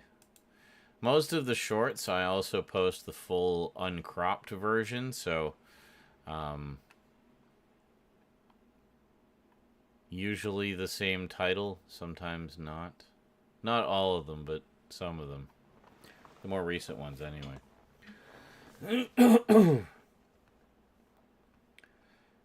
What?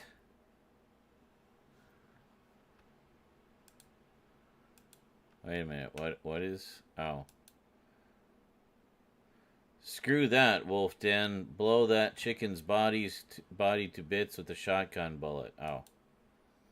To hell with that, Wolf Den. Blow that chicken's body to bits with a shotgun bullet. God, YouTube language mod is such a prude. That one video demonetized. Which one?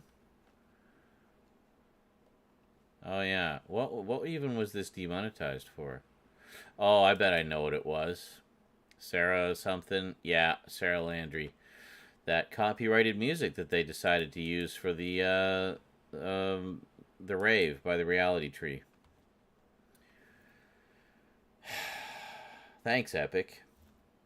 Thanks for looking out for the streamers there.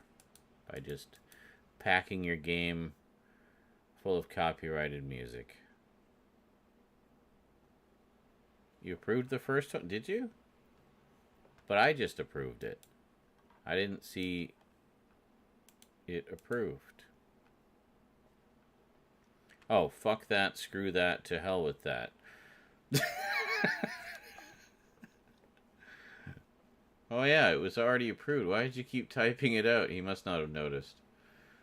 Oh, you didn't see that it was approved. Gotcha.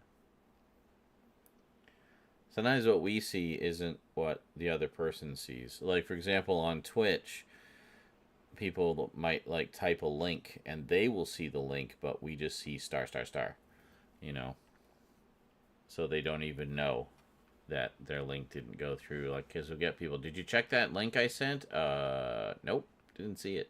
Oh. And then we have to explain.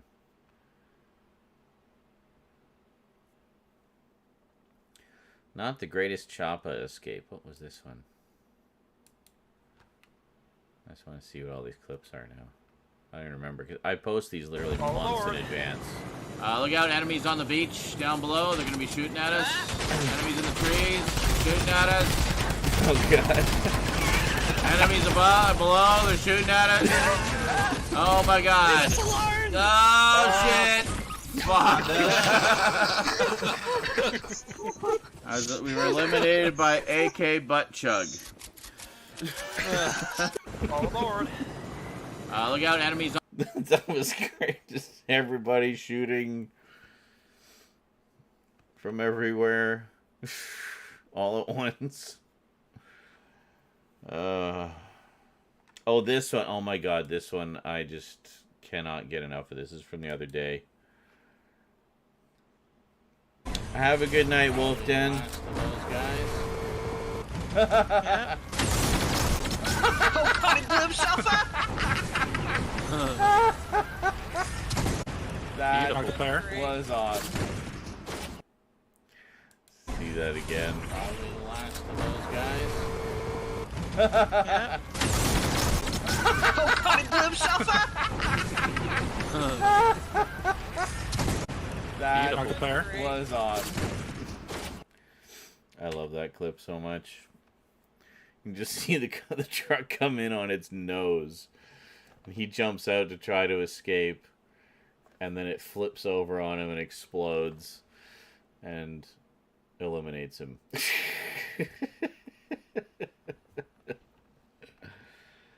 Amazing. What was this one? I made a promise. He doesn't even bother doing thumbnails. Like, he's just... Yeah. Just doesn't even care. Posts his video, it gets like 100,000 views in 20 minutes, you know? It's just crazy. Why can't I be at that level? I don't know. Anyway. How'd you feel about the pizza? You found it buggy? It was alright. Yeah, it was fine. I mean, I kind of prefer the things that, yeah, the titles and the tags, exactly. Like, he just does, I mean, most of his titles are very vague, but very intentionally so. I never have any idea what the subject is when I go in. It's just like, you know, I was wrong about this, or I knew this would happen. It's like just really vague titles, but that make you curious. Mostly one cut. He does do some cuts, and then occasionally he'll put in a clip from one of his streams or whatever. But yeah, they're usually just very few cuts, very simple, just him sitting there talking, and really no thumbnail. I think the downfall of the insert YouTuber. Yeah, pretty much. But yeah, he's become my morning news on what's going on in YouTube and Twitch culture today.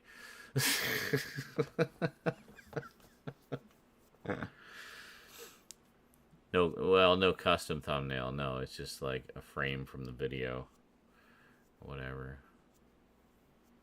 But then like a lot of the shit takers will do like really ridiculous, exaggerated, hateful thumbnails. So, used to be about slap fights? What? What are you talking about? Slap fights.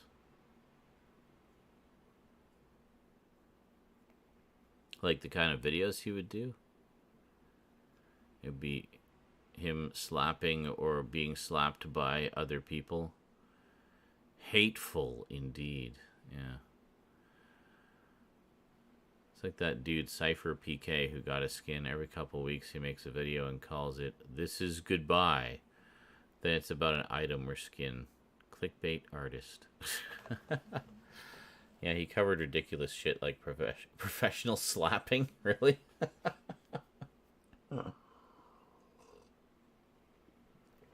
I get the impression a lot of what he covers is just whatever happens to be of interest to him at the time. So his interests just kind of shift. That and internet and Twitch culture. He's really big on Twitch culture. And YouTube culture. And stuff like that. Yeah, look at him. It's his most popular. Really? Professional slapping. So that was his big break. Slapping videos. That's crazy. Is that on his Penguin Z0 page? A pizza with croissant? Stop it. I made a promise. Number 15 on trending for gaming. What the fuck even is it? Top comment is, it's a truly remarkable amount of work that goes into Charlie's thumbnails. Alright, let me take a look here.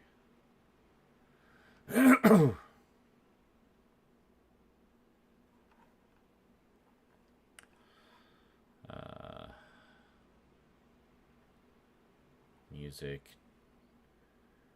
Tier list. Moist meter. The official podcast. The real series. Oh, slapping. Here it is. I'm coming.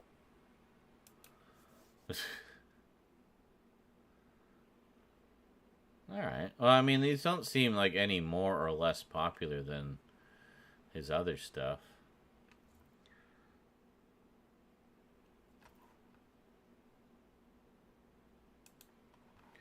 $1.3 million.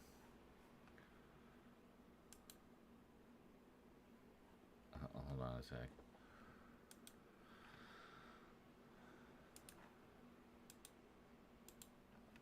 Alright, so 1.3 mil for that. Welcome to America, 1.3. This is the future of slapping, 1.2. Most American thing I've ever seen, 2.3. Slap Mountain. 1.2. Ass slapping, 4.1. No surprise there. My new favorite slap warrior, 5.7 million. That's crazy. King of Slapping Knockouts 1.1. Okay, so a few of these are definitely... Okay, well, I was just looking up a playlist of his slapping videos. Hold on, let's go here. Videos.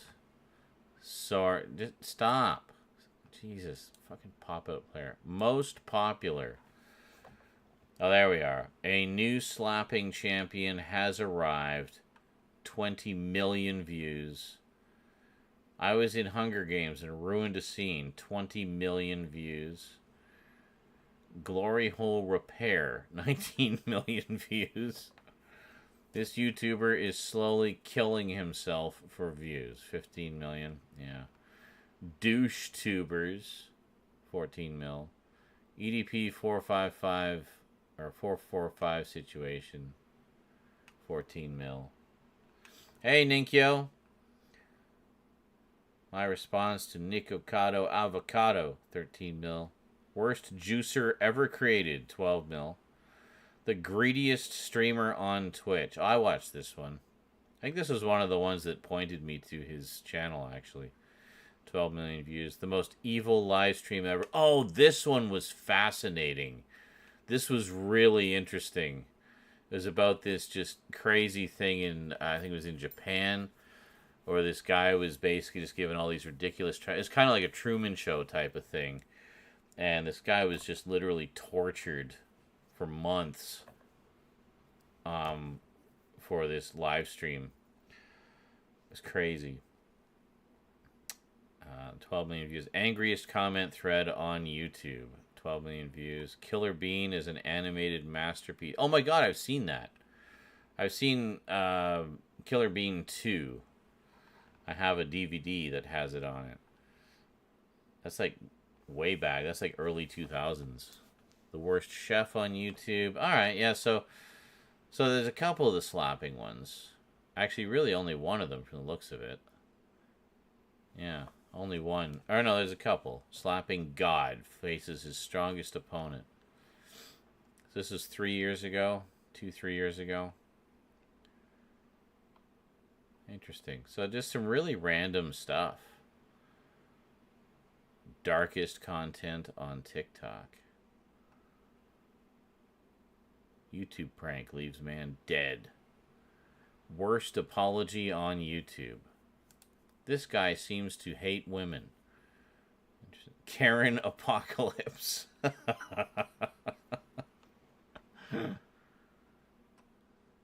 Pizza tier list. Yeah, and he like ranks different foods and stuff. Oh, this one. Don't eat pink sauce. Oh my god, I watched that one. That is horrifying.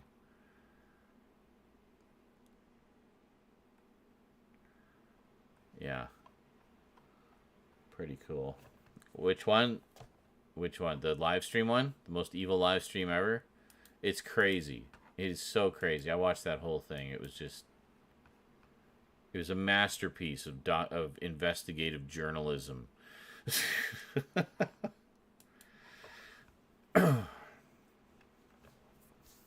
A shocked face followed with a blurred item and the air bubbles. OMG! I know, right? As Michael says, most thumbnails from certain content creators either involve derpy face photos, yes. Making someone look like they're crying, yep. Have laser eyes with over-dramatic gone woke, R.I.P. this, and so forth, yes. Big on the laser eyes for triggered. Well, there was one of, let me see if I can find it here. Let me see if I can find it. Where was it? Somebody sent it to me. Let me see if I can find it.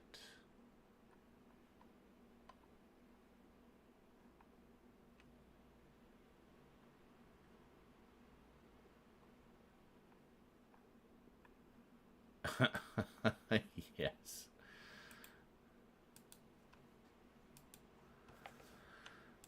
Oh, you're gonna love this one.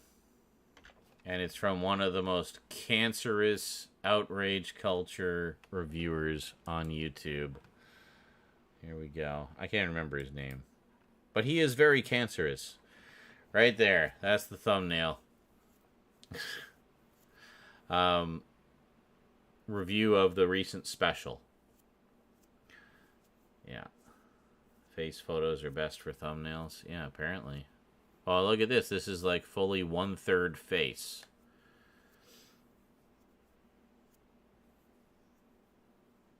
Like, ridiculous.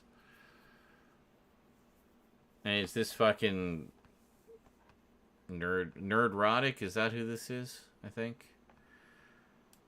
Yeah, but apparently one of the worst ones. Just absolute garbage takes on everything. Total trash. Garbage.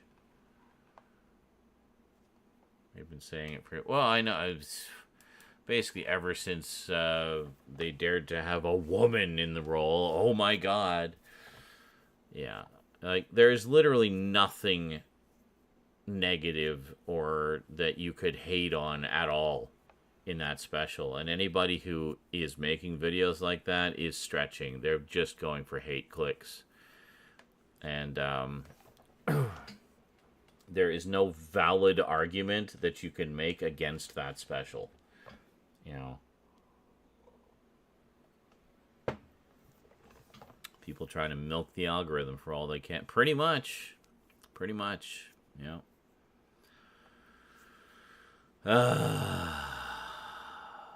It is just awful. Just terrible. Hey, Harry Rice. How's it going? I just had rice. It was not Harry, though. Nerdrotic kind of sucks. I never watched Doctor Who. I know how I'm a fan of the channel. But the MCU hate they have is just ridiculous. Oh, well, that's just generally. There's a lot of... that's what prompted me to start the Toxic Takedown series, was actually all of the MCU stuff. And I could definitely weigh in on the Doctor Who stuff as well. But yeah, like just this whole thing of like fueling the toxic fandom nonsense, you know, and profiting from it just makes me sick. So it's like, from a business standpoint, I get the thumbnail, but on the other hand, I'm disgusted with how obviously they don't care and clearly only have views. Oh yeah, absolutely. Well, that's the thing, is a lot of these people are kind of, you know, presenting themselves as if they're big, you know, fans that have been wronged by the franchises they once loved. It's like, you never loved these franchises. You don't know, you know. You watch it to nitpick and hate it for views, and that's it. You don't watch it out of any love for the source material or any of that, you know. I watch things because I like them. Crazy, I know. If I don't like something, and try to stay with me here, this is kind of a way out there idea, but if I don't like something, I don't watch it.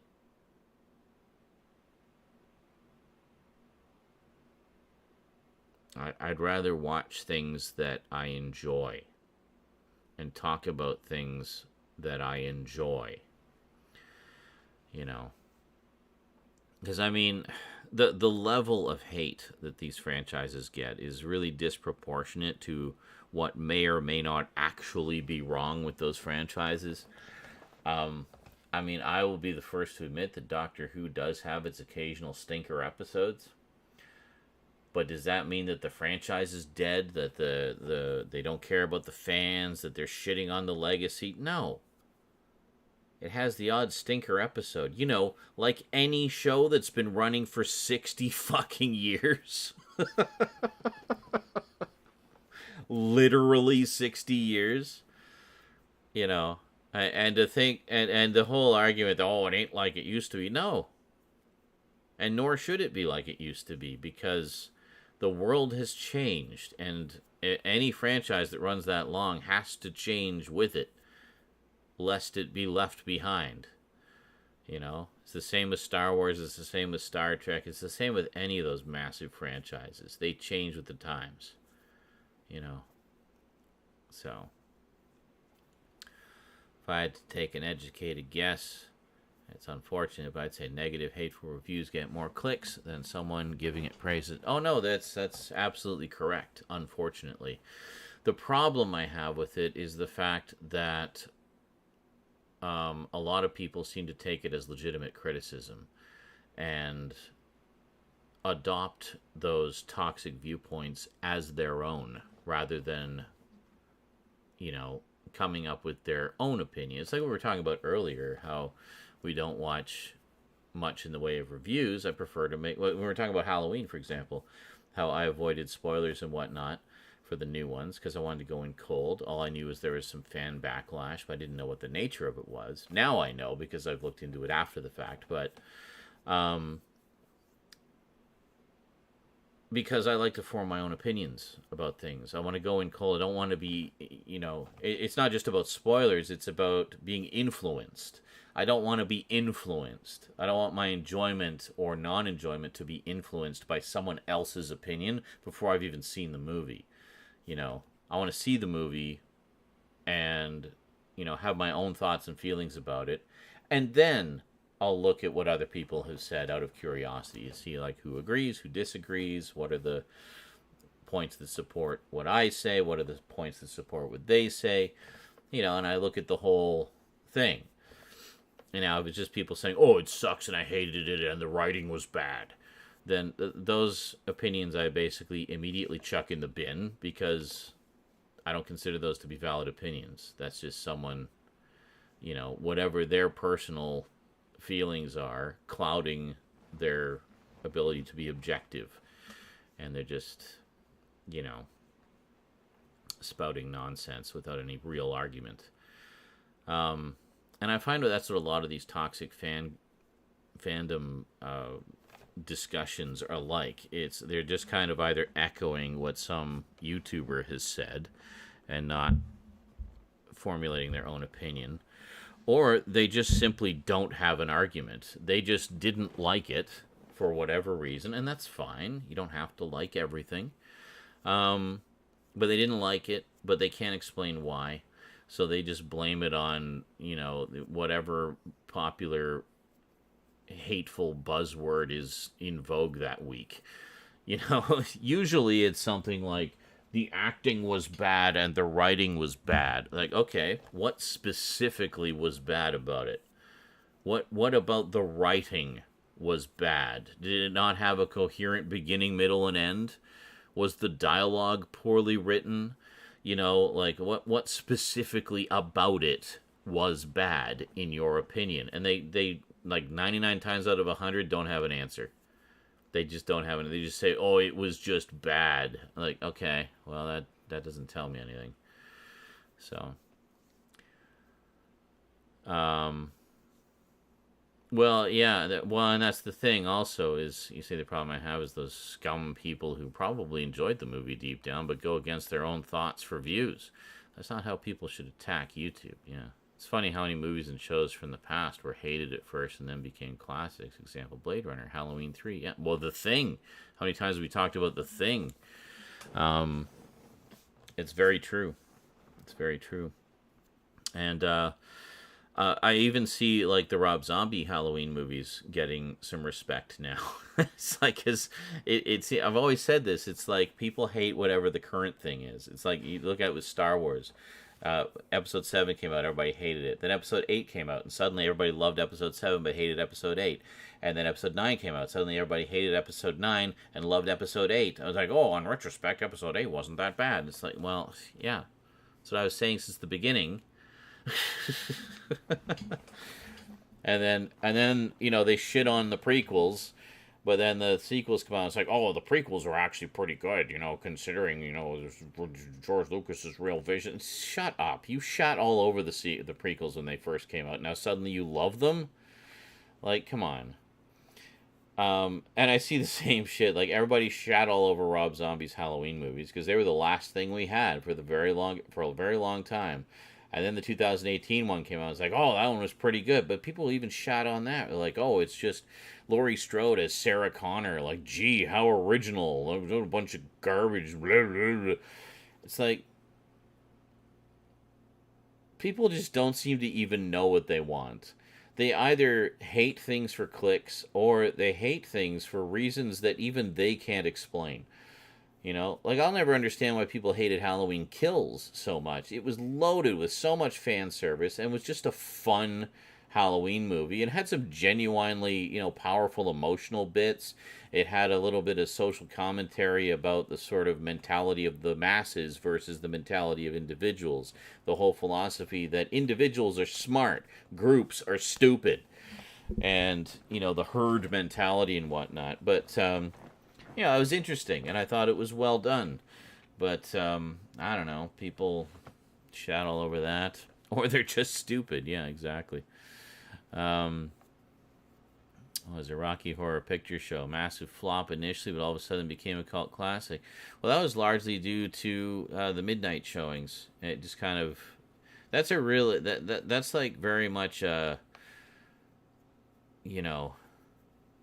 exception, an anomaly, if you will. Nobody can really explain how the whole Rocky Horror thing evolved. Because honestly, it's kind of a terrible movie. But... But there's a cheesy fun aspect to it, sure. But it's really kind of a terrible movie. But what really made it fun was the fans. That's like totally the opposite of what's happening here. Is like the fans turned it into a phenomenon and made it this experience that people can go to these midnight showings, and there's like shadow players in front of the screen who perform scenes from the movie as the movie's playing and stuff like that, and the audience participates by throwing toilet paper and rice and shouting lines at the screen, and it's just this whole experience. I went once to a showing in Toronto, this really hot goth girl that I was hoping to get together with. Didn't happen, but we became pretty good friends anyway, and she took me to the Rocky Horror Picture Show for Halloween one year, and some of her friends were the shadow players, and it was great. It was so much fun. It was such a fun experience. But, and The Room is another one. The Room was kind of probably the closest thing we've had since to another Rocky Horror, But I don't think, like, the phenomenon of what happened with Rocky Horror will be duplicated anytime soon, if ever. It was just kind of that one-time thing. But you look at that, like, look how in that case, Fandom turned it into something completely else. Like, it turned it into this wonderful communal experience that everybody wants to experience, everybody wants to share. And it wasn't a great movie. It was a terrible movie, but it became something more than what it was originally because of fans. So fandom doesn't have to be toxic, And that's something like with Rocky Horror, you have the Rocky Horror virgins. So at every showing, they would ask, hands up, anybody who this is the first time you've ever been to a Rocky Horror Picture Show screening. And they bring the hands up, and then they bring all the virgins up to the front to, introduce them to everybody and kind of show them the ropes a little bit. It's like very welcoming. It's like completely the opposite of what you see in the horror community and a lot of the other fandoms, with all this gatekeeping going on. It's like, oh, you're not a true horror fan if you like this movie and blah, blah, blah, blah, blah. Or you're not a true horror fan if you haven't seen this movie. And it's like, what's with all the gatekeeping? I've always said, don't be a gatekeeper. Be a mentor, not a bully.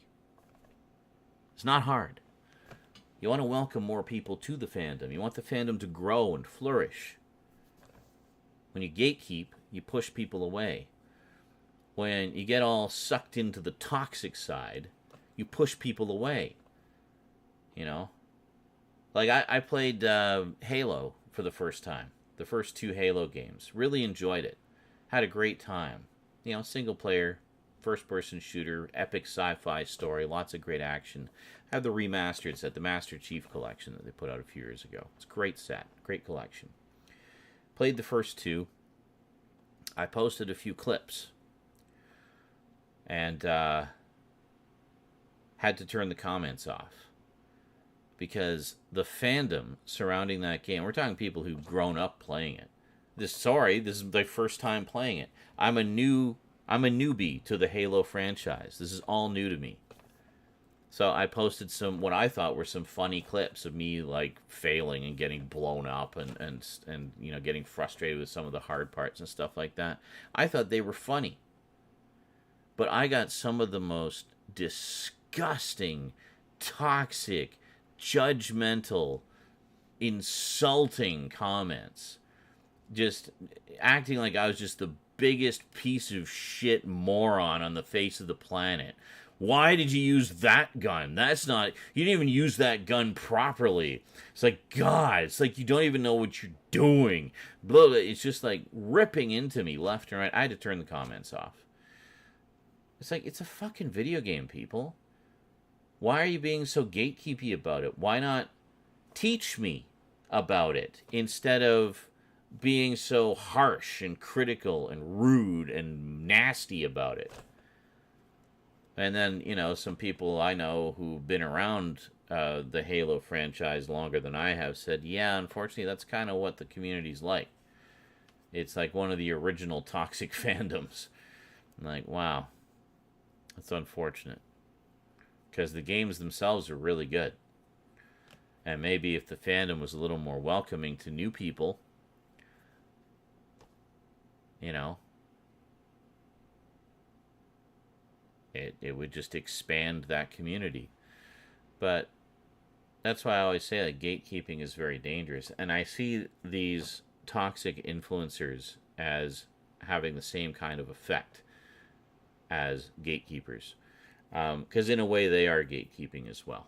Because they're making it seem like this, you know, this franchise has just gone to shit and whatnot. And somebody, you know, an outsider looking in, it's like, well, I'm kind of curious about this Doctor Who thing. Maybe I should check it out. And they go and watch that review. What are they going to think? Oh, that sounds awful. I'm not going to watch that. And they might have been somebody who would have really enjoyed it, but they go and watch one of those videos, and it puts them off. They see, like, the comments just full of negativity, misogyny, racism, bullshit. It's like, oh, man, I don't want to be a part of that fandom. They're nuts. You know? So,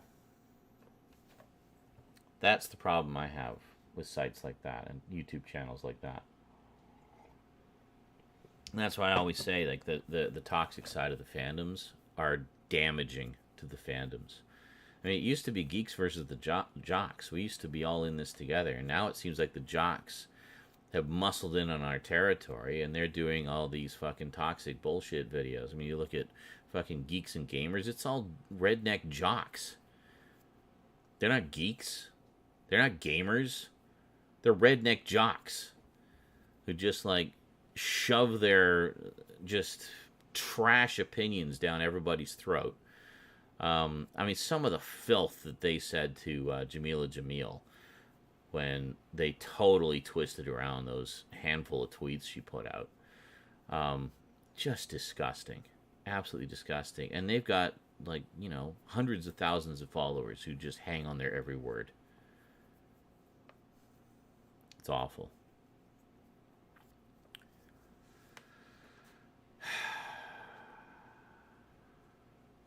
Oh yeah, the soundtrack is great for Rocky Horror. Don't get me wrong, I love Rocky Horror. It's good, cheesy fun. But it is far from high art, you know. Hey, how's it going? What? What's up? I have a couple kitties. I have one right here, prowling. Get your nose out of my water, you. Oh, I have the other one, also prowling. I've been invaded by cats. Hello. How's it going? You can't see Church. Church is behind Eclipse. He's over here as well. You're blocking the camera, you. What are you doing? Where are you going? You're not having my water. You have water. You have water, silly. You don't need mine.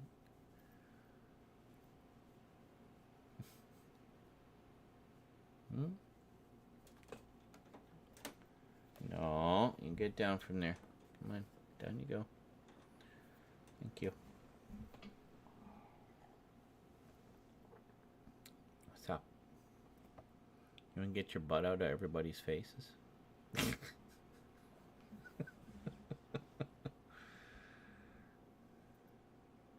I don't know why they suddenly decided to invade right now. Are you telling me it's time for bed? Hmm? Are you telling me it's time for... Oh, you're gonna lean... You're gonna... What are you doing? What are you doing? Hmm?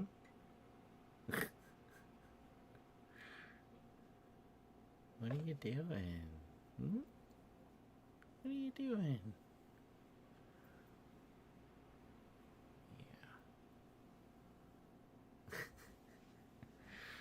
It has become the kitty stream. Alright. Well, any last minute donos or super chats before we go? I think it's about time I headed off to bed, folks.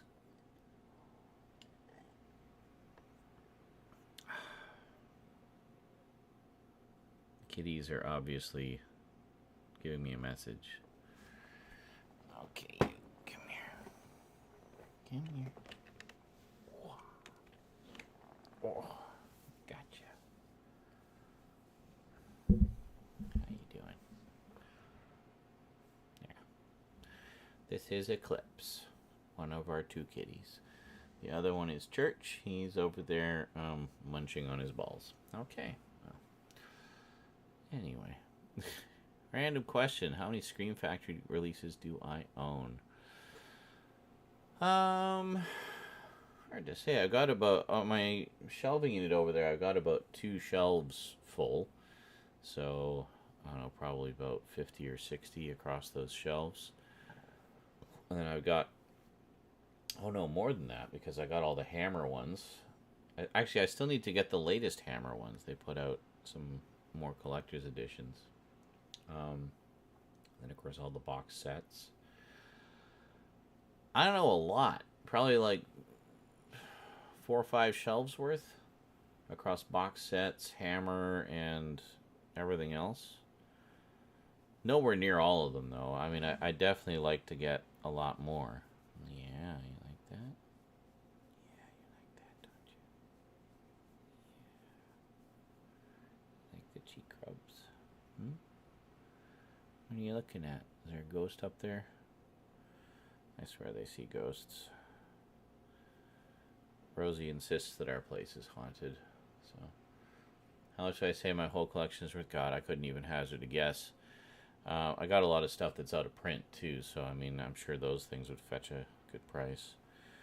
But I don't know. Enough that if I were ever to sell it all, I could probably, you know, buy a house. No. I don't know. I could probably get a pretty penny for it, though.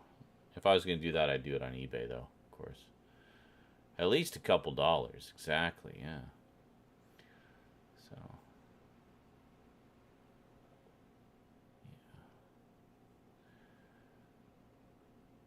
Yeah, it's cool, Harry. So I just saw what you said there, Harry. The audience really does make Rocky Horror take the audience away. It's still fun to me, yeah, for sure. But the music really is the best part. Absolutely, some great songs in there.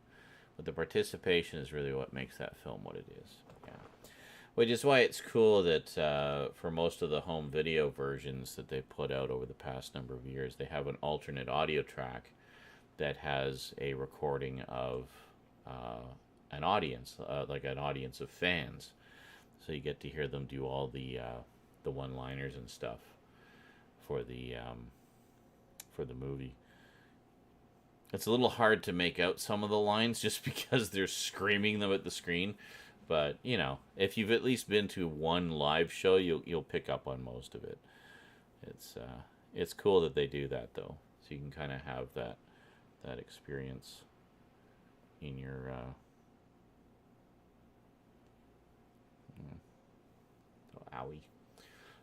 can have at least an approximation of that experience in your home. Yeah, how you doing, you? You gonna zonk out? Hmm?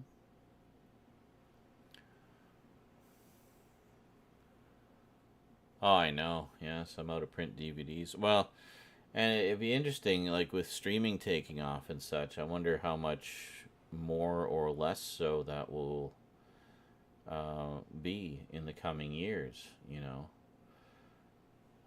with physical media seemingly becoming more and more niche. You know, you can really only you can't get them in the big box stores as much as you used to, and most of the stuff that we get for our collections we have to order online, either direct from the boutique labels like Scream Factory or whatever, or from Amazon. You know, so it's hard to say. We'll see how things go in the next few years.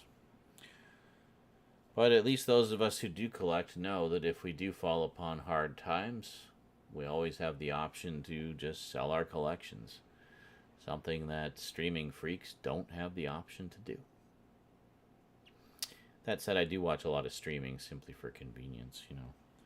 It's also a nice way to see movies without having to actually buy them first. So, definitely cheaper than it was to rent at Blockbuster every week back in the day. So, aww. Oh, big stretch. Yeah.